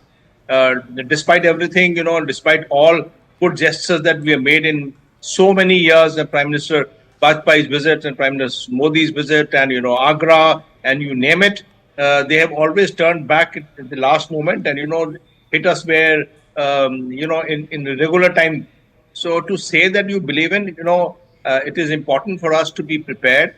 If they back out, well, it is not expected of them because Pakistan military is, or especially the army, is the custodian of national security, and it's a national security state. They have to prove their worth to their people, and the people themselves are nationalized in big fervor because of what's happening here. I think there would be pressure on Pakistan army to respond in some manner or the other. Hence, at this juncture, I would not take what Khwaja Asif has said. I would take it what he says with a pinch of salt, or maybe more than that, and be prepared for a response, maybe tonight, maybe tomorrow night, and work to that end. But the briefing is about to start in about 5-10 minutes now. 10:35 a.m. is what we are given to understand. But this is a big statement coming in from the Pak Defense Minister. Is this the conversation with the American NSA or Marco Rubio's impact? Is it because they have not got huge endorsement from the Chinese? Is it the Pakistanis saying that only Turkey is the only one that has come out and given them some support, but there is no military support for them? How should Bharat look at the defense minister's statement? Should we take it at face value, or should we be at the ready to say, ek harkat karoge? Because if they don't want to take military action, why is the LOC so hot, sir? So the LOC is hot. The IB is not hot. Unlike what happened in North Prakram, we have not mobilized. So our formations located in hinterland, in Hyderabad or in Sagar or Madhya Pradesh, they have not moved up. There is a clear indication. This is not what happened in brass tacks. This is not what happened in Parakram. We have not mobilized our forces which are tailored for offensives across into Pakistan. A clear message has been given out that we do not want escalation of a full-fledged war. So, taking that message forward, and it is conveyed across to the global people saying that Indian armed forces are not mobilized for war. The leaves have not been cancelled. Courses are continuing. So there is the overall ambit of situation. It is clear that we have not escalated to a war, and we have already hit only what we wanted to hit, which are terrorist targets. Now, if the Pakistanis have to respond, there are no terrorist targets in India. They have to hit actually some kind of either the civilian establishments, or hit an airport, or hit a cantonment, or hit a infrastructure. Right. Now, once you hit an infrastructure thing, it will escalate beyond control because Pakistan is so vulnerable to infrastructure being hit by us. And if they're trying to hit military installations, then obviously there will be a response to military installation. So there is no quid pro quo target available to Pakistanis to hit in India in a manner which we have targeted. No, however, but they don't have anything which allows them to go off ramp. They don't have anything to go back and tell their people, or are they going to just go back on their bluster that हमने ये brigade headquarter गिरा दिया, हमने ये 2 विमान गिरा दिए, हमने ये कर दिया, 15 location पे मिसाइल भेज दी. All these claims, false flag claims that they are making, will they then use that? Because the defense minister coming out and saying that we are willing to refrain if Bharat halts operations. Bharat has very clearly said that we targeted, this is what, this far and no further as far as we are concerned. This is not escalatory in nature. This is the lowest denomination of hitting that we are doing. And that to only terror camps. We have not targeted any civilian establishment. We have not targeted any military installation. So good, if we believe in what they are saying, Pakistan army survives on anti-Indianism and on Jammu and Kashmir over last 8 decades. Now to say that they would backtrack, there is a possibility because we've been hearing about the problems within Pakistan army against the chief. Maybe there is some truth into that matter, that he doesn't have the following that he claims to have it. And so there can be manifold reasons. And I would add on to what you said, Mark Rubio's called, or what President Trump made a statement in the morning saying it's a shame. All these things you add together, maybe the caution has been applied on Pakistan because they know it will be, it will be responded back. Any escalation, then now hereafter they would be responsible. Having said that, they are already bragging about having downed 5 aircraft, or all those issues that they are raising. Let's have a clarification on what has been the total effect of what has been carried out yesterday night, and then discuss. I would still feel, that we need to be cautious of what Pakistanis will respond. They responded last year to even Iran, which is their thin country. They responded by using loitering ammunition and missiles against Iran in a day after Iran had hit them. So, Right. to say that you take them at a face value, no, sir, I would Yeah. avoid taking them on face value. Jay, I think he's spoken and he said this to foreign media. We're given to understand he said it to Bloomberg. I'm just going to try and play out the audio on my phone and see if we can catch it. As far as the attacks of Indian Air Force are concerned, on 7 different locations, 2 in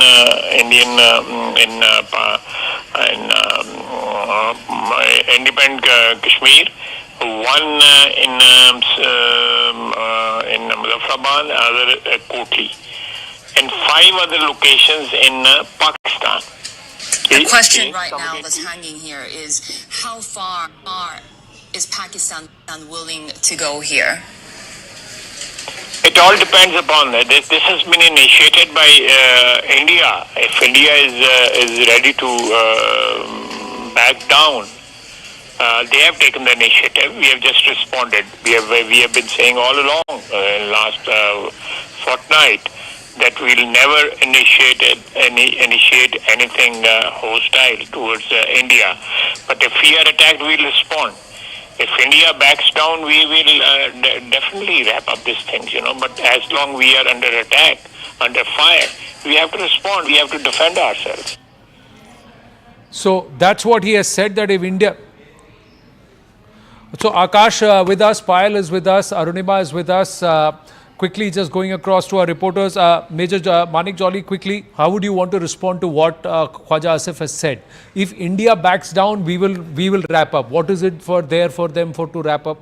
And Bharat has already done what it needs to do. We are not going to do anything else unless Pakistan does anything now. I think the 2 points... That's what the armed forces have said. Yeah, the 2 points that are very critical actually, and I almost agree 100% to what General Sharma said. Firstly, we are putting action where our words are.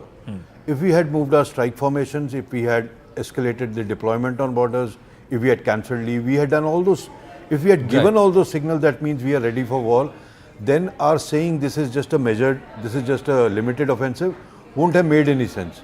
So we are showing them, we are cool and pretty, we are sitting here, we are doing our stuff. Right. And secondly, we should not trust them. Going across live to the pictures where we see Wing Commander Vyomika Singh, Colonel Sophia Qureshi and Vikram Misri ready for the briefing.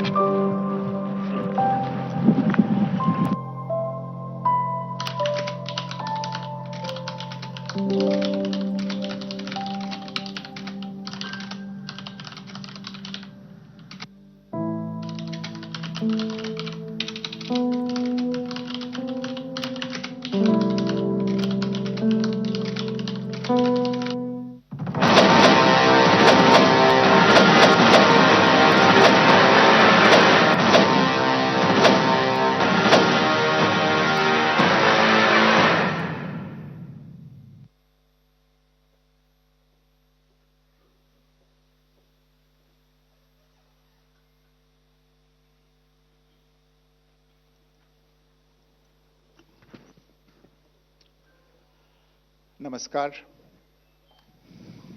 इस briefing में शामिल होने के लिए आप सभी का धन्यवाद।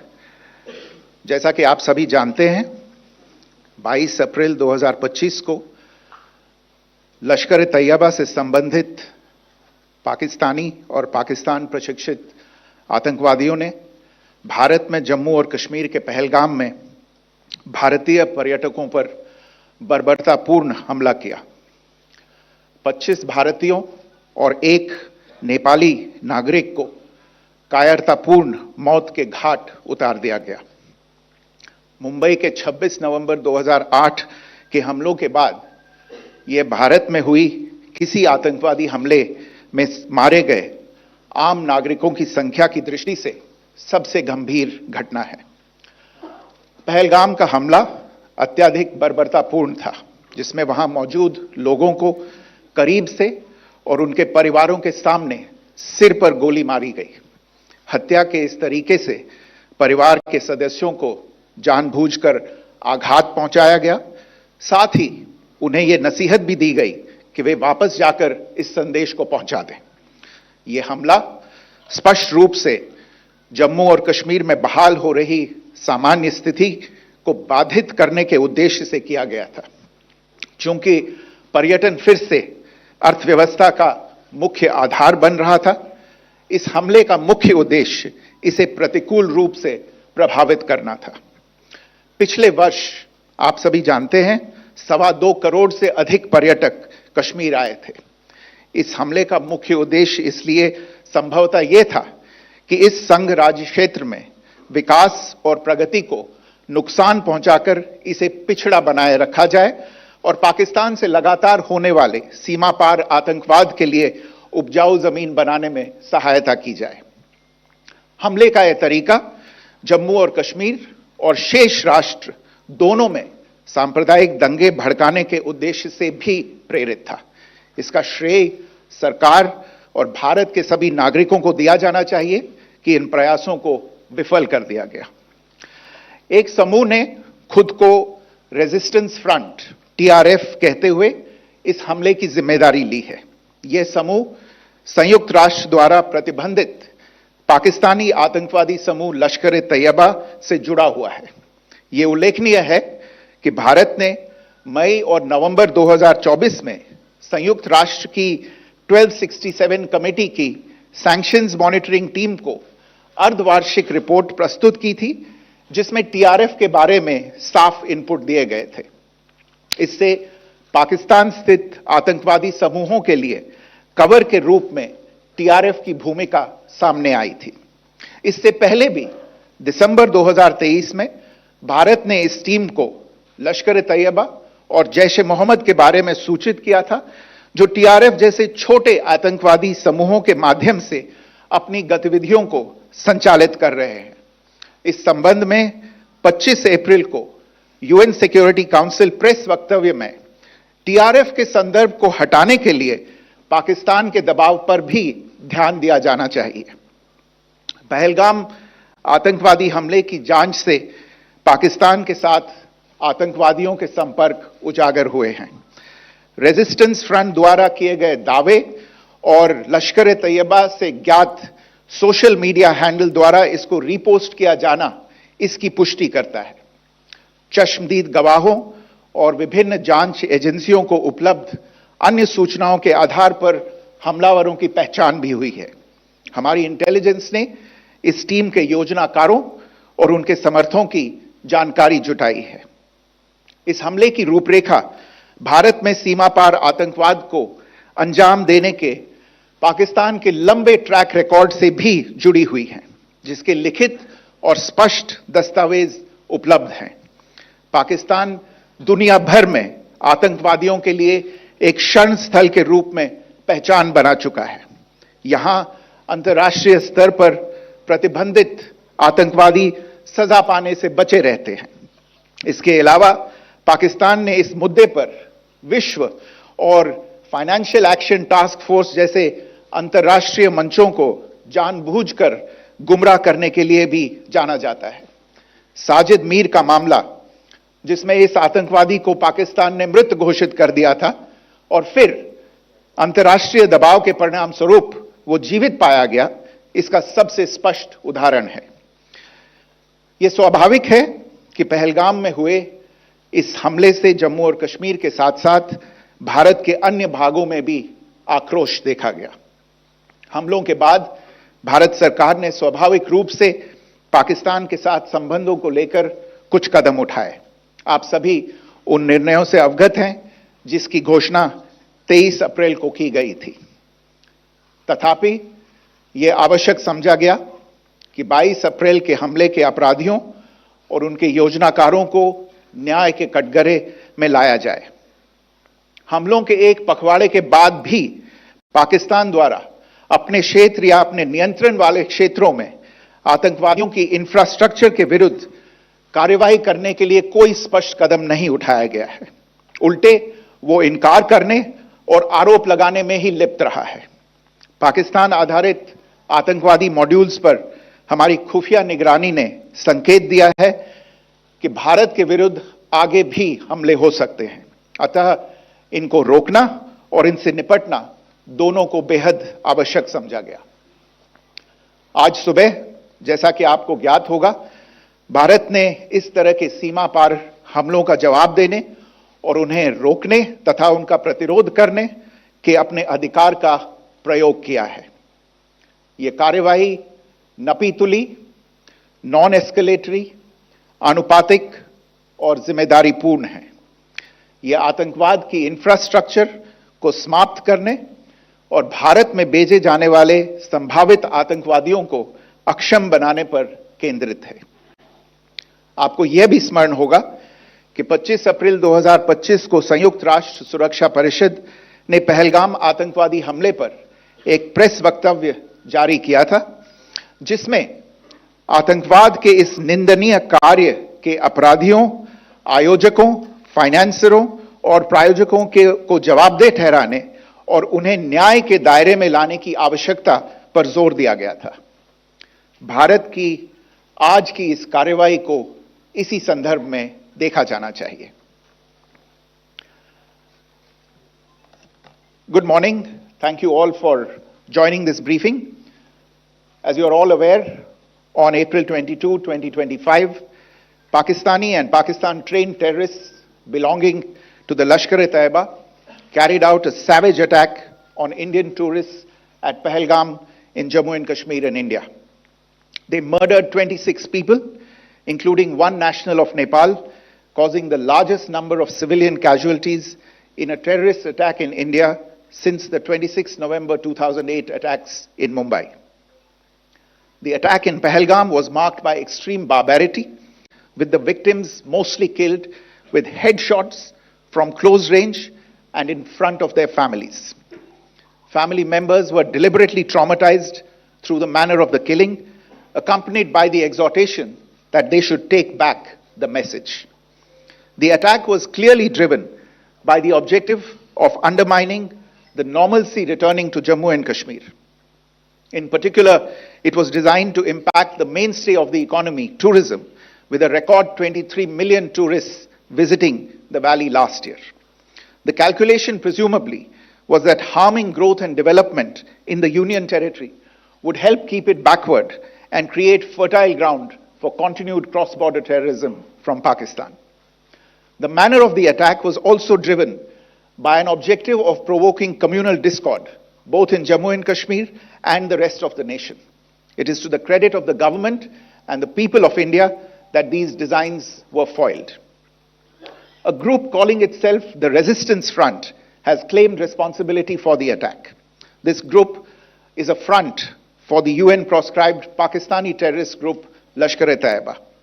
It is notable that India had given inputs about the TRF in the half-yearly report to the monitoring team of the UN's 1267 Sanctions Committee in May and November 2024, bringing out its role as a cover for Pakistan-based terrorist groups.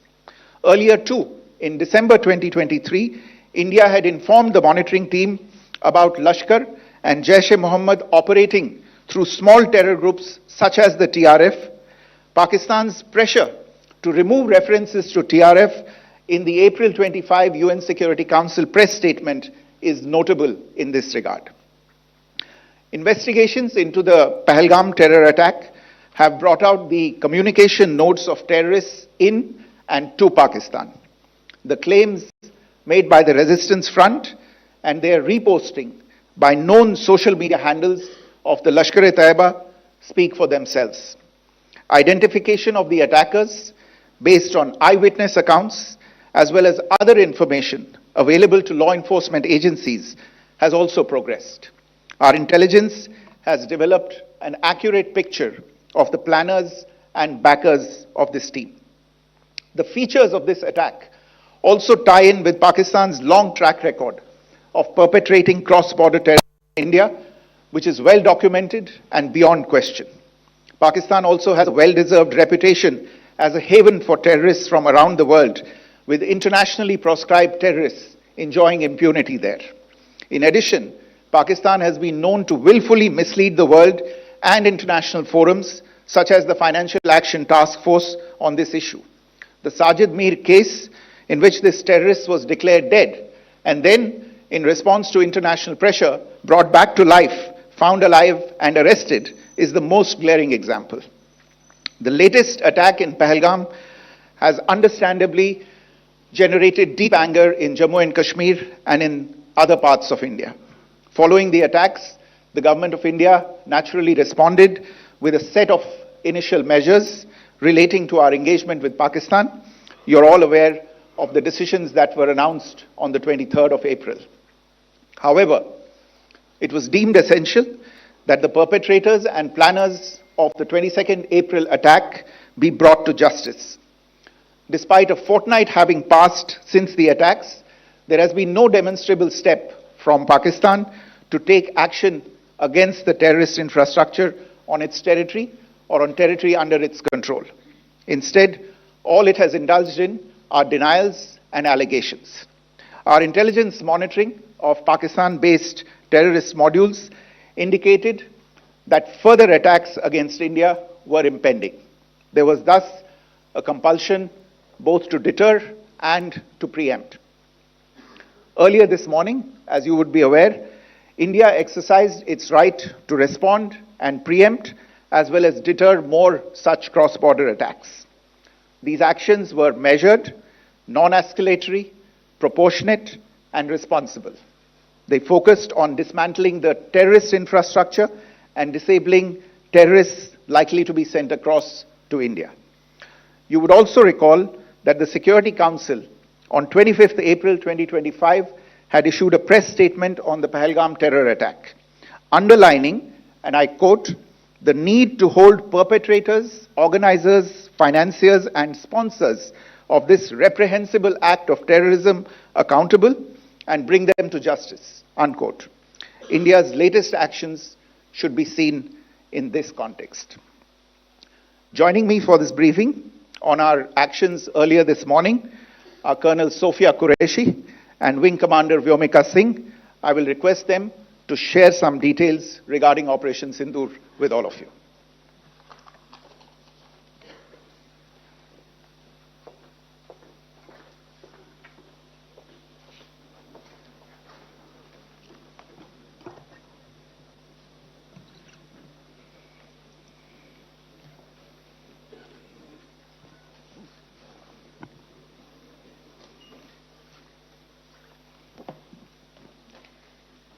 सुप्रभात देवियों और सज्जनों, मैं colonel Sophia Qureshi और मेरे साथ wing commander Vyomika Singh आज आपको 6 से 7 मई 2025 की रात 1:05 से 1:30 बजे के बीच भारतीय सशस्त्र बलों द्वारा अंजाम दिए गए ऑपरेशन सिंदूर के बारे में जानकारी देंगे।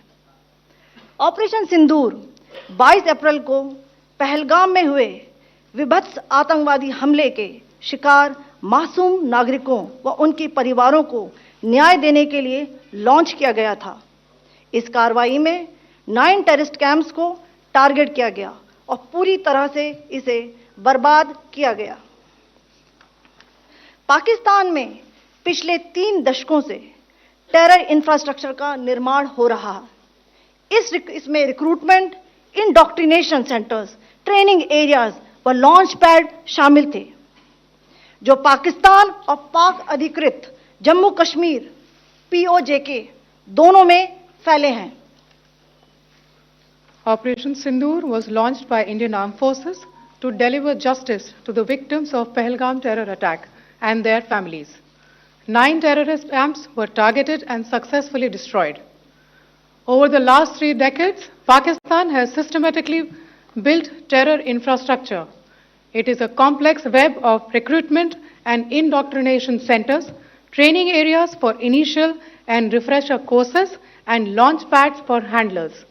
These camps are located both in Pakistan as well as Pakistan-occupied Jammu and Kashmir areas. Some of the well-known training camps are located, as you can see on the screen. They are distributed from Savai Nala in the north, counting to approximately 21, ending at Bahawalpur to the south.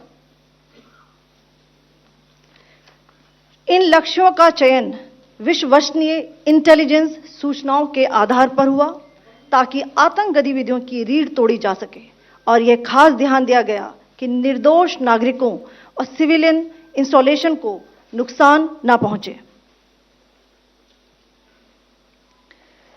The selection of these targets for Operation Sindoor was based on credible intelligence inputs and role of these facilities in perpetrating the terror activities. The locations were so selected to avoid damage to civilian infrastructures and loss of any civilian lives. This was done with due diligence, and the camps selected for targeting and their engagement will now be shown to you one by one. POJK के target मैं आपको बताना चाहूंगी। सबसे पहले सवाई नाला camp Muzaffarabad, जो कि POJK के लाइन ऑफ कंट्रोल से 30 किलोमीटर दूर है। यह एक लश्कर तौयबा का ट्रेनिंग सेंटर था। 20 अक्टूबर 2024 सोनमर्ग, 24 अक्टूबर 24 गुलमर्ग, 22 अप्रैल 2025 पहलगाम, इन हमलों के आतंकियों ने यहीं से प्रशिक्षण लिया था। सैयदना बिलाल कैंप मुजफ्फराबाद, यह एक जैश-ए-मोहम्मद का स्टेजिंग एरिया है। यह हथियार, विस्फोटक और जंगल सर्वाइवल ट्रेनिंग का केंद्र भी था। गुलपुर कैंप कोटली, यह LOC से 30 किलोमीटर दूर था।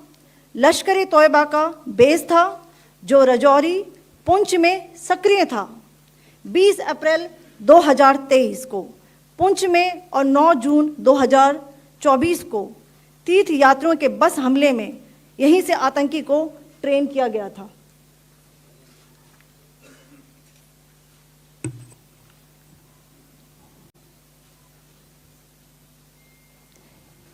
बरनाला कैंप बिंबर, ये LOC से 9 किलोमीटर दूर है। यहाँ पर हथियार, हैंडलिंग, IED व जंगल सर्वाइवल का प्रशिक्षण केंद्र था। अब्बास कैंप कोटली,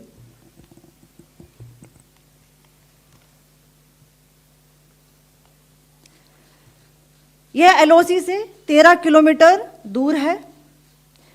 लश्कर तौयबा का फिदाइन यहाँ तैयार होता था। इसकी कैपेसिटी 15 टेररिस्ट को ट्रेन करने की थी।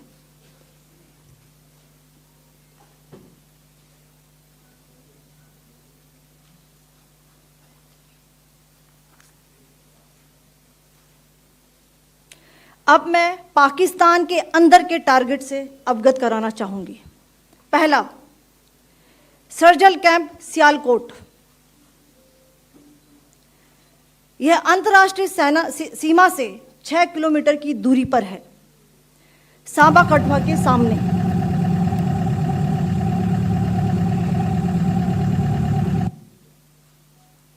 मार्च 2025 में जम्मू एंड कश्मीर पुलिस के 4 जवानों को की जो हत्या की गई थी, उन आतंकवादियों को इसी जगह पर ट्रेन किया गया था। दूसरा, महमूना जाया कैंप सियालकोट, यह 18 से 12 किलोमीटर आईबी से दूर था। हिजबुल मुजाहिदीन का बहुत बड़ा कैंप था। यह कठुआ जम्मू क्षेत्र में आतंक फैलाने का नियंत्रण केंद्र था। पठानकोट एयरफोर्स बेस पर किया गया हमला भी इसी कैंप से प्लान और डायरेक्ट किया गया था। मरकज ताइबा मुरीद के,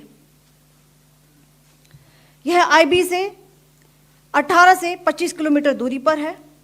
2008 के मुंबई हमले के आतंकी भी यहीं से प्रशिक्षित हुए थे। अजमल कसब व डेविड हेडली भी यहां ट्रेन हुए थे।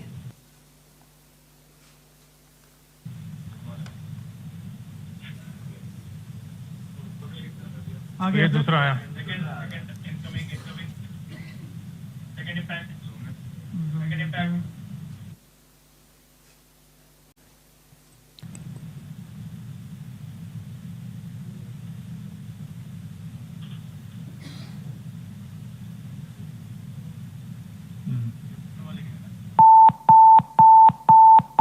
टारगेट 10 हुआ है सर अभी। टारगेट 10 हुआ, एंक्लोजर सेम ही है। 7 it has hit the target. हाँ हाँ।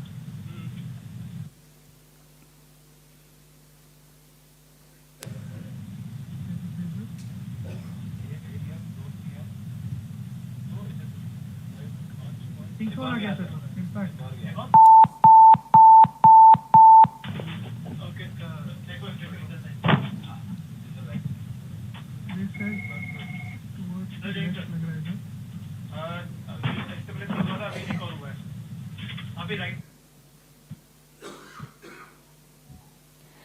मरकज सुभान अल्लाह भावलपुर, यह इंटरनेशनल बाउंड्री से 100 किलोमीटर दूर है। जैश-ए-मोहम्मद का मुख्यालय था। यहाँ पर रिक्रूटमेंट, ट्रेनिंग व इंडॉक्ट्रिनेशन का केंद्र भी था। शीर्ष आतंकी अक्सर यहाँ आते थे। मैं आप सबको बताना चाहती हूँ कि किसी भी सैन्य ठिकाने का निशाना नहीं बनाया गया और अभी तक किसी तरह की नागरिक क्षति की रिपोर्ट नहीं है। धन्यवाद। जय Hind. The strike on the terror camps were undertaken through precision capability, as shown to you. A niche technology weapons with careful selection of warheads was ensured so that there will be no collateral damage. The point of impact in each of the target was a specific building or a group of buildings. All the targets were neutralized with clinical efficiency, and the results reiterate the professionalism of the Indian Armed Forces in the planning and execution of their operations. No military establishments were targeted. India has demonstrated considerable restraint in its response. However, it must be said that the Indian Armed Forces are fully prepared to respond to Pakistani misadventures, if any, that will escalate the situation. Jai Hind, and thank you very much. Ladies and gentlemen, friends in the media, I ask your indulgence today in view of the fact that this is still an evolving situation. We will therefore not be able to take questions and answers today, but we will come back for more updates and more briefings shortly. Thank you all very much for joining us this morning. Thank you. Jai Hind.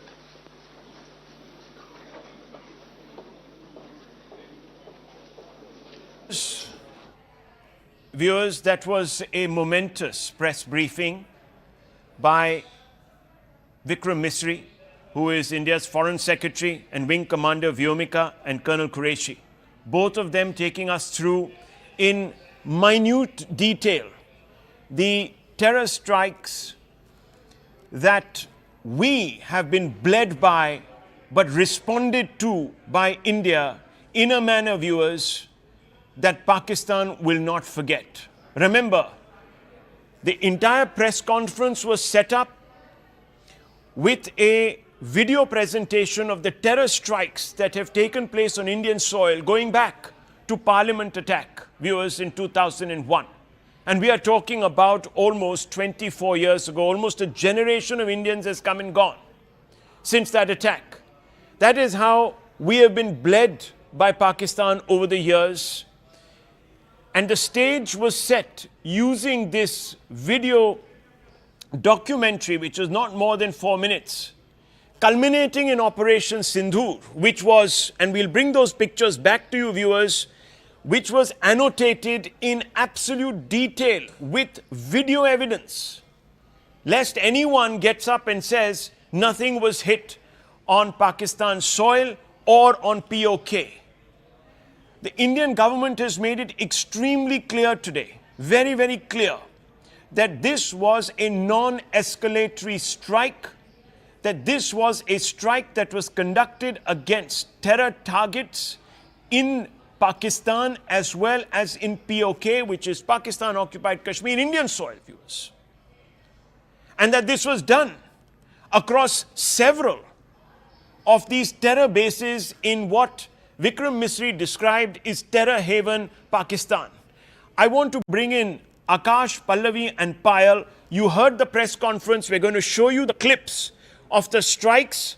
This is, viewers, real-time information that was being conveyed to Prime Minister Modi, the NSA and others who were watching this entire operation from the war room. They were watching in minute detail with minute-to-minute updates that were coming in, perhaps even second-to-second, real-time data that was being fed into the war room in the early hours of the morning. This is historic. Akash, run us through the targets first, very quickly.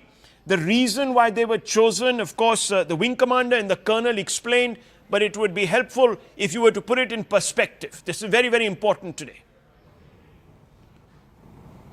Right. Rahul, 2-3 things before coming to targets, where I want to mention that how this operation was conducted with full professionalism and how these officers have, in fact, proven that this was indeed a successful operation.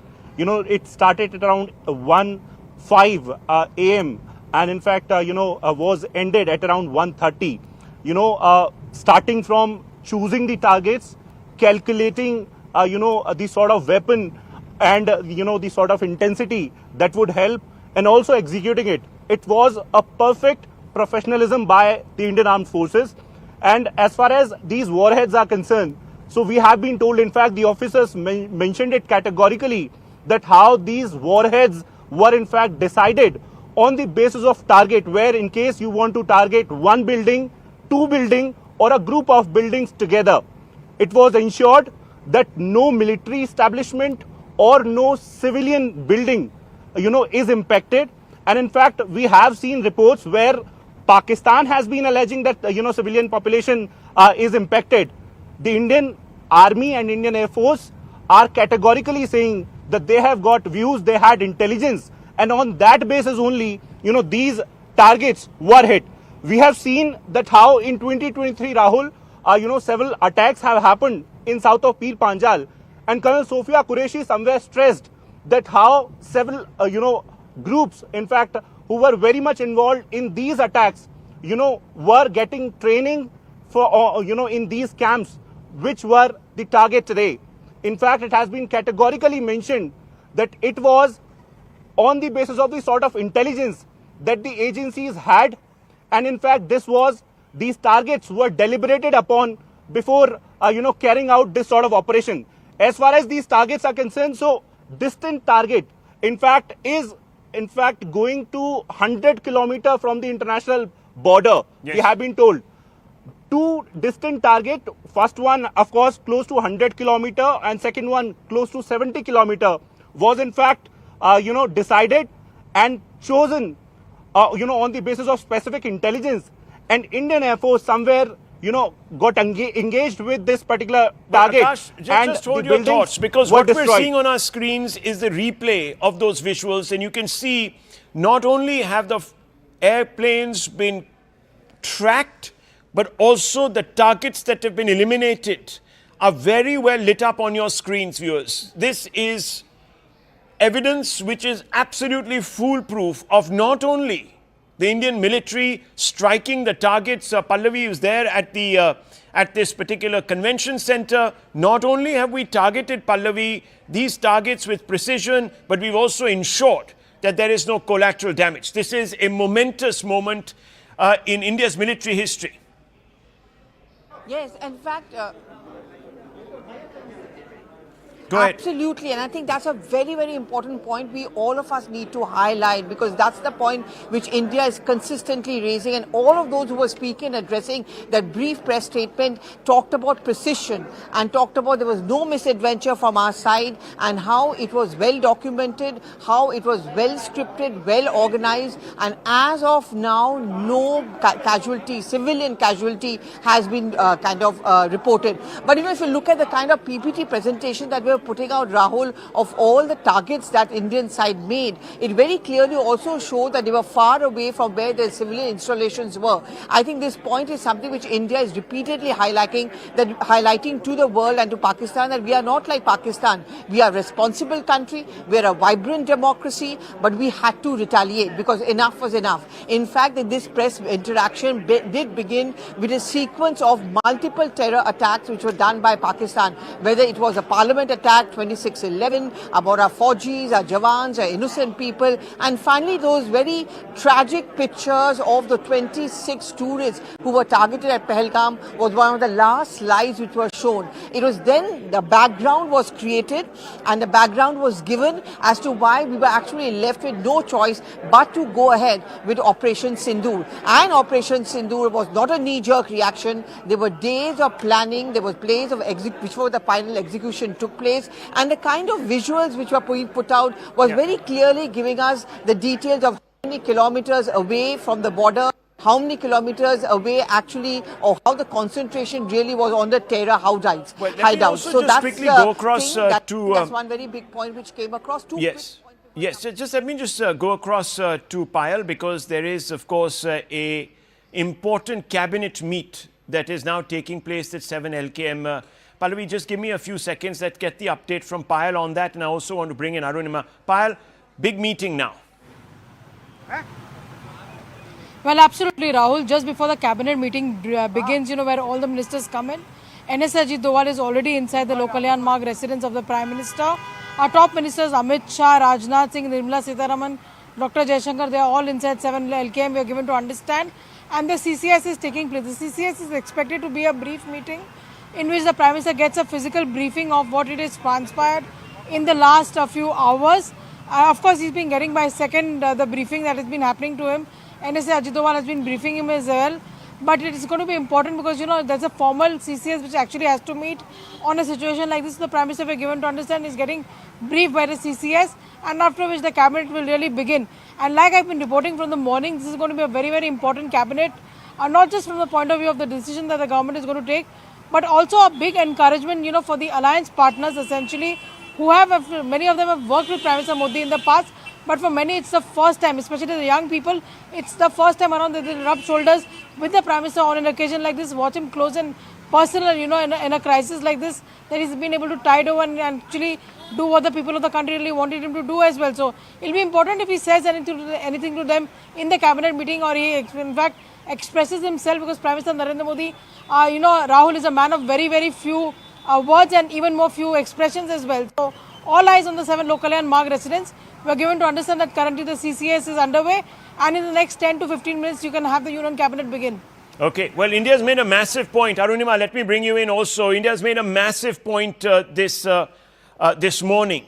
Not only at 104, when it began striking targets across POJK and, of course, Pakistan proper, but also now in this press conference. Break it down for our viewers who are just connecting to us. What exactly is the thrust and parry, really, of the Indian action? What were we trying to convey through this press conference? It's very important that we get the message across to the public.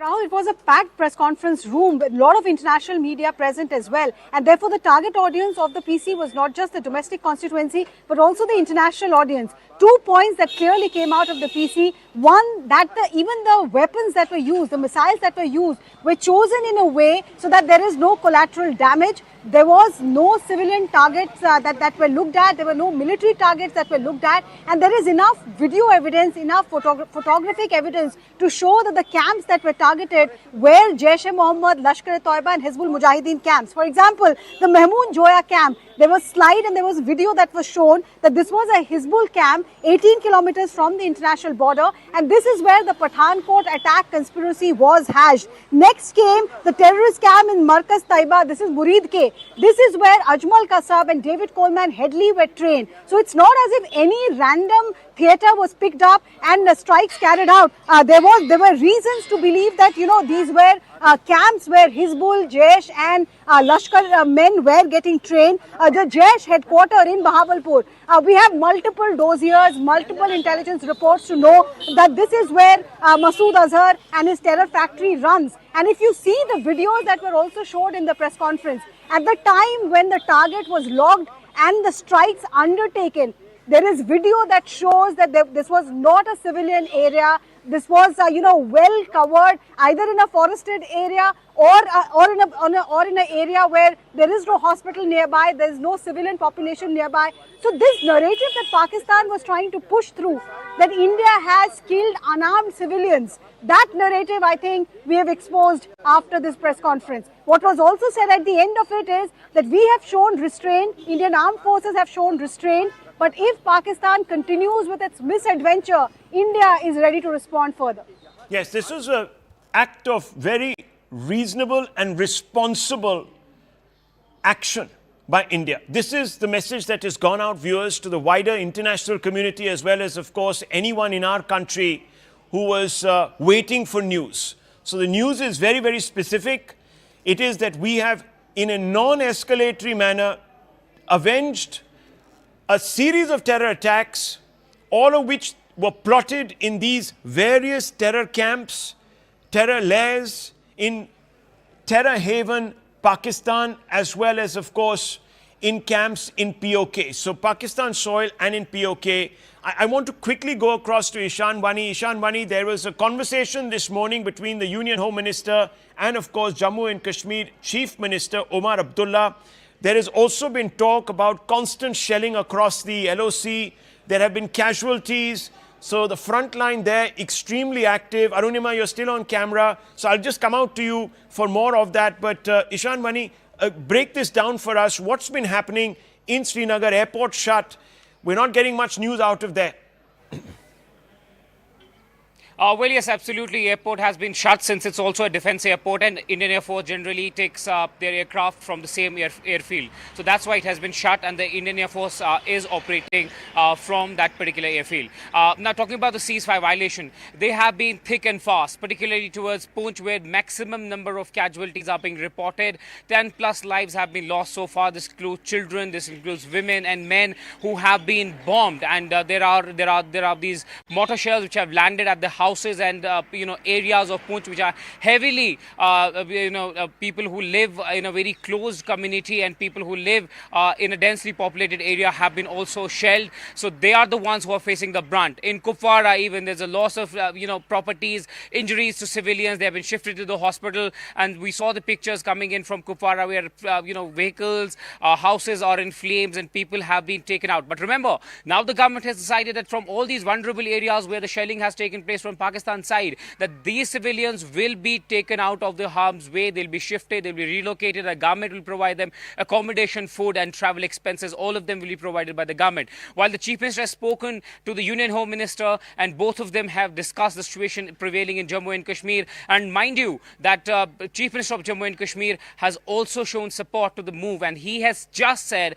that this is the right way to respond to Pakistan, and this is how, because they started this, so India had to respond in a calibrated manner, and they have done it, and they have not targeted any civilian infrastructure. Only those terror camps have been targeted, and this has been Umar's now standing on this particular matter. Right. While the politics has been kept aside, but politicians in Jammu and Kashmir are right now backing the union government in their decision to strike these camps in POK. Well, that's, of course, goes without saying, viewers. This has been a traumatic time for Jammu and Kashmir. And, of course, when we got the communication from Vikram Misri, one of the things that was specifically pointed out, Pallavi, thank you, Ishan. We'll come back to you in just a little while. But, Pallavi, what was actually stressed upon was that this particular provocation from Pakistan was aimed at destabilizing the gains that we have made in Jammu and Kashmir, and also to pit communities against each other.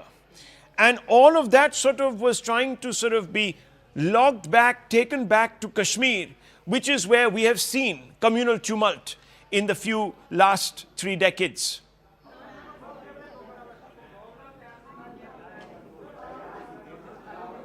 Rahul, I think provocation is the word. I mean, just in the last few days, I think behind the scenes planning, and this is what many would tell us, is that we also have to convince the international world that India is not one which is irresponsible as far as military actions go. We are not a banana republic. We are very much a responsible democracy. And there's been ample reason why we have this confidence and this belief that it's time for India to retaliate. So look at the way the press conference or the press meet actually began. It came out with a PPT presentation talking about the parliament terror attacks, 26/11, and the multiple attacks, and it ended with what happened in Pahalgam also, in which 26 tourists were killed. So basically the narrative which was set up at the beginning of that press statement was that there was enough provocation of India and there was just no way for us but to attack. We cannot remain silent for long. And however, this retaliation was responsible. This retaliation was very much targeted.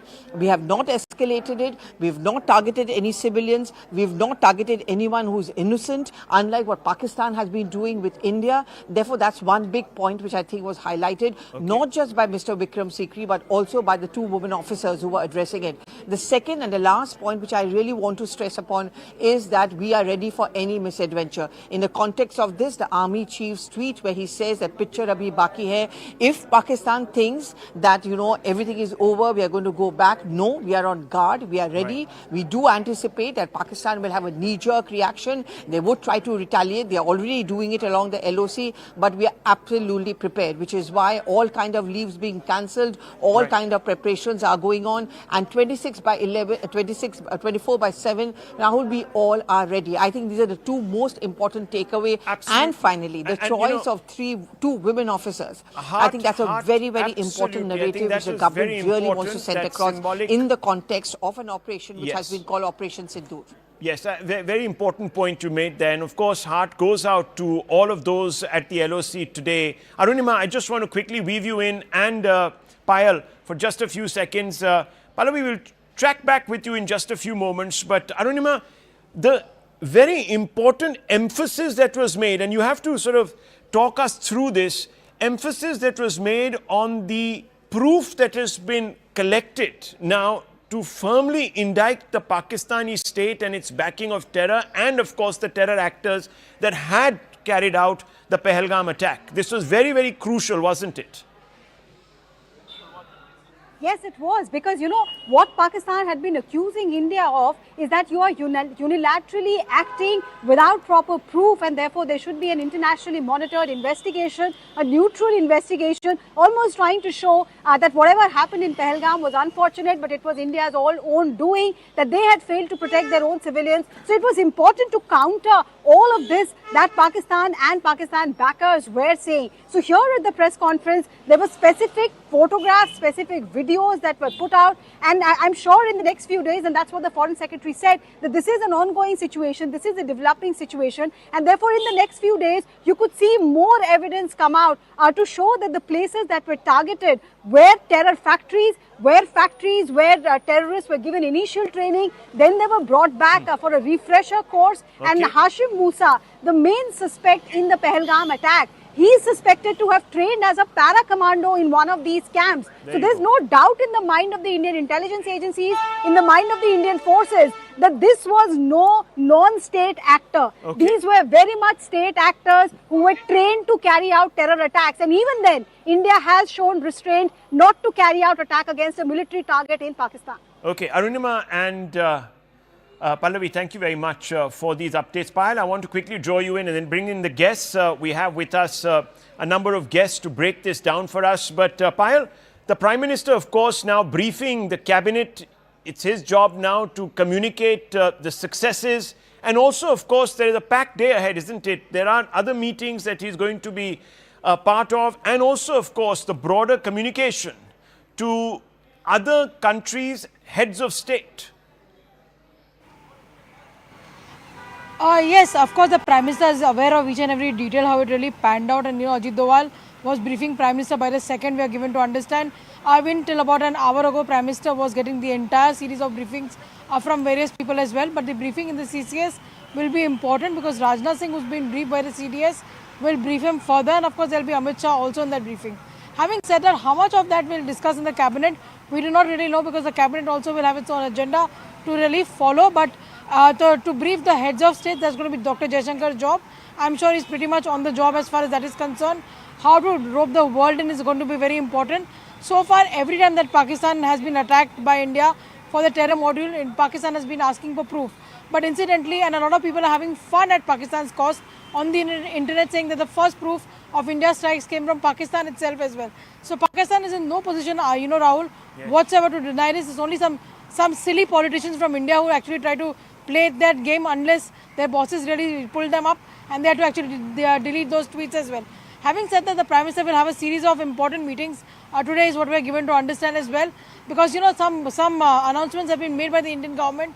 Where has that really reached? How far we are going for it? As far as that is concerned, there is a very important meeting on the Indus Water Treaty being put into abeyance also to follow later today or probably later this week. Given the fact that there have to be more details have to go into it as well. So India is very much on the job as far as that is concerned. Of course, it's a worried Pakistan which will actually go crying before the world. India is aware of that as well, and of course India has already set its ball in motion and already spoken to people that it needed to be spoken to. The latest being the Qatar guys coming into India support, just late last night. It's a big support as far as India is really concerned.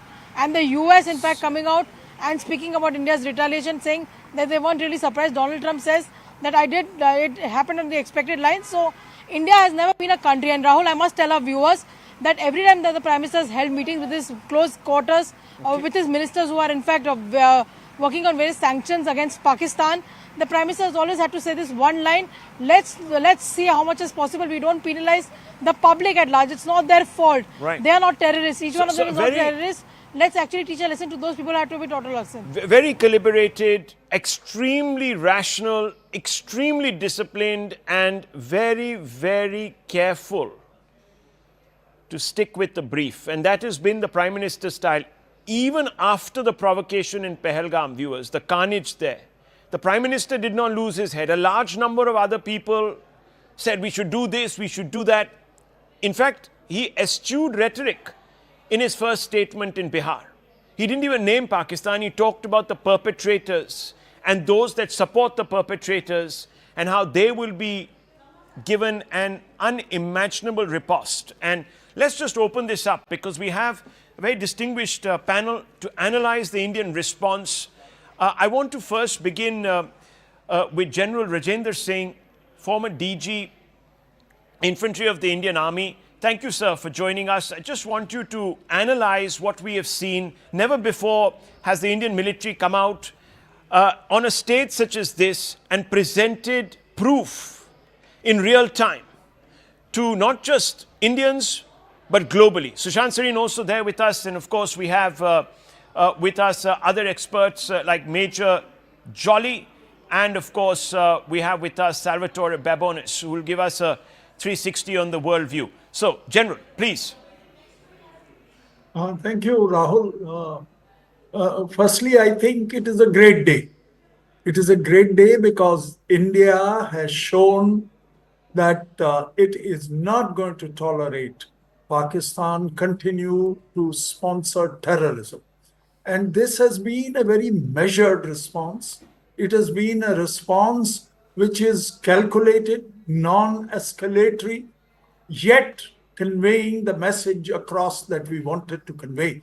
It is not only a message to Pakistan, it is also a message to the rest of the world that India is not going to sit quiet and allow any nation to sponsor terrorism and launch strikes within its territory. And I think to that extent, Prime Minister Modi needs to be complimented. And as far as the Indian Armed Forces are concerned, I think Air Force has done a marvelous job. But as former Chief Naravane has said, that abhi to baat baki hai. There is likelihood of certain amount of response from Pakistan, which I am sure we are going to respond or we are going to counter very effectively. As far as Pakistan is concerned, Pakistan is no patch as far as India is concerned, either economically or militarily. Militarily, it has no chance whatsoever. Its navy is half of that of ours. Its air force is, they have got just about 20 odd squadrons. We Okay, have got well, there is more. some real-time information being relayed there. That is from Muridke, and you can see the devastation. There you can see that entire mosque, that entire complex, that terror complex flattened. And that terror complex has played a very central role in the planning of several terror attacks, cross-border attacks on India.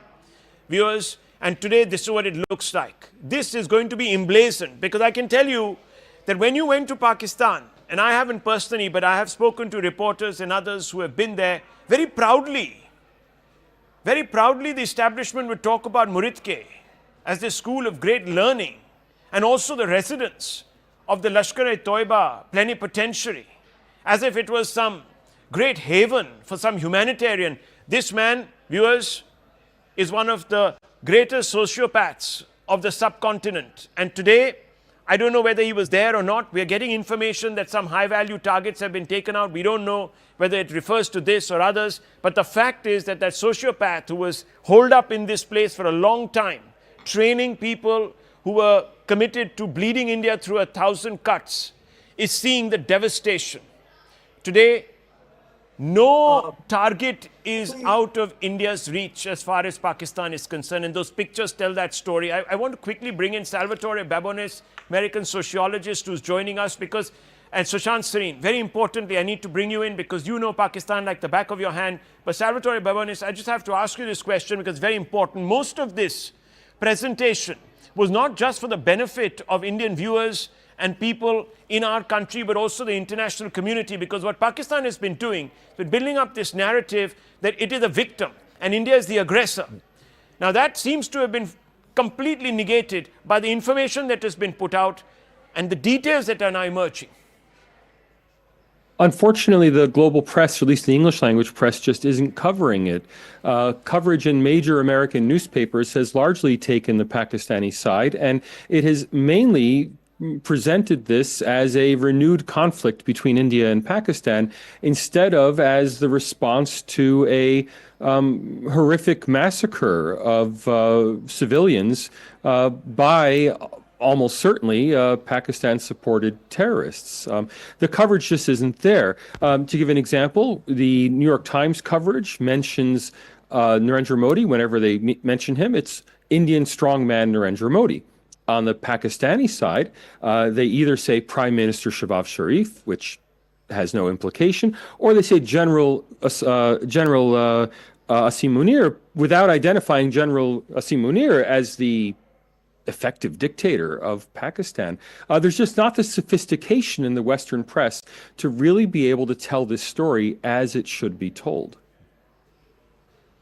Well, I'm not surprised in any case. Sushant Sareen, are we surprised? Let's not talk about the New York Times and other newspapers such as this, but this was sort of aimed more at world capitals also, this particular press conference. But Sushant Sareen, just broadly guide us through the sites that have been attacked, the significance of these hits, the planning that must have gone in. I'll of course talk about munitions and other things with the two other military jets, but what might have actually prompted this sort of laser-like precision on these particular sites?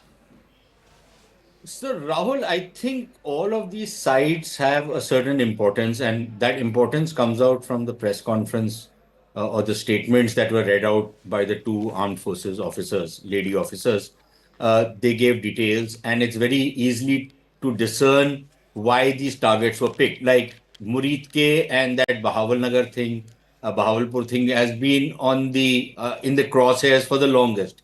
Everybody has been talking about it, how these are big terror centers, headquarters of globally designated terror groups, which are operating with impunity, right? So everybody, and there has been a lot of clamor that why aren't we targeting these guys? And you come to the other ones. For each one, those were camps that were involved in terror attacks that had happened in India.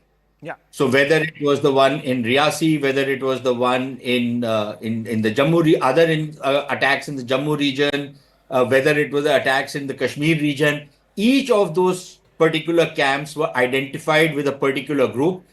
Two of those were with Lashkar-e-Taiba, two of those with Jaish-e-Mohammad, and then with Hizbul Mujahideen. And these are the three groups which are most active in Kashmir even now. And the Hizbul Mujahideen also is a group which gets its backing from the Pakistani state. It pretends to be an indigenous Kashmiri group, but it's mostly Pakistanis who staff it now. Whatever little support it gets in the valley is more in the nature of logistic support. In the case of the Jaish-e-Mohammad and the Lashkar-e-Taiba, these are out and out Punjabi Muslim groups with some smattering of Sindhis and Pashtuns thrown in, but basically a Punjabi kind of a group. And that also, there is a certain caste angle to it.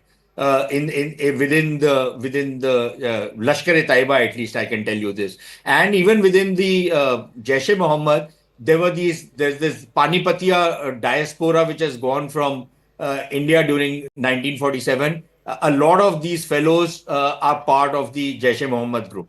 Now, so all of these groups and their bases were in the crosshairs for the longest.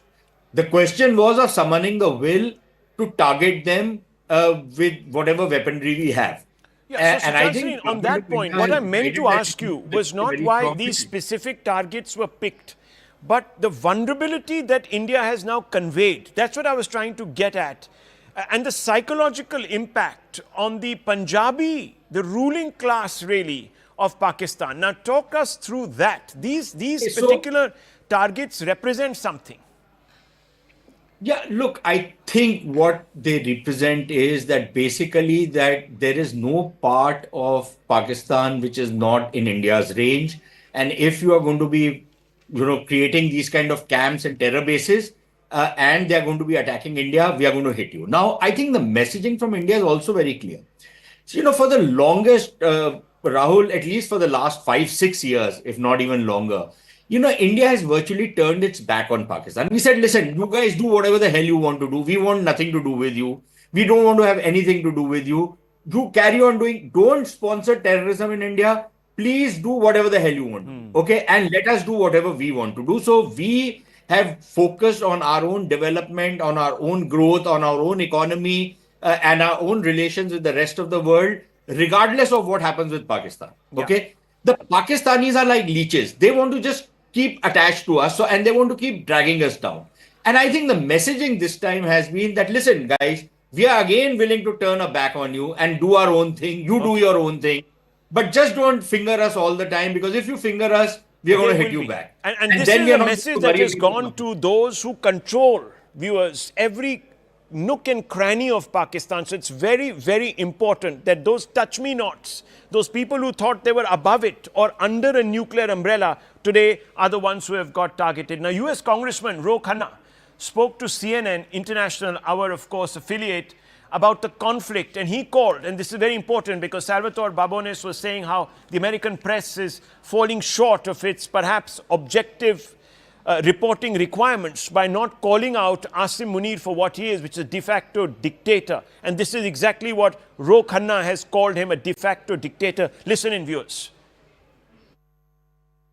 Congressman, I mean, you heard Nick's report there. I mean, the idea that people there think this is different than what they've seen, that is incredibly concerning, I imagine, to a lot of people, given we are talking about two countries that both have nuclear weapons.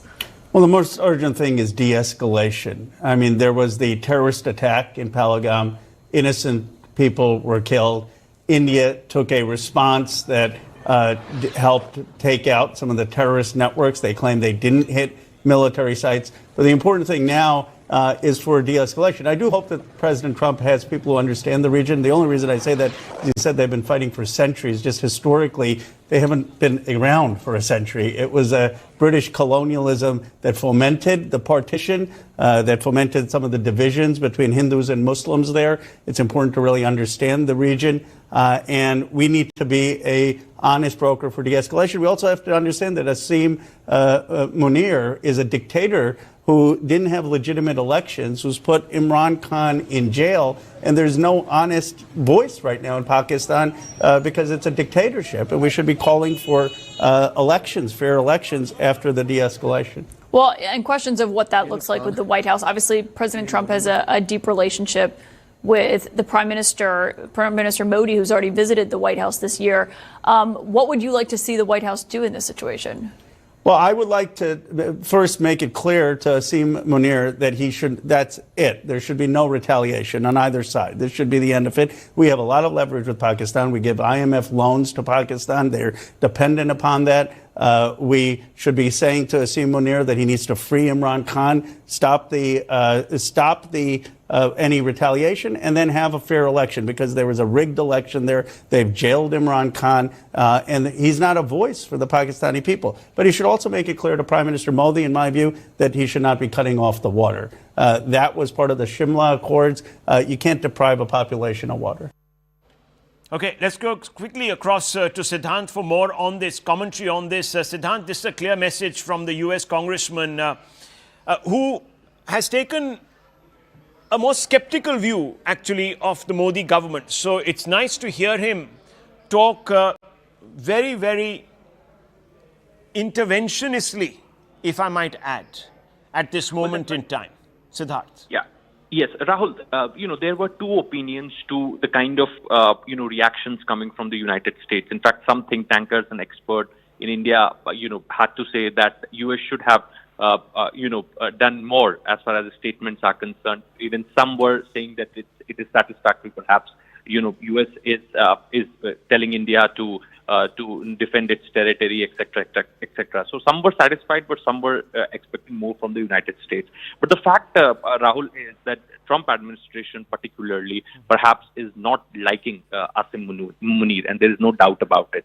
And in fact, as Mr. Ro Khanna rightly pointed out, that last time around when 24th program of IMF was launched for Pakistan, perhaps it was done after USS's intervention, USS's go ahead. So this time around, India could get that bailout delayed, or rather get cancelled, perhaps because India has enough evidence to prove that Pakistan uses the money for the terror attacks in India. This is as much a test really for the Trump administration. Remember, Trump says he's a no-war president, and if they have leverage over Islamabad, this is when it's going to count.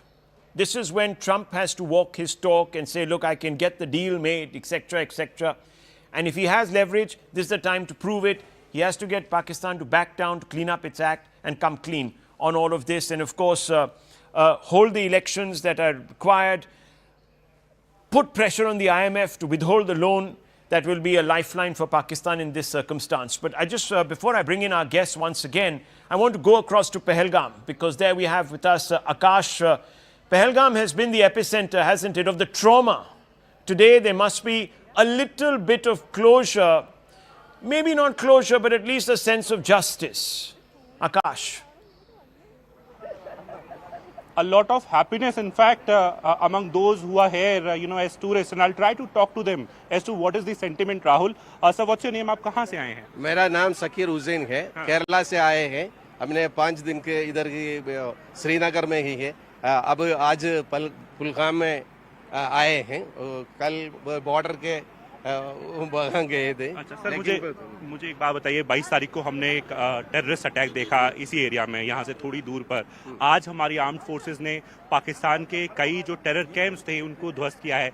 अब किस तरह से देखते हैं, कहीं ना कहीं मन में एक संतुष्टि है कि ये जरूरी था, ये होना चाहिए था? हमारे भारत की ऐसी जवान आदमियों को लगभग 26 आदमियों को अवेलेबल है, लेकिन ये उसके जल्दी उससे इंडियन मिलिट्री उसकी ओर आज भी अटैक किया है, उसे पाकिस्तान की ओर लड़ाई कर दी है। अच्छा है, उसी तरह के जो है उसकी ओर बार करना और बदल करना जरूरी की बात है। उसका फोर्स हमारे भारत में अच्छी तरह ही है, उसकी ओर हम जो सपोर्ट है हमारे लिए वो उसी की तरफ की समय सपोर्ट है। Support to the armed forces. Sir, one last question. If you can tell us, यहाँ बोला जा रहा है कि टूरिस्ट आ नहीं रहे हैं अभी because of fear and ये सब factors हैं. आप लोग कितने लोग हैं और कितने लोग आने थे, कितने लोग आए, क्या ग्रुप में आए? 26 लोग हैं हमारे एक ग्रुप पर। हाँ, इधर आएंगे तो उससे टूरिस्ट बहुत कम ही है। उसका कारण वो लोग ये ऐसा कर रहे हैं। ऐसे अभी सभी लोग हमारे टूरिस्ट साथियों के साथ इधर रहते हैं। उसका मेरा राय है कि भारत की सेना हमारी रक्षा करेंगी, इसलिए यहाँ हम आए हैं।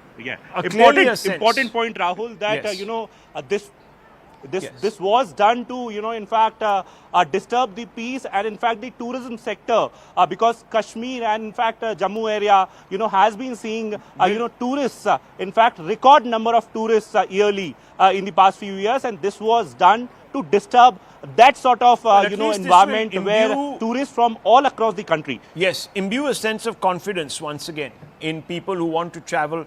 Of course, things will have to settle. I have with me General Pandey here, very, very important voice because he, of course, just till very, very recently retired as the 15 Corps head. So he knows this area. But before I come to you, General Saab, I just, and of course Major Jolly, I just want to quickly go across to Payal. There's some updates coming from that important cabinet meeting that the Prime Minister is helming there.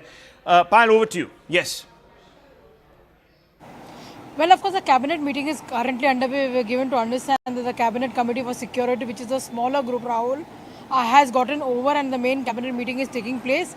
Now, today we had a meeting in the morning and we had a briefing in the morning by the forces, and generally the practices that within a couple of hours of the cabinet getting over, the cabinet briefing really happens. It will be important to see who decides to come for the cabinet briefing and what really the essence of the cabinet briefing really is. That's going to be the big sense to draw out for, but no doubt whatsoever, Prime Minister Narendra Modi, from the day that the attacks really happened, multiple leaders, multiple ministers, including chief ministers, have met him. He did not lose any sight of work. Work would continue, and that's the reason he went to Bihar, because it was a government program. And since then, he's been going to whatever his duties nationally really are. He is of the belief that you don't have to sit down and sulk to prove that you're deeply hurt by what has happened. You have to prove the work, and you have to prove these terrorists and these people like this wrong as well. So obviously, important cabinet briefing underway. I'm sure a lot of cabinet decisions would have been lined up. If we have a briefing, who does a briefing? That remains to be seen. But yes, I say, nonetheless, a very, very important day. And the most important thing will be to see what message the Prime Minister gives to his cabinet colleagues as a takeaway. Okay, there's some big breaking news that is coming in, viewers. This is very, very significant, and we have General Pandey also here with us. We are being told that a large number of family members of Masood Azhar, that horrible individual who led, in fact, the seminary and the Markaz, the Jaish-e-Mohammad commander, have been eliminated. 10 family members, in fact, of Masood Azhar killed in Operation Sindoor. This, viewers, is extremely, extremely important. I want to go straight across to Anand for more on this. Anand, what can you tell us? This is very big news. Okay, well, remember, viewers, this is the individual that we released. We had to release under duress in 1999 on the back of the IC-814 hijacking. The hijackers had taken a large number of Indians hostage, including foreign nationals. And their single term was that please release 3 terrorists. One of them was Jaish-e-Mohammad's boss.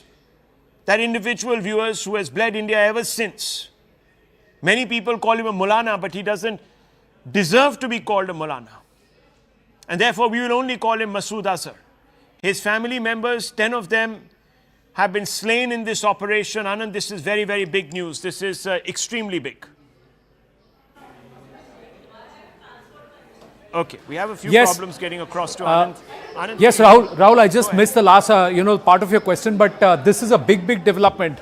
General Pandey is sitting with you. Bahawalpur has been struck the most out of the 21 package drops which have happened over these 9 targets. The biggest one is Bahawalpur, this 14-acre area, which is actually the hub, the headquarters of the Jaish-e-Mohammad. From the parliament attacks of 2001 to the recent attacks at Pathankot Air Base, and thereafter even in Pulwama, the involvement of the Jaish cadre has been there. In this one, although it is the TRF that claimed responsibility and it is part of the Lashkar outfit, the Jaish has been active and it was training huge amount of cadre.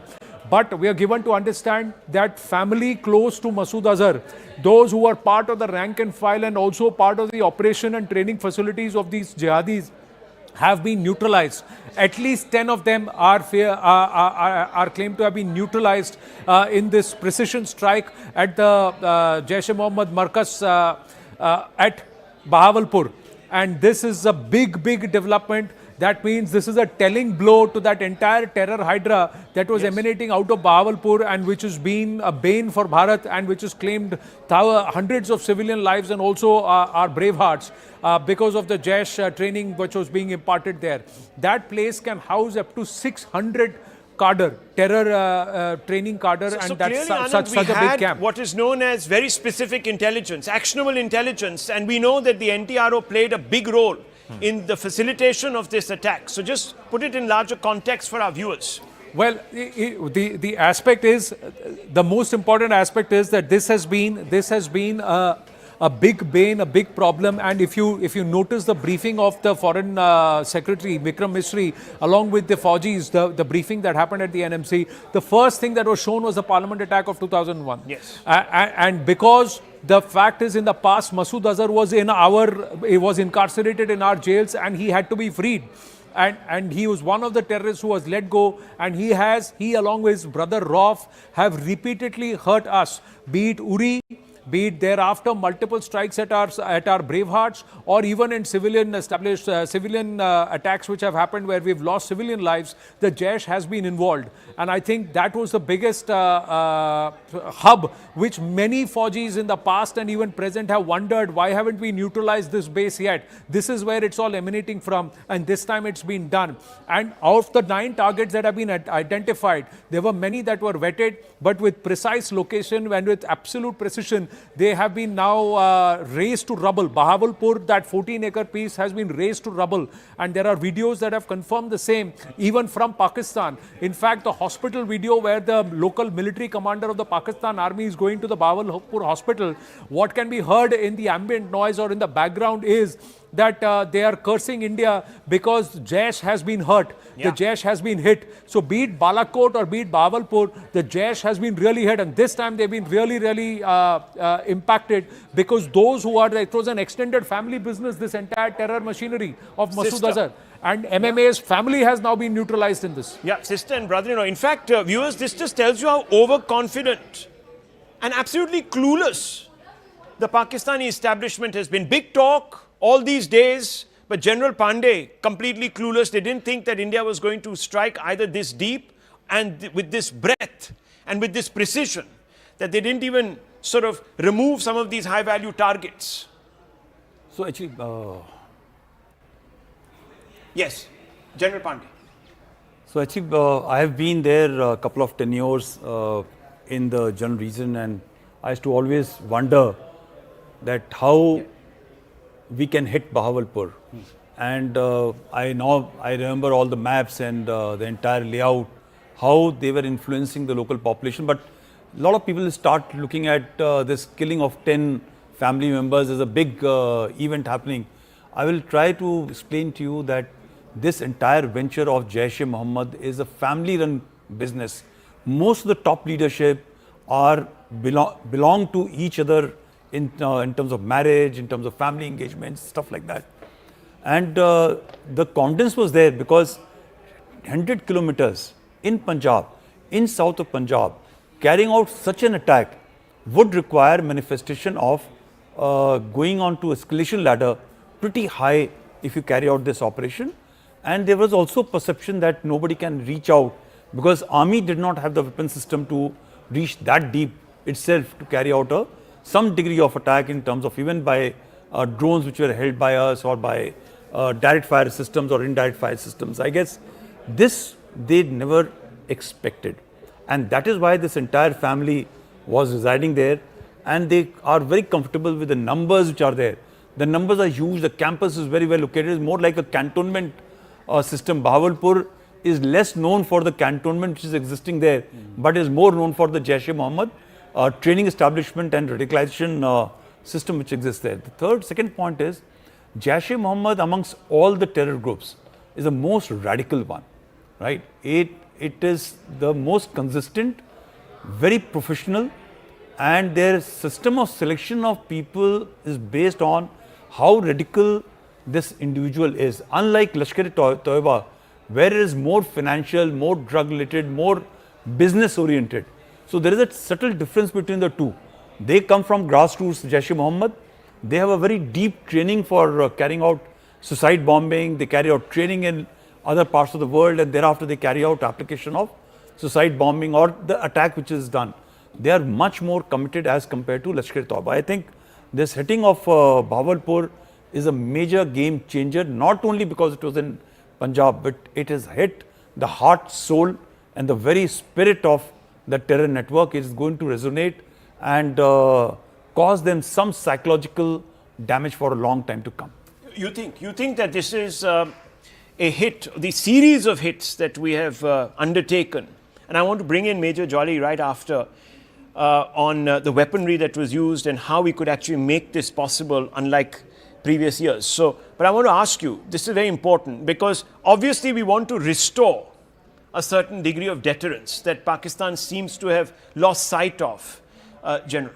So, you know, for long the leadership of Jaish, Lashkar, even HM felt capable of being protected by the Pakistan establishment.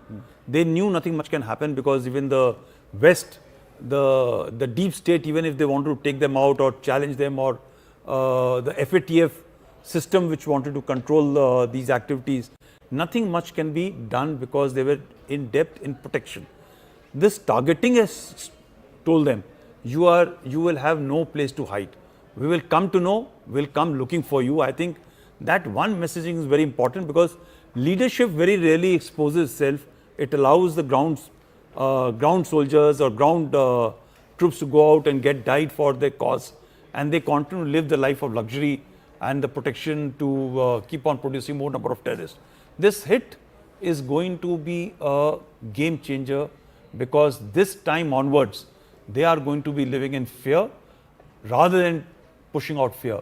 Yes, to say that it is going to be a zero terror system here and after, I think we will not be correct to start imagining that till the time the Pakistani establishment strategic orientation changes, which is unlike, you know, because the current generation, Asim Munir had joined military training when Ziaul Haq was in. That's right. The change in convergence from a professional military to a religious force started with Ziaul Haq, and the entire leadership which has now come up on top. His father was actually a loyalist. Yeah, so that comes to our second point. Yeah. You know, the major issue today will remain for certain degree of change of orientation is to take out Asim Munir from the calculus of the leadership paradigm in Pakistan. But because that probably can't happen. It may not happen, but just remember, so your expectation... I mean, it can happen, but it would be really an escalation, wouldn't it? It would be really up there. No, I'm not saying by a physical strike or a force, but I'm sure there will be reasonable systems when you're talking about what the Americans want. This point has to come out very clear and steady that this man is radical. He has got an ego which has been driven from being a muazir. He has not been liked much. He has taken the path of studying in madrasa. He has got a radical tinge to his entire this thing. He's purged his own military senior leadership. He has put the most popular leader, so-called popular leader, behind bars, right? Only to assuage his own personal affront which happened when he was taken out from DGSI's appointment in just about 7 to 8 months. You look at the nature, this man has got, he will not hesitate to take his own country to down the hill, right? Just to prove a point that he's a sword of honor, he's a topper of his course. there is something which is wrong in his mind which will take him out, keep on doing things. We have to take this gentleman out of equation through diplomatic means, through international pressure. But as long as he's there, I think the chances of terror strikes will continue to remain. So you believe that Pakistan, in fact, might choose to hit back in a different way? Not exactly across the LOC. They could even possibly strike again in another vulnerable spot in the Indian mainland. That could also happen. But this time they will know, wouldn't they, General, that the punishment could be even more severe? So they know punishment will be more severe. They want it. And there are countries around us who want that escalatory ladder to go up. Okay. There are other geopolitical, geo-economic reasons which we will possibly avoid today, because today is the point of contact. But the fact is, I know you're talking about China, Turkey, you're talking about... They will want us to, stall, and their economy is moving towards us. They don't want to happen. So these are part of larger debate. But the fact remains that there will be a possibility of a step above the escalation ladder. Should we go for another strike? Because I've seen General Narwane, and General Narwane says picture abhi baki hai. What does he mean by this? It's got 2.1 million views on Twitter. The fact remains that this was the first lowest escalatory ladder we had stepped up. Okay. We have got tools in our kitty, which when they respond and they decide to respond an even equitable manner, there are possibilities that we'll go for the second ladder. And look at the government of the day. They are going about the business of the day as a matter of routine. They are not, it's a tactical, operational level stuff happening in which the armed forces have to deal with the situation. In fact, our stock markets, for example, have shaken off the ripples of this. In fact, the opposite has happened. The Karachi Stock Exchange has pretty much collapsed, and it has been on a collapsing spree. Stay with me. I want to bring in Major Jolly. Major Jolly, now this would not have been possible 5 years ago. We know perhaps we weren't that well equipped, but some things have changed. This is not something that any ordinary military can do. Yeah, I agree. And that capability, I think, came from the way we acquired Rafales and equipped them with, the top, I'm not a Air Force guy, but whatever we understand, the top missile Rafale carries is Meteor. But for this specific operation, air-to-ground missile that would have gone in, that has gone in, would be Scalp.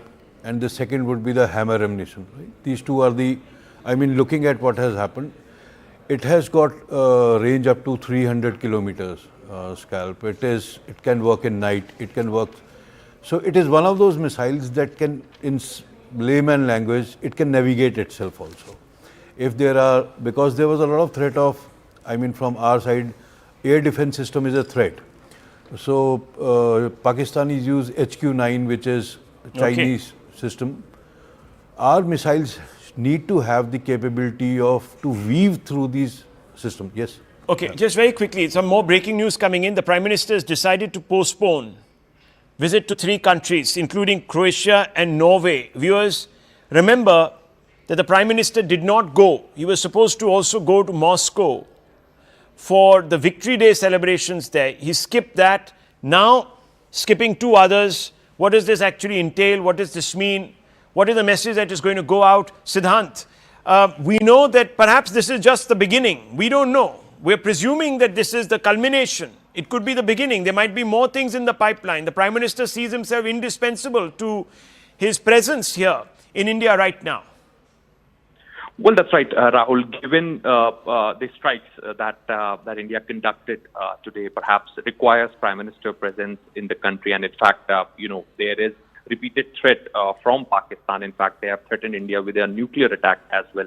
So, given that, it looks like that Prime Minister has decided to postpone his visit to Croatia, Netherlands, and Norway. Perhaps this visit was pre-planned. In fact, the recce and the preparations were underway at the ministry level and also at the government level from last 2 weeks. And now we're getting to know that that this visit of Prime Minister Modi has been postponed.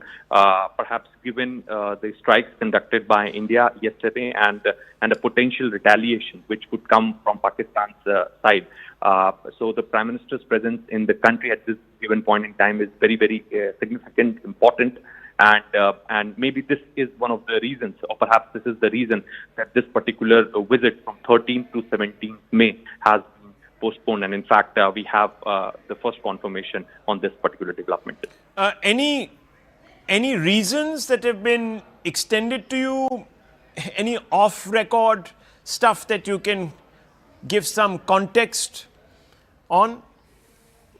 Well, Rahul, what a lesson learned in deception, perhaps, from last 2 weeks in the national capital, everything was looking very normal at the government level. There was a WAVE summit, then there was a launch of a fort, then, mock drills were announced. In fact, Ministry of External Affairs was also very proactive in hosting journalists and, foreign dignitaries. So everything looked very normal for journalists, for foreign dignitaries here in the national capital. Things were going on in a very, very regular manner. So it was kind of a lesson which needs to be learned in deception at this point in time. And in fact, right.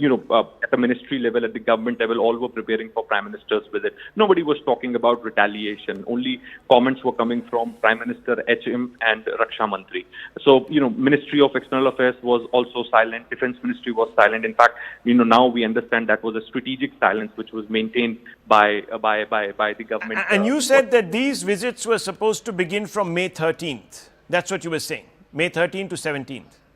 Yes, Rahul. This visit was planned from 13th to 17th of May. Very, very interesting. Viewers, I want to bring in General Pandey as also Major Jolly.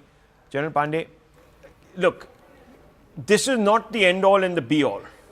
We've already exercised a large number of non-kinetic options. So clearly, India wants to punish and send a message to Pakistan, and the words that you see, those words keep coming back. Unimaginable punishment. Is this unimaginable enough? No, I don't think so. It's unimaginable enough. There is much more to come.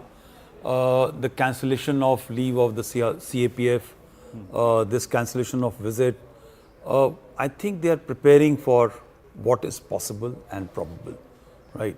It is also a signaling and messaging to the other side that if you want to increase or up the ante, we are there to back you up and take you on. So that is one facet. But there are other tools in terms of the dime trend, that is diplomatic, informational, and more importantly, I think this whole water business, which is there, which the Prime Minister referred to yesterday when he was conversing, giving his address yesterday evening. It's a very, very important part. Punishing a country through water and punishing the terrorist or even the Pak army through kinetic force are two distinctive factors. And I think that these preparations are not only on, some of them may be applied, and there will be a very, very holistic thing which will be set in motion the moment some response comes from the Pak establishment. Very interestingly, we are not seeing anywhere Shahbaz Sharif and people for last... Shahbaz Sharif has put out one boilerplate kind of reaction on Twitter. We haven't heard from him, but yes, the defense minister has put out a rather interesting statement. He says that Pakistan is willing to exercise restraint if India exercises also restraint. So he seems to be, after making all those silly statements, those idiotic statements about we will come at you with, nuclear weapons and all that, wo thande pad gaye. Sorry, just to put it in very, very simple terms, Major Jolly, thande pad gaye. They've realized that this is not looking good for them. They've been made to look like fools. Their options are also, they were surviving on very limited options now. Either you go against everything and, walk towards the suicide path. I think the biggest challenge for them is their economy, the equipment which they have, the serviceability state which they have. Another big update, PM Modi to go to South Block now shortly. We had seen a large number of people on the lawns there outside of South Block. Arunima, are you there with us? If you can just talk us through this. I know that sometimes it's difficult to overreact on what look like routine meetings, but nothing is routine, is it? Today at least. Oh, not routine at all. Not routine at all after what we have seen over the last, fortnight or so. I think in my frame you can already see the Raisina Hills. This is the route that has been sanitized. Prime Minister's office is in South Block, which is behind me, and there seems to be a very strong possibility that once the cabinet meeting is over, once the cabinet committee on security is over, Prime Minister could actually brief the President of India also about what has really happened. President is also, she's not just the first citizen of the country, but she's also the head of our armed forces. So there is a high possibility that Prime Minister could actually brief Rashtrapati Draupadi Murmu on what has happened. We've just been told by our armed forces that between 1:05 to 1:30, about 1:30 last night, about 25 minutes long operations were carried out. But what exactly unfolded there? What is the situation along the international border, along the line of control? Once the CCS has been briefed, the Prime Minister is expected here as well. Once again, to show you, I mean, maybe you can see the Raisina Hills behind me already. The route has been completely sanitized. So any moment you could hear the convoy of the Prime Minister and then see his convoy, my friend. Okay, well, viewers, a few days back when there was a hive of activity, I think it was Friday last, and Arunima, you bear me out, the Prime Minister came there, many people sort of mocked his arrival there at the PMO at the South Block. Many others said that, look, all this is happening is meetings. Well, now we know what those meetings were about. Takes a lot of planning, doesn't it, Major Jolly? You were making a point. Sorry to have cut you off. Yes, go ahead. That's all right. I was saying that what we are seeing, Pakistan Defence Minister, then, I'm sure it must be a result of a lot of their discussions happening that we are ready to back off if India halts its aggressive stance. It's a very, I think, the best option they have right now. Best option. More breaking news coming in. We are being told that, and this is, of course, still subject to official confirmation. We'll never get official confirmation. So, Karim Muhammad Iqbal, Lashkar terrorist, religious preacher, also killed in Kotli operation. This is under Kotli Operation Sindoor, of course. Can you give us a little bit of a background on this individual? I'm sure he must have popped up on your radar and your grid and maybe even your crosshairs at some point. Yeah, so essentially he was not technically a terrorist operation leader. He was the motivator, he was the radicalizer. Right. And this whole concept, what happens is the children brought at very young age to Jaish-e-Mohammad or even Lashkar-e-Tauba, the training camps and all, and they are left. And thereafter they have brought very steadily onto a system of preaching of becoming a radical for carrying out terrorist actions eventually. Those few people who are selected are thereafter taken out. And this gentleman has been a preacher or radicalization. Okay, let me bring in General Shekatkar also. General Saab, how do you view the press briefing with such visual presentation that we have never seen, establishing just what we have done? How do you assess what we have done? Do you think it's gone far enough? Do you think we need to go further? I don't think it has gone far enough, but certainly we have demonstrated to our, I will not say opponent, but to the sponsor of terrorism in India, that is a country known as Pakistan, that if you force us to do something, we will do it. And we will do it in our way, we will do it at the place of your choosing, we will take the time which we require, and don't force us to go beyond certain limits. Because if we go beyond limits, you will not know where to run away from, number one. Number two, I must compliment for the press briefing this morning. Look at the way our young lady officers, they explained the whole thing. Wonderful. Precision to the line. And they did not hide anything what has happened. It is on the platter. My next point is, sir, we must compliment our young Air Force pilots who took the aircraft, who located the place, and who fired precision-guided missiles. They are the people. They have never been before, but they won based on the data were there, and they came back safely. Next point, we have not touched any of the villages there or any military installations in that part. We are homed on basically on the terrorist targets. And somebody was discussing with you just now, we will do it. We will do it in future also. We can't say that we will not hit the terrorist target. My next point is that this morning there was an announcement from Pakistan that they will decide the place and time of the hitting to India. I think now they have taken it back and they say we are going to discuss the whole thing. They can't make up their mind. If they decide to do anything in India, may God bless them, they can help us themselves. I don't think they can do it. I don't think. India is not the India what they think is India today. Okay, there is obviously curiosity, a lot of news that is coming courage, and collective progress. India's space journey reflects this spirit. From launching a small rocket in 1963 to becoming the first nation to land near the south pole of moon, our journey has been remarkable. Our rockets carry more than payloads. They carry the dreams of 1.4 billion Indians.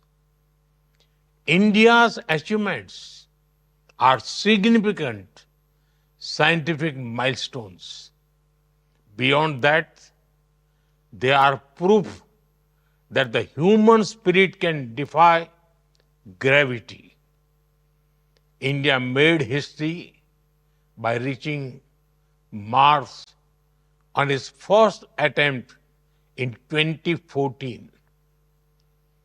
Chandrayaan-1 helped discover water on the moon.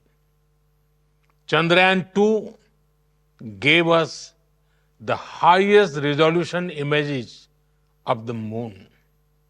Chandrayaan-3 increased our understanding of the lunar south pole.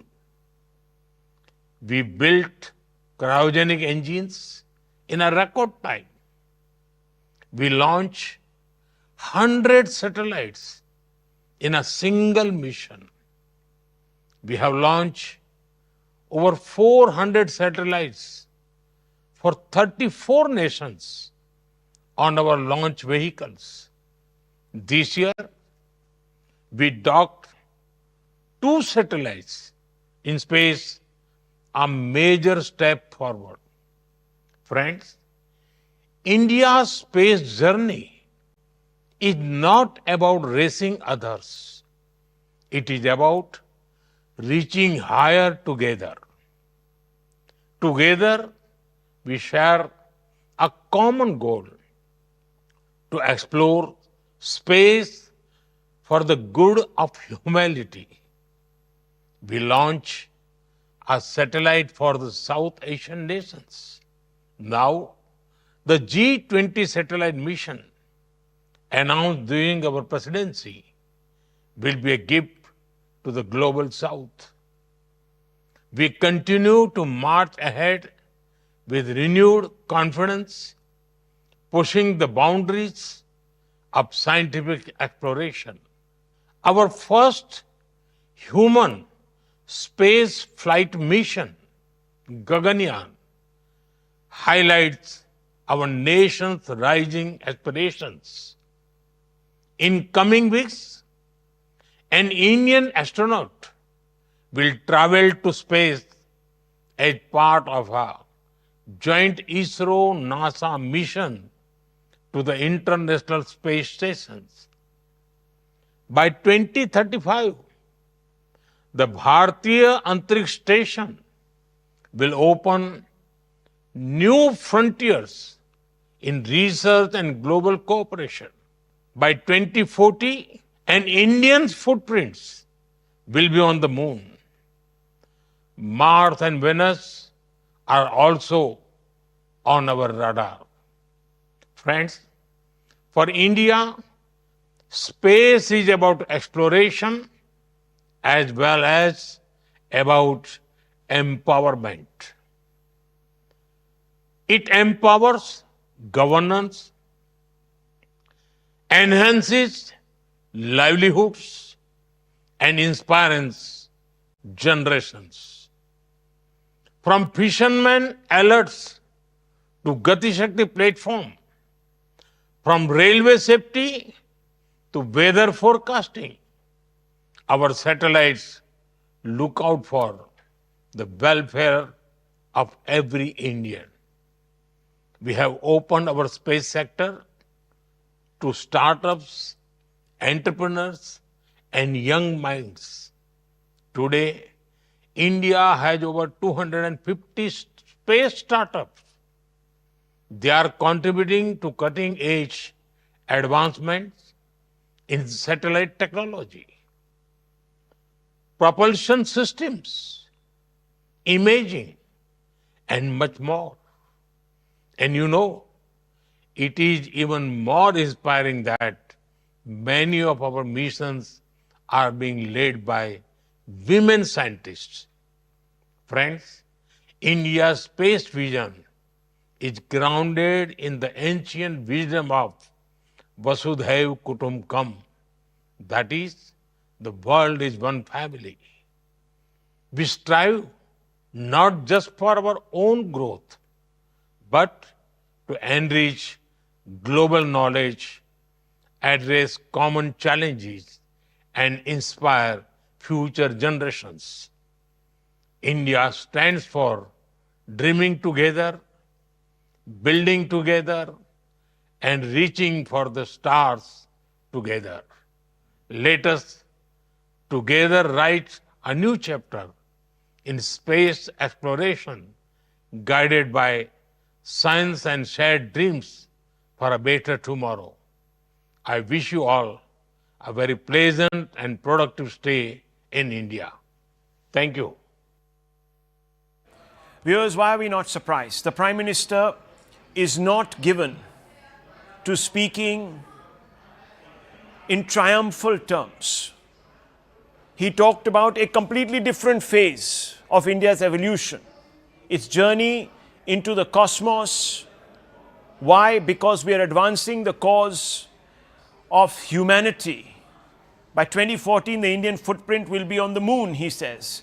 The aspirations that are coursing through our veins are far different from ordinary powers like Pakistan, viewers, that are still stuck in a rut which is revanchist, viewers, which is cloaked by narrow pursuits, by petty pollutes. We also got news coming in. NSA Doval spoke to US, UK, UAE counterparts, shared Pakistan terror dossier with the nations, and of course it was all put out there. But coming back to the Prime Minister, viewers, it's very, very important. And one must emphasize this. If you were looking for the Prime Minister to be sitting there and grandstanding, you're not going to get it from Prime Minister Modi. Even after the Pahalgam strike, he could have easily become emotional. He could have become slightly irrational. He could have become belligerent. He espoused only sanity, rationality, and deliberation, viewers. And he made it very, very clear that India will be seeking justice, not against the Pakistan state. He never even mentioned the word Pakistan, but against those that are blinkered so much today by hatred that they want to see the breakup of our country. And he couched it in civilizational terms. Our Prime Minister is not given to the kind of grandstanding you see in tin pot dictators and generals, viewers, in failing countries that pretend to be democracies. That is not the Prime Minister. But government sources are telling us that NSA Doval spoke to US, UK and UAE counterparts. I want to go straight across to Mr. Dogra also for more on this. I want Mr. Dogra to talk a little bit about the Prime Minister's speech. It's an important intervention that he made, but completely off tangent. No references to this strike, but also in the background, the outreach that we have begun, sir, with international capitals. Well, you said it in your initial remarks that it was deliberate. Prime Minister's thoughts and Prime Minister's message to a conference of space engineers and scientists that India has much higher, bigger things on its plate than simply confronting Pakistan. We've conveyed the message to Pakistan If it still does not mend its ways, then there are different forums and different issues that Prime Minister would be naturally thinking about and giving directions on. But most of his time, this was the message that was being conveyed here in his statement, most of his time is on development of India. And so it was just hold also your thoughts. interesting. There is a soundbite coming in from the MOS MEA. Let's quickly listen to that. पूरे देश में इस बात की खुशी है कि हम लोगों ने बदला लिया। जिन लोगों ने निर्दोष हमारे नागरिकों की जानें ली थी, लोगों के मांग के सिंदूर मिटाए थे, उसको मुंह तोड़ जवाब हमारे देश ने दिया।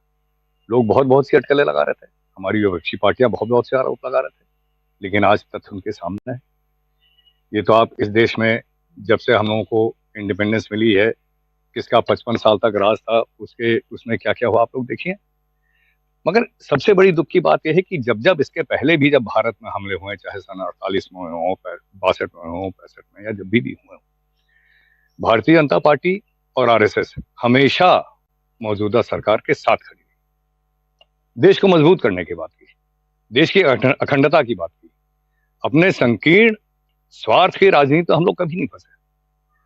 लेकिन इसके बाद भी सवाल उठता है कि इंडस रिवर वाटर ट्रीटी जितना हमें प्रतिशत देना चाहिए पानी, हम लोग क्यों देते चले आ रहे हैं? कितने बार आतंकवादी हमले हो चुके हैं, कितने बार कश्मीर अटैक हो चुका है। सवाल ये उठता है कि हमारी सेना को लाहौर से वापस क्यों बुला लिया गया?